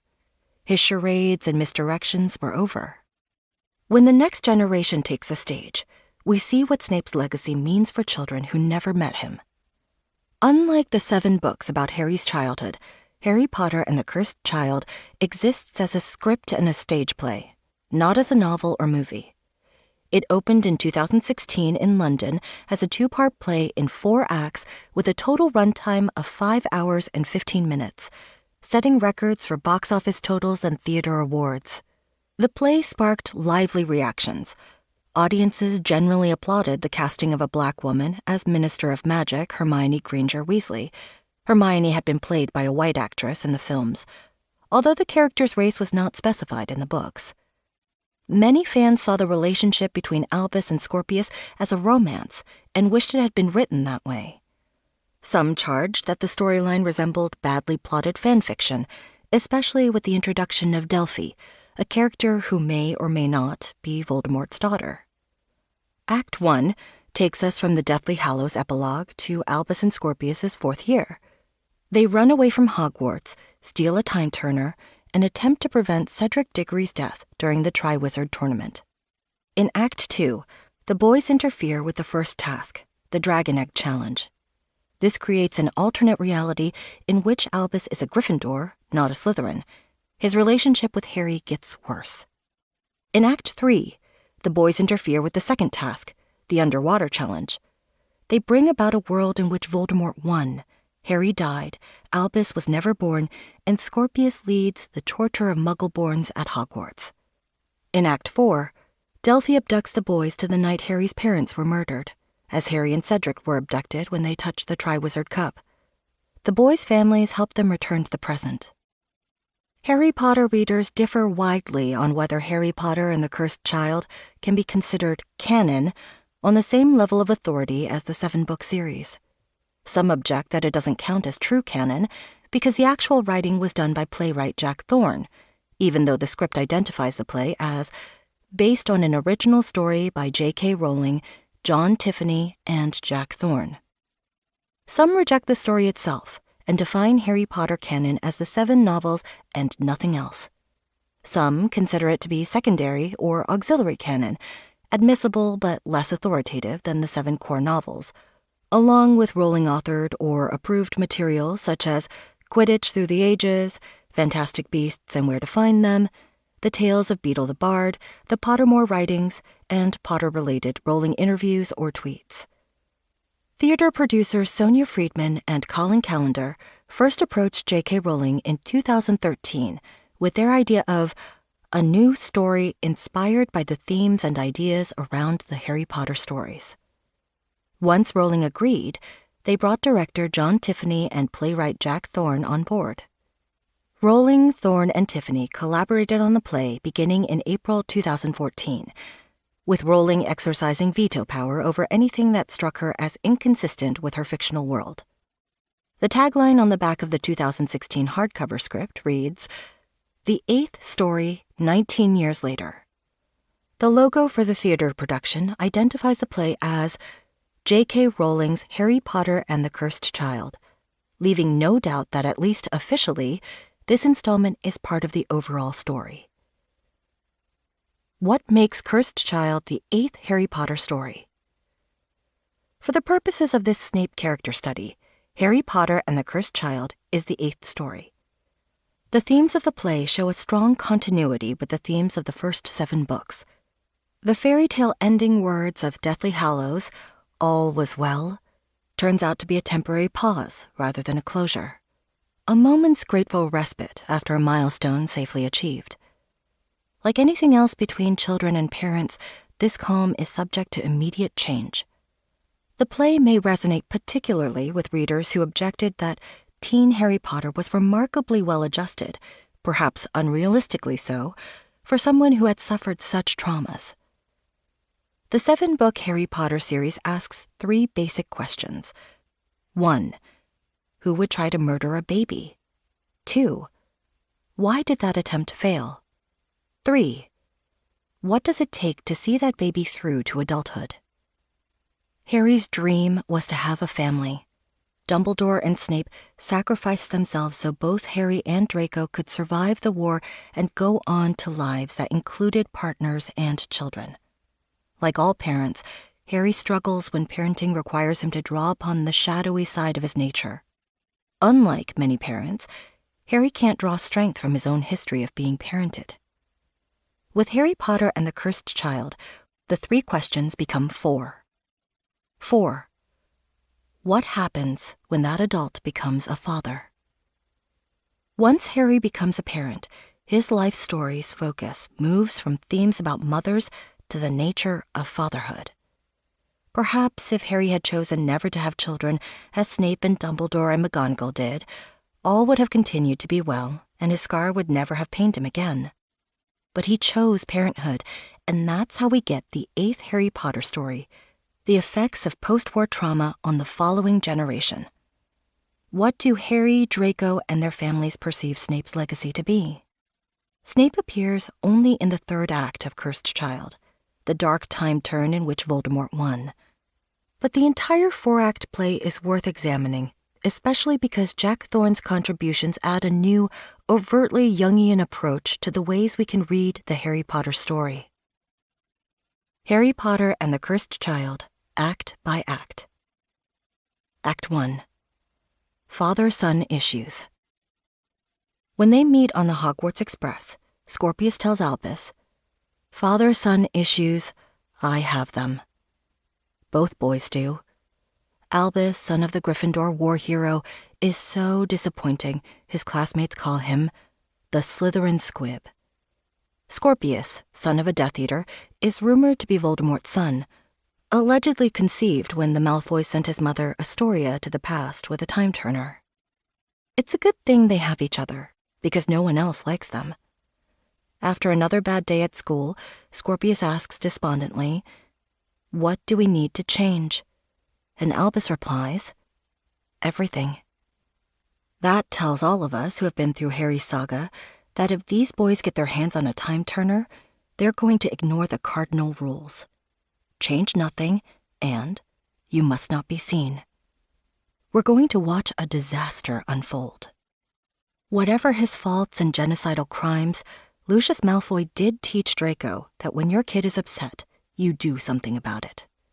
Draco, the disgraced Death Eater, swallows his pride and asks Harry, head of magical law enforcement, to release a statement that all time-turners were destroyed. Therefore, Scorpius Malfoy cannot possibly be the son of Voldemort, so maybe the kids at Hogwarts could stop taunting Scorpius. Unfortunately, Draco is appealing to someone who had nobody except 2 other kids to protect him during the many smear campaigns of his childhood, such as Potter stinks. Harry refuses. We can see why Harry believes the terribly wrong answer he gives Draco. If you answer the gossip, you feed the gossip. There have been rumors Voldemort had a child for years. Scorpius is not the first to be accused. It's true that post-war anxiety is bound to find scapegoats, and equally true that Harry doesn't know an adult expression of care can help in itself, whether or not the rumors stop. Harry is a good father when he's equipped to be, as we see from the gifts he gives his children. To James Sirius, he gives the invisibility cloak. After learning about his father through Sirius and Remus, Harry has a legacy to pass on to his Quidditch-playing Gryffindor son.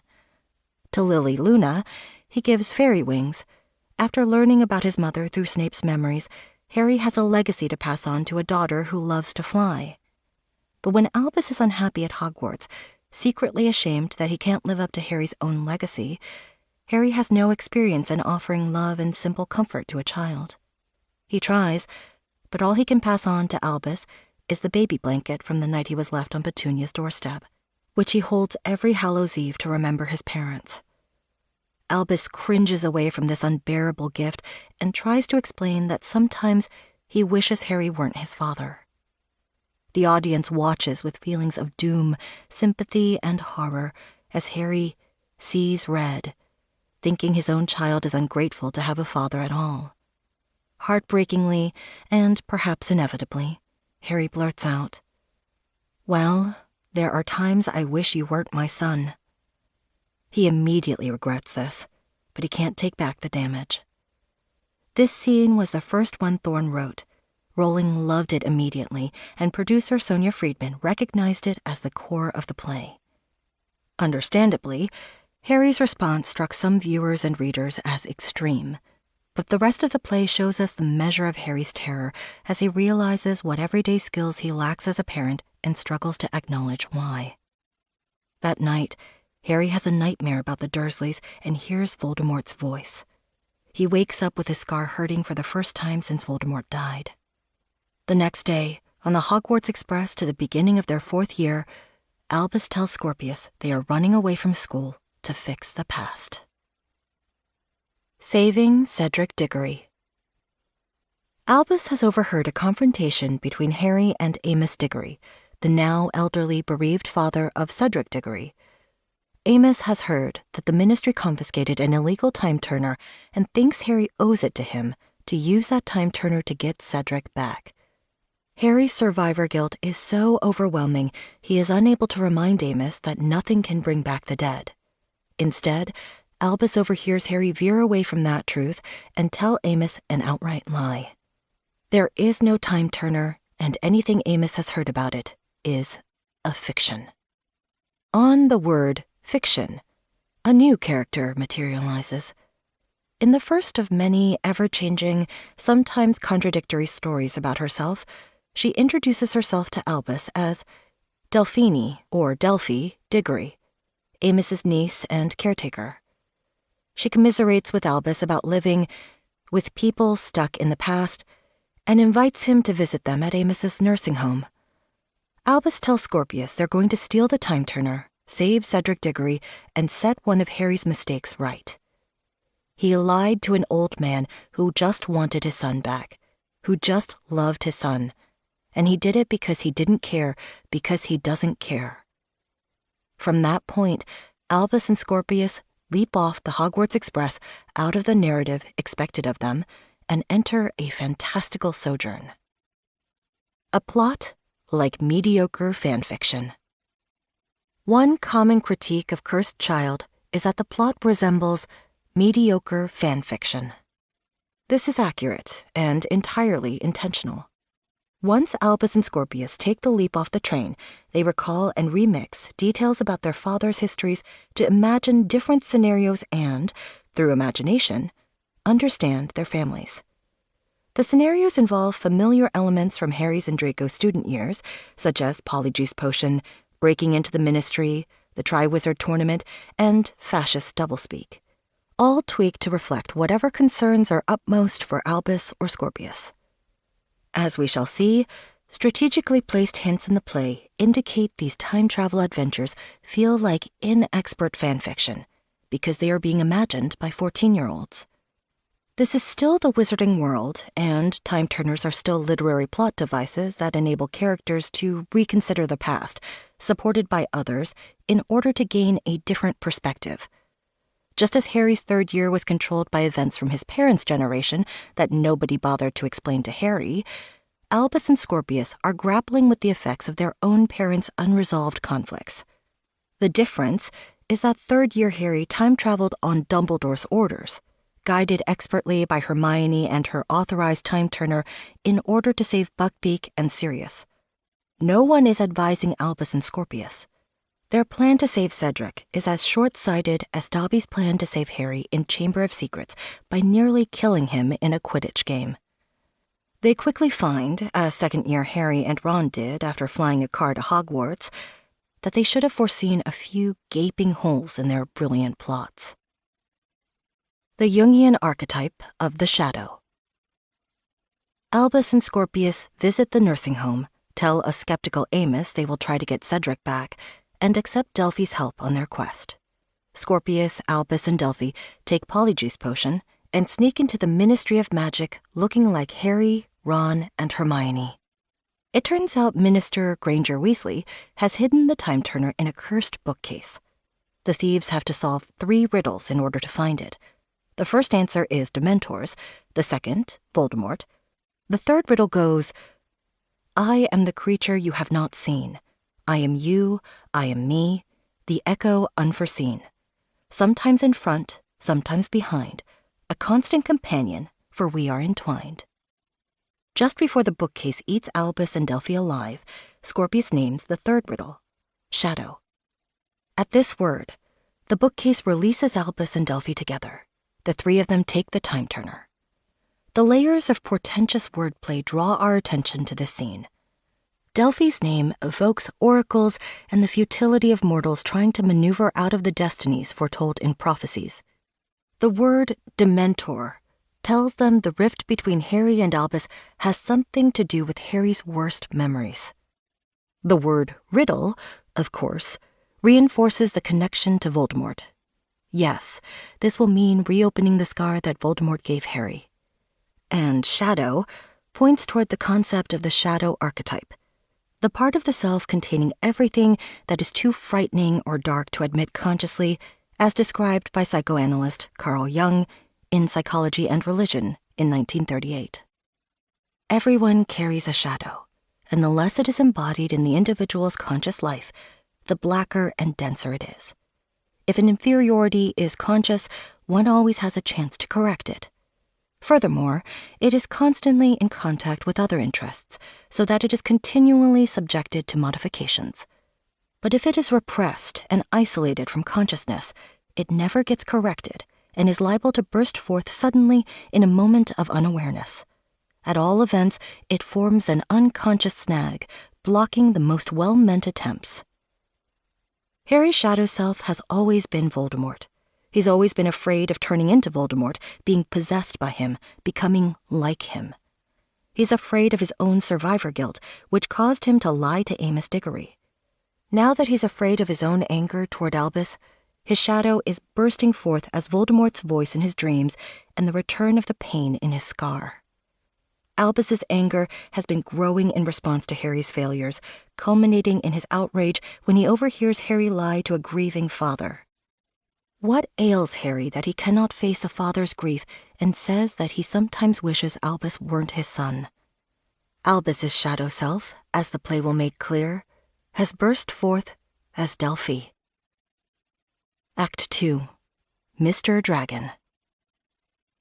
Albus and Scorpius take the Time Turner back to the first challenge of the Triwizard Tournament. Their plan is to save Cedric's life by interfering in the tasks so he can't win the cup. They disguise themselves as Durmstrang students and listen to Ludo Bagman's commentary. "Don't damage our diggory, Mr. Dragon." Wait a minute. Mr. Dragon? Weren't the dragons in the Triwizard Tournament nesting mothers? Is this some strange error or oversight? No. It's one of the play's hints that Albus and Scorpius are not taking an actual time-turner trip to Harry Potter's 4th year. The dragons of Harry's Triwizard Tournament were nesting mothers, in line with the series' theme of the protective love of mothers. But Albus and Scorpius are revisiting the story to work out their own concerns about fatherly love, and the Ludo Bagman, in their imagination, is providing faithful commentary. Back in the present, they find that they have violated both cardinal rules of time-turner use. They have successfully changed the past, and they were seen by a suspicious young Hermione Granger. Their actions resulted in a new reality. Albus is now in Gryffindor, Ron married Padma and not Hermione, and Albus is in deep trouble with Harry for running away from school. Shadows, projections, and a gift of light.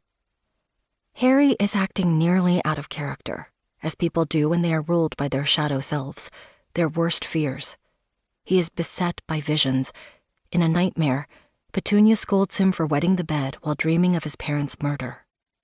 Overwhelmed by mention of Lily, Petunia lies cruelly that Harry's parents died in a car crash, much as Harry was overwhelmed about Cedric's death and lied to Amos. Harry asks Dumbledore's portrait for advice, but the portrait says, "You ask me, of all people, how to protect a boy in terrible danger?"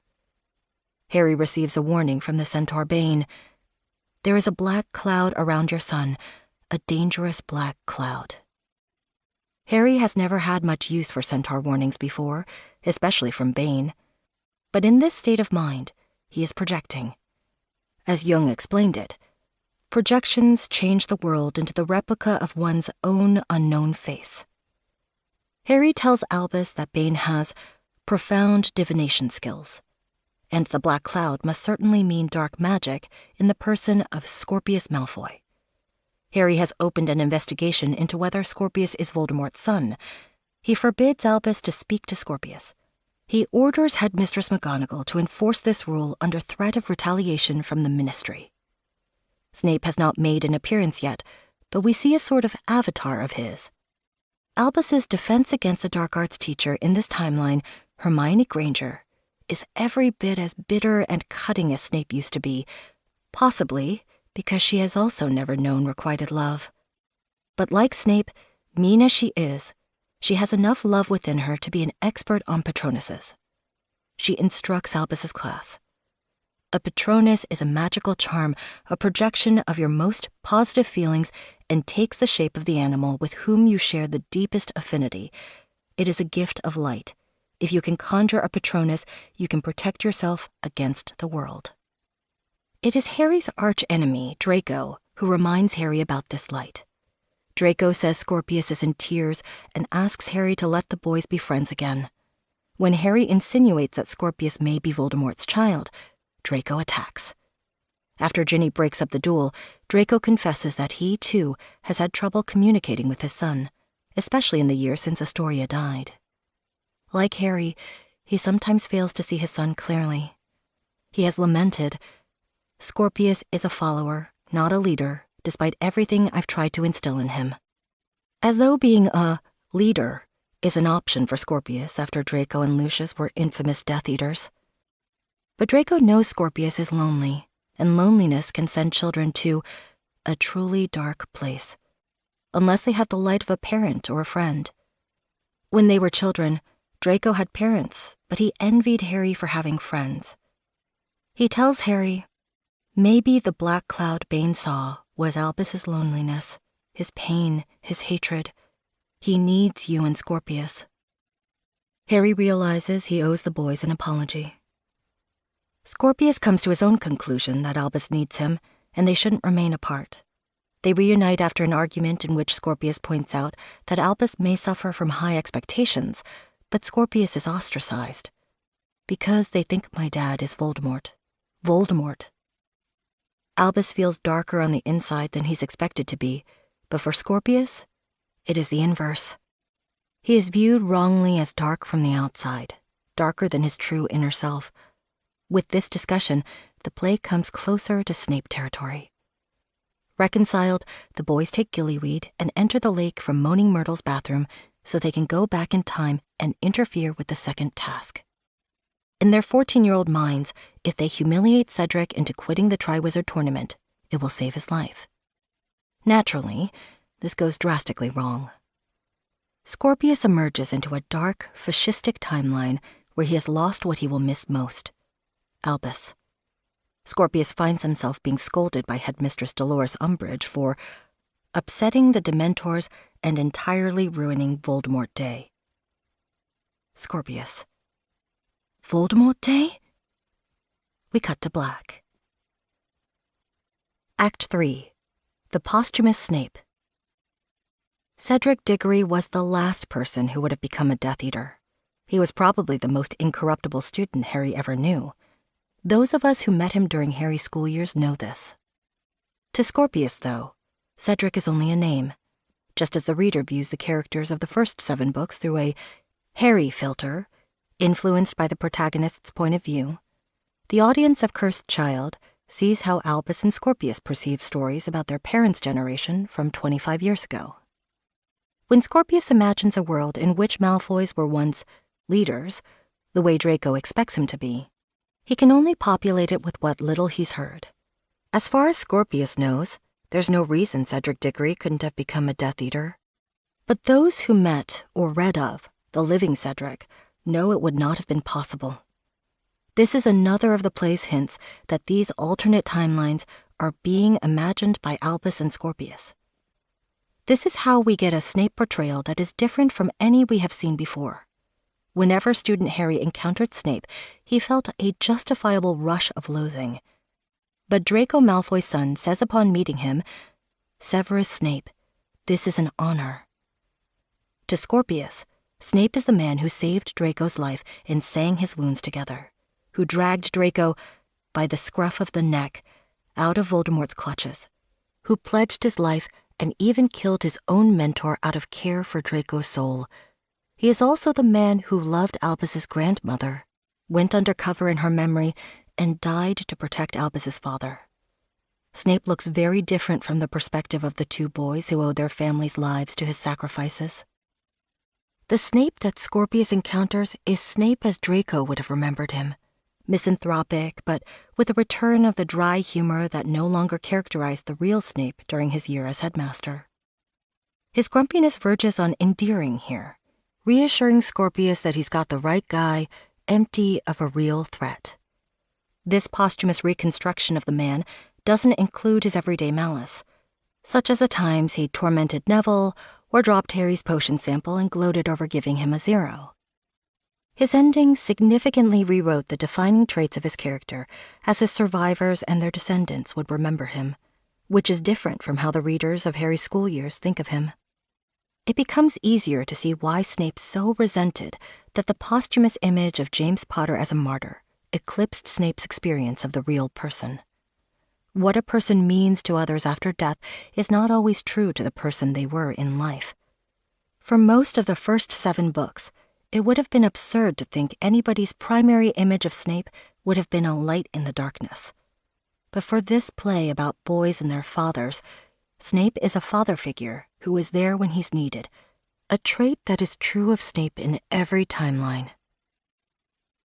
We've taken what you'll sorely miss. You can tell when the person imagining an alternate reality is Scorpius Malfoy because, like that gifted and anxious child, the tone is disastrous with an edge of hysteria.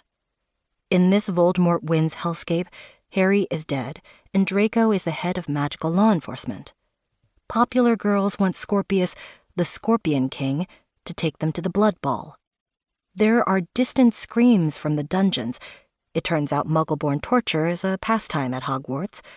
Apparently, this was the Scorpion King's idea. Time traveler Scorpius fumbles through this reality, trying to learn how Harry died and what Cedric did as a Death Eater. This so disturbs Headmistress Umbridge that she sends him to Draco's office for discipline. Scorpius voices his fears about Draco's darkness. "Mum always told me that you were a better man than I could see, but this is what you really are, isn't it? A murderer, a torturer, Draco responds with violence at first. He pulls Scorpius onto his desk and tells him not to use his mother's name in vain. But then, the emotion reaches him and he lets go. Scorpius says Astoria told him Draco stood up to Lucius in defense of their match, and it was the bravest thing she'd ever seen. Draco responds, "She made being brave very easy, your mother. She could always help me find light in the darkness." So Draco and Scorpius also had a woman in the family whose love made them braver. Echoing the way people always remarked that they saw Lily's eyes in Harry and now Albus, the Draco of this timeline says he can see Astoria in Scorpius. Very carefully, since they are both leaders in this fascistic society, Draco tells his son, "Whatever you're doing, do it safely. I can't lose you too." It softens Scorpius to realize he is the thing Draco would most sorely miss. He returns to Hogwarts and seeks out Snape, the teacher who taught 6th-year Draco how to act safely in dangerous times. The password to the locked room in the Department of Mysteries. This Snape is 22 years older, 22 years more tired, and still teaching potions. Of course, there's no such class as Defense Against the Dark Arts in this world. He responds poorly to Scorpius's inept questions about Snape's secret work for Dumbledore. But then, Scorpius gives what amounts to a password. Scorpius: "I know you loved his mother, Harry's mother, Lily. I know you spent years undercover. I know without you, the war could never have been won. How would I know this if I hadn't seen the other world?" Snape says nothing, overwhelmed. "Only Dumbledore knew, am I right? And when you lost him, you must have felt so alone. I know you're a good man. Harry Potter told his son you're a great man." At a loss, Snape replies that Harry Potter is dead. Scorpius: "Not in my world. He said you were the bravest man he'd ever met. He knew, you see. He knew your secret, what you did for Dumbledore, and he admired you for it, greatly. And that's why he named his son my best friend, after you both. Albus Severus Potter." Snape is stopped.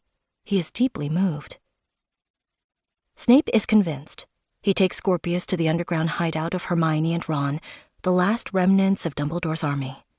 Scorpius tells them about their lives in the other world, but when Hermione asks about Snape, Snape interrupts. "I'm dead, presumably."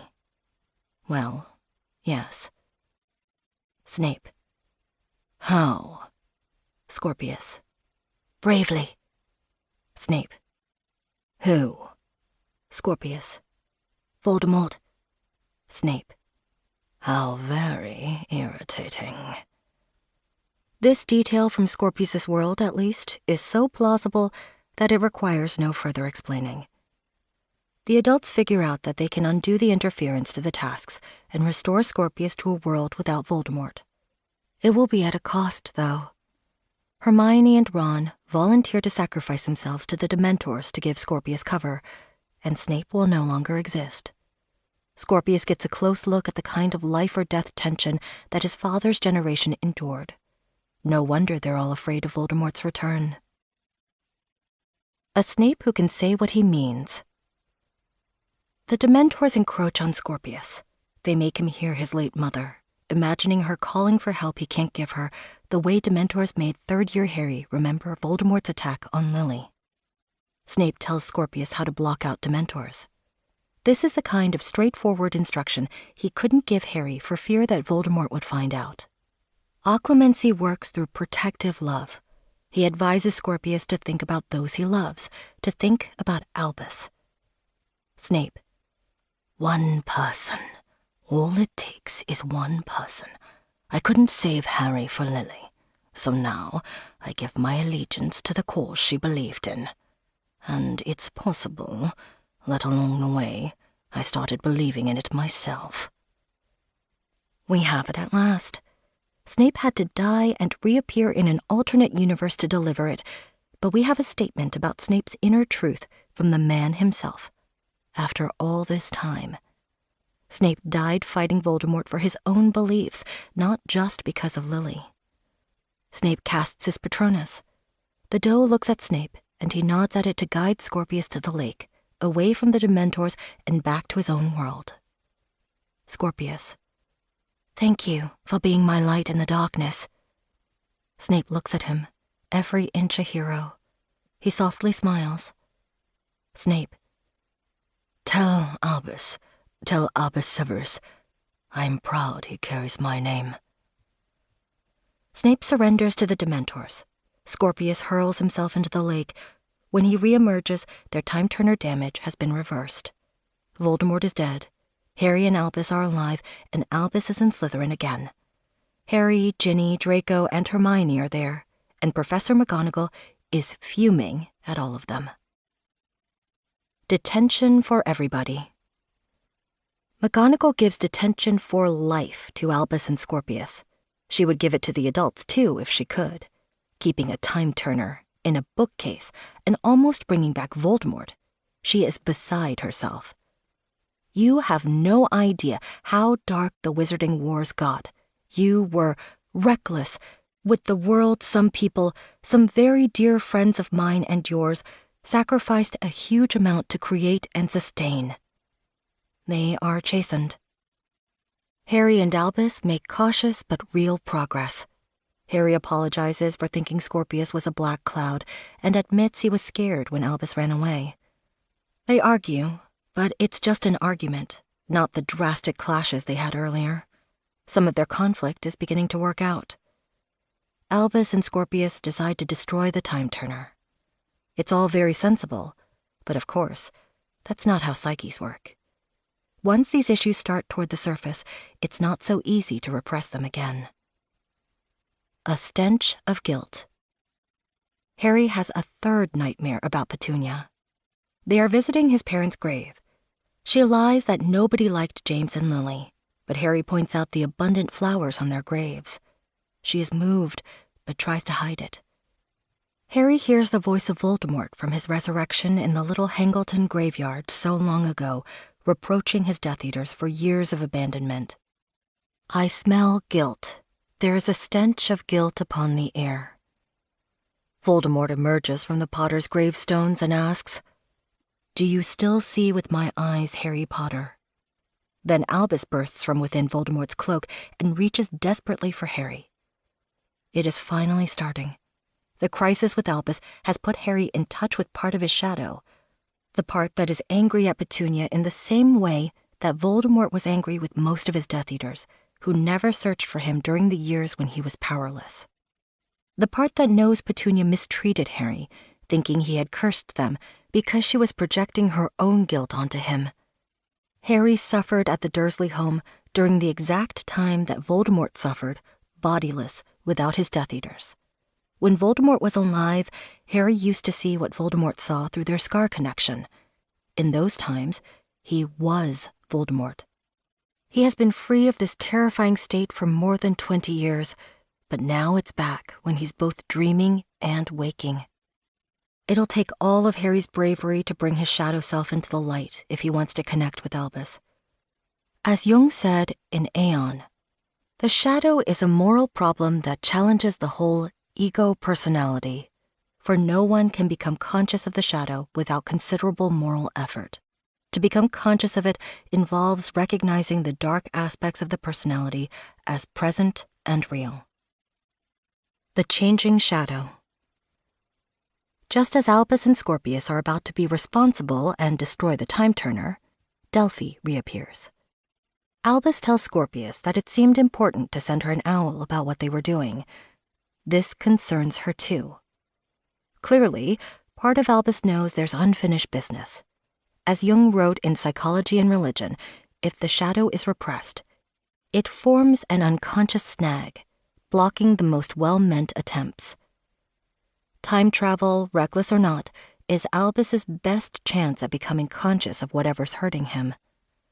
In this portion of Act 3, Delphi's character changes rapidly, according to whatever is projected onto her by the people around her. She may or may not be who she claims to be. Amos Diggory's niece, a sickly child who never attended Hogwarts, or perhaps the former ward of a Death Eater.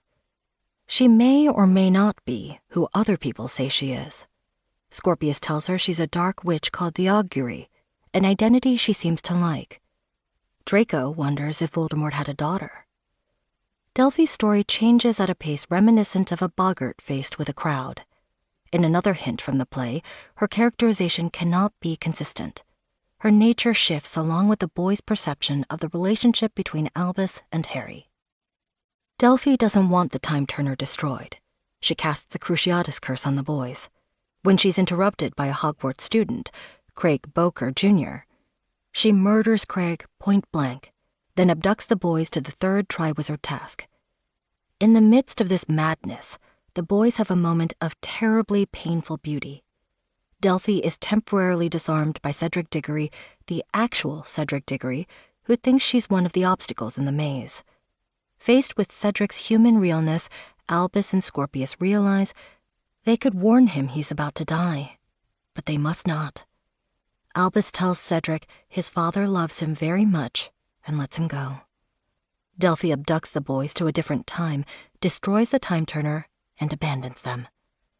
When the adults start to search for Delphi and the boys, they learn that Amos Diggory has no niece. Hermione, authoritative as ever, says, "I've just checked in with the ministry, but there's no record of her. She's a shadow." Emphasis mine. They search Delphi's room at the nursing home.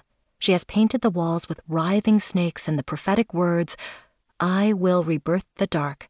I will bring my father back." Whoever Delphi is, she has told Albus one core statement about herself. "I am the answer this world has been looking for." Act 4. I only wanted to know my father. Delphi has stranded the boys in October 1981, the day before Voldemort killed Harry's parents. They have no way to return to the present, but they make their way to Godric's Hollow in case they need to protect baby Harry. Adult Harry is in his office, having a long overdue shout at a portrait of Dumbledore for leaving him in Privet Drive for years, without knowing that anybody cared. Portrait Dumbledore tactfully says nothing when Harry says Dumbledore was a bad father to him, and now Harry is being just as bad a father to Albus. Weeping, Dumbledore tells Harry he was afraid of the way he always caused harm when he loved. "I couldn't see that you needed to hear that this closed-up, tricky, dangerous old man loved you." At last, Harry finds resolution for the one-sided conversation he started while camping in the Forest of Dean, wondering if Dumbledore ever loved him.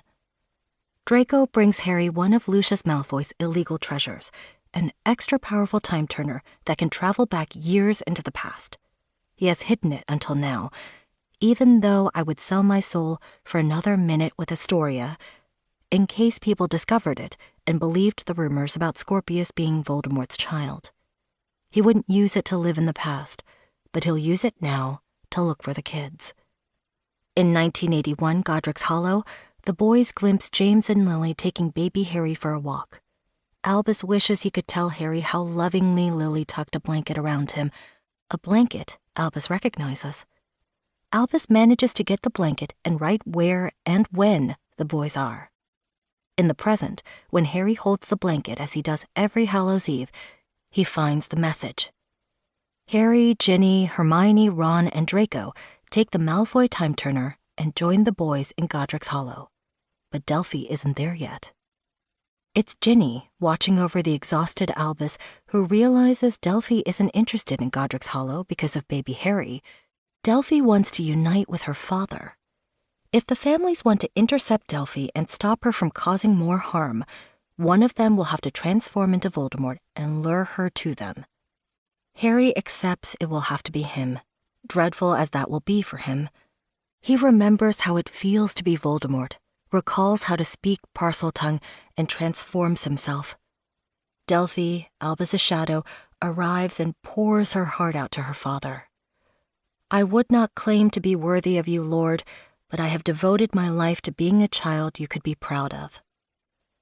As prearranged with the others, Harry lures Delphi into position. Come here in the light, so I may examine what my blood made. Delphi obeys. But when she warns that Voldemort must not attack baby Harry because it will lead to his downfall, Harry is too moved by her concern to maintain his Voldemort form and changes back.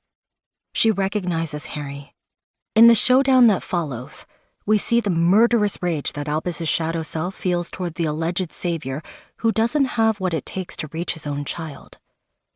Are you crawling away from me, Harry Potter, hero of the wizarding world, crawling away like a rat?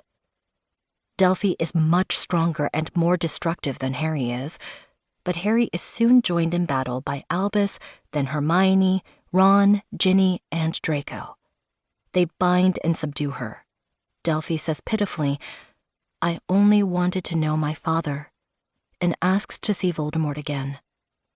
When Harry says he cannot turn back into Voldemort for her, she asks Harry to kill her, or at least to take away her mind and memory so she forgets who she is.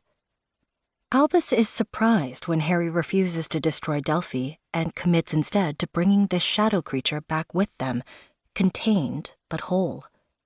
And then the real Voldemort approaches, headed not toward the group, but toward the Potter household to attack James, Lily, and baby Harry of 1981. Adult Harry knows he could interfere in Voldemort's attack on his parents, but he won't. He sees Lily, and his heart breaks open. "That's my mum at the window. I can see my mother. She looks beautiful." With Ginny, Albus, and their friends alongside him, Harry watches his parents die and sinks to the floor in grief. The stage directions say, "And a noise like a shrunken scream descends and ascends around us, and we just watch. And slowly, what is there is no longer there." Emphasis mine. That is the last we see of Delphi. Back in the present, Harry tells Albus that by bringing Delphi out into the light and finding a way for all of them to fight her, Albus saved them. "Harry, those names you have, they shouldn't be a burden. Albus Dumbledore had his trials too, you know, and Severus Snape, well, you know all about him." Albus, "They were good men." Harry, "They were great men, with huge flaws, and you know what? Those flaws almost made them greater." A good man, a great man, with huge flaws. That's the last word in canon on Severus Snape. Many readers of the Deathly Hallows epilogue might have thought Albus Severus was a heavy name to put on a child. But after seeing everything he's just seen, this child can carry the weight. Snape, the light in the darkness. Scorpius thought Snape was a good man, too, and got to tell him so during the dark time turn. He added, "Harry Potter told his son, 'You're a great man.'" He doesn't go so far as to report that Harry called Snape a good man.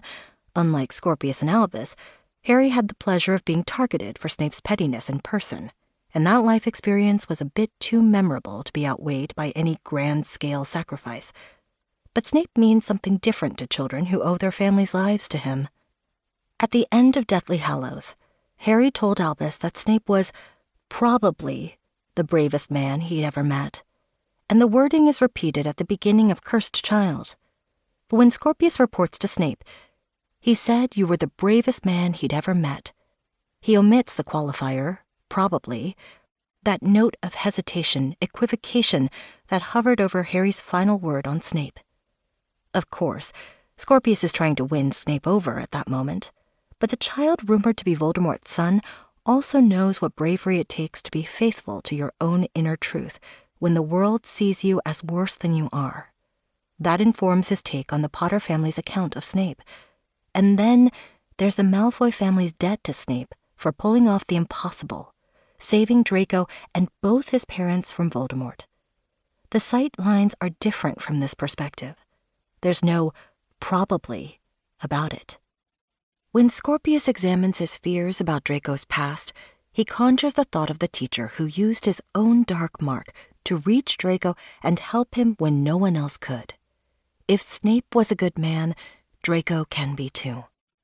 Unlike Snape when he was alive, the posthumous Snape is known for his signature magic of drawing strength from the memory of love to keep himself whole. Remembering that Draco's mentor had this trait reinforces the greatest evidence Scorpius has of Draco's goodness, Astoria's testimony about Draco's character. Their common love for Astoria connects Draco and Scorpius as love for Lily enabled whatever trust Snape and Harry managed to establish. When Scorpius tries to prove his good faith by saying Snape loved Harry's mother, he argues, "How would I know this if I hadn't seen the other world?" Sometimes people must protect their inner goodness by burying it. Scorpius's appeal acknowledges the deeply painful reality that for some people, life circumstances can be difficult, regimes so oppressive that they cannot hope to find contentment within their lifespans.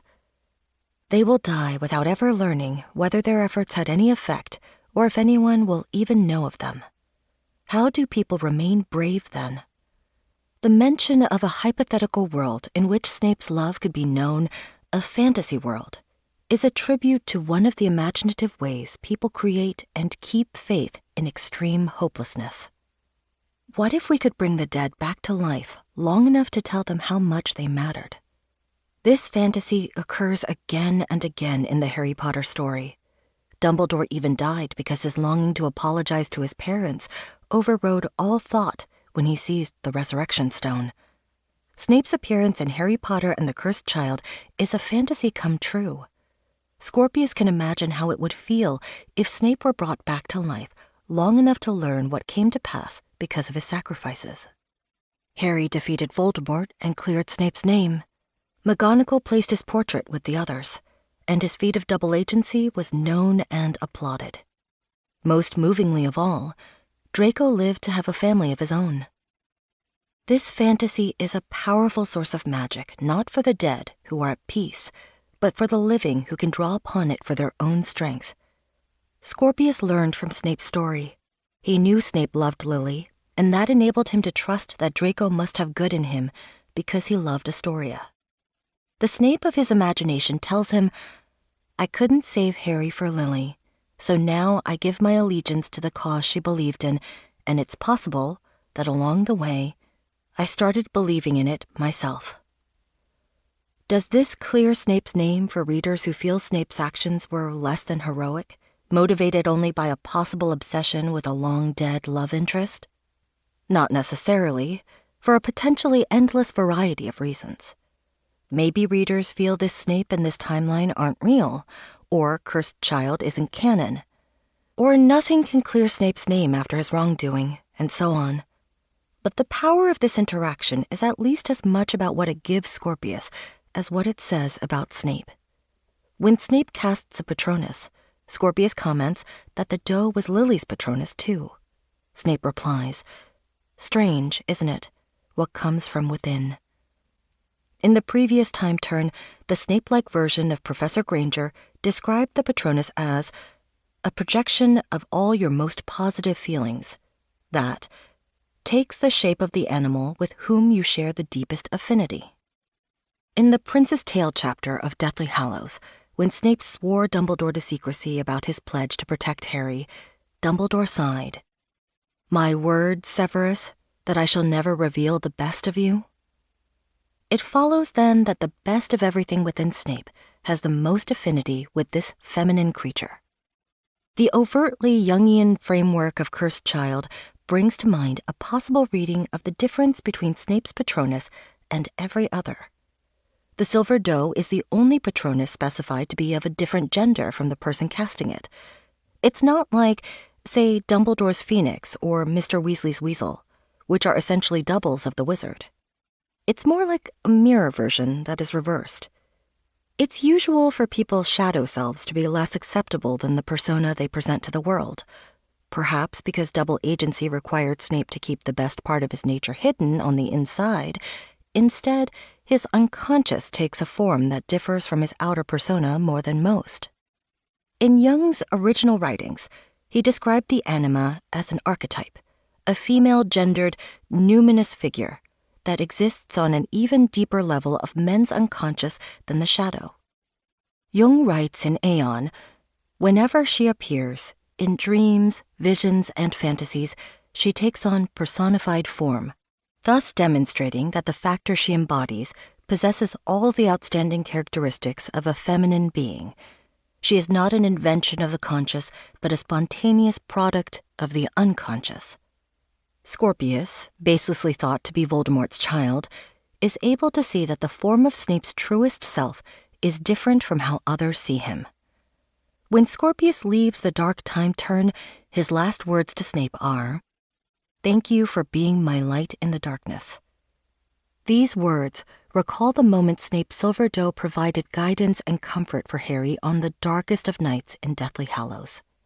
They also recall the way a deluminator works, using a glow of light in people's hearts to guide them toward loved ones. Snape has been a light in the darkness for Harry on at least 2 other occasions.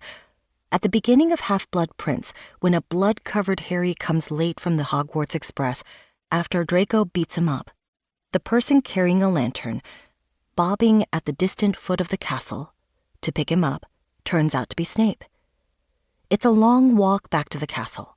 Snape needles Harry the entire way, and Harry, though he is able to keep his mouth shut, feels as though his body was generating waves of hatred.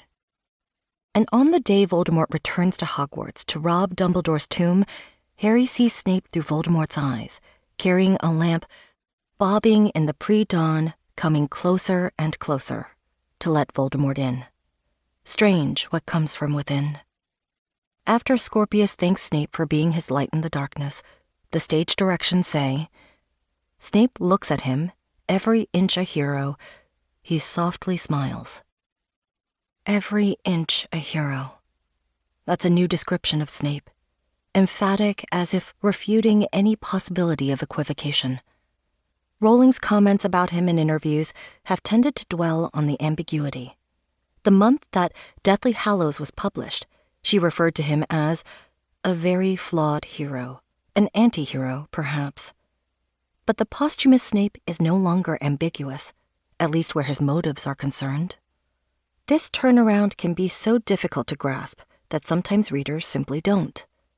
One influencing factor is that the books were first published serially, meant to be read with years of hiatus between releases and designed for mounting speculation and suspense until the finale. But since 2007, it's been possible to read the Harry Potter series all the way through without pause, an experience with a very different rhythm. This can create a lopsided impression of the Snape character as a million words of bad-tempered mystery stopped short by a single abrupt chapter of revelation.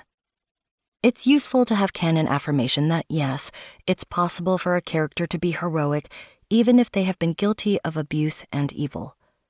Every so often, writers insert direct hints to their readers, such as the Yule Ball scene in which Rowling tells readers via Victor Crumb's dialogue how to pronounce Hermione's name. Every inch a hero serves as Snape's Hermione moment. In reply to Scorpius's thanks, Snape says, Tell Albus Severus, I'm proud he carries my name." After the first time turn, Harry asks Portrait Dumbledore how he feels about having a child named after him. "Candidly, Harry, it seemed a great weight to place upon the poor boy," the portrait replies. At the end of the play, Harry tells Albus, "Those names you have, they shouldn't be a burden." The resistance from Albus and his shadow self put the burden back on Harry, where it belonged. It was up to Harry to let his own darkest feelings back into his consciousness to reduce their power over him so he could respond to his own child. For Albus, Harry let his scar hurt again, remembered Parseltongue, saw through Voldemort's eyes, and watched his parents die. Albus rebirthed the dark and brought back his father. Harry chose this effort for Albus the way Snape chose to do whatever it would take to spare Draco's soul. In order to take Draco's place and kill Dumbledore, Snape had to go into his shadow self, cast dark magic again, and then reintegrate his soul through remorse, which was more than he had ever managed on his own behalf. We watch Harry do something similarly devastating, go into his Voldemort self, survive it, and come out more whole than before. The name Albus Severus is only a burden if it's put on the child without the full story. The weighty histories behind those names shape Albus and his family in every way, whether they acknowledge them openly or suppress them. It would not have been possible to avoid their influence. Snape is a shadowy, difficult figure in the Harry Potter story, but understanding his character is crucial. The story would not have been possible without him. This concludes Snape by Lorrie Kim, narrated by Michelle H. Lee. Copyright 2022 by Lorrie Kim. This unabridged audiobook is published by arrangement with Lorrie Kim, care of Fuse Literary,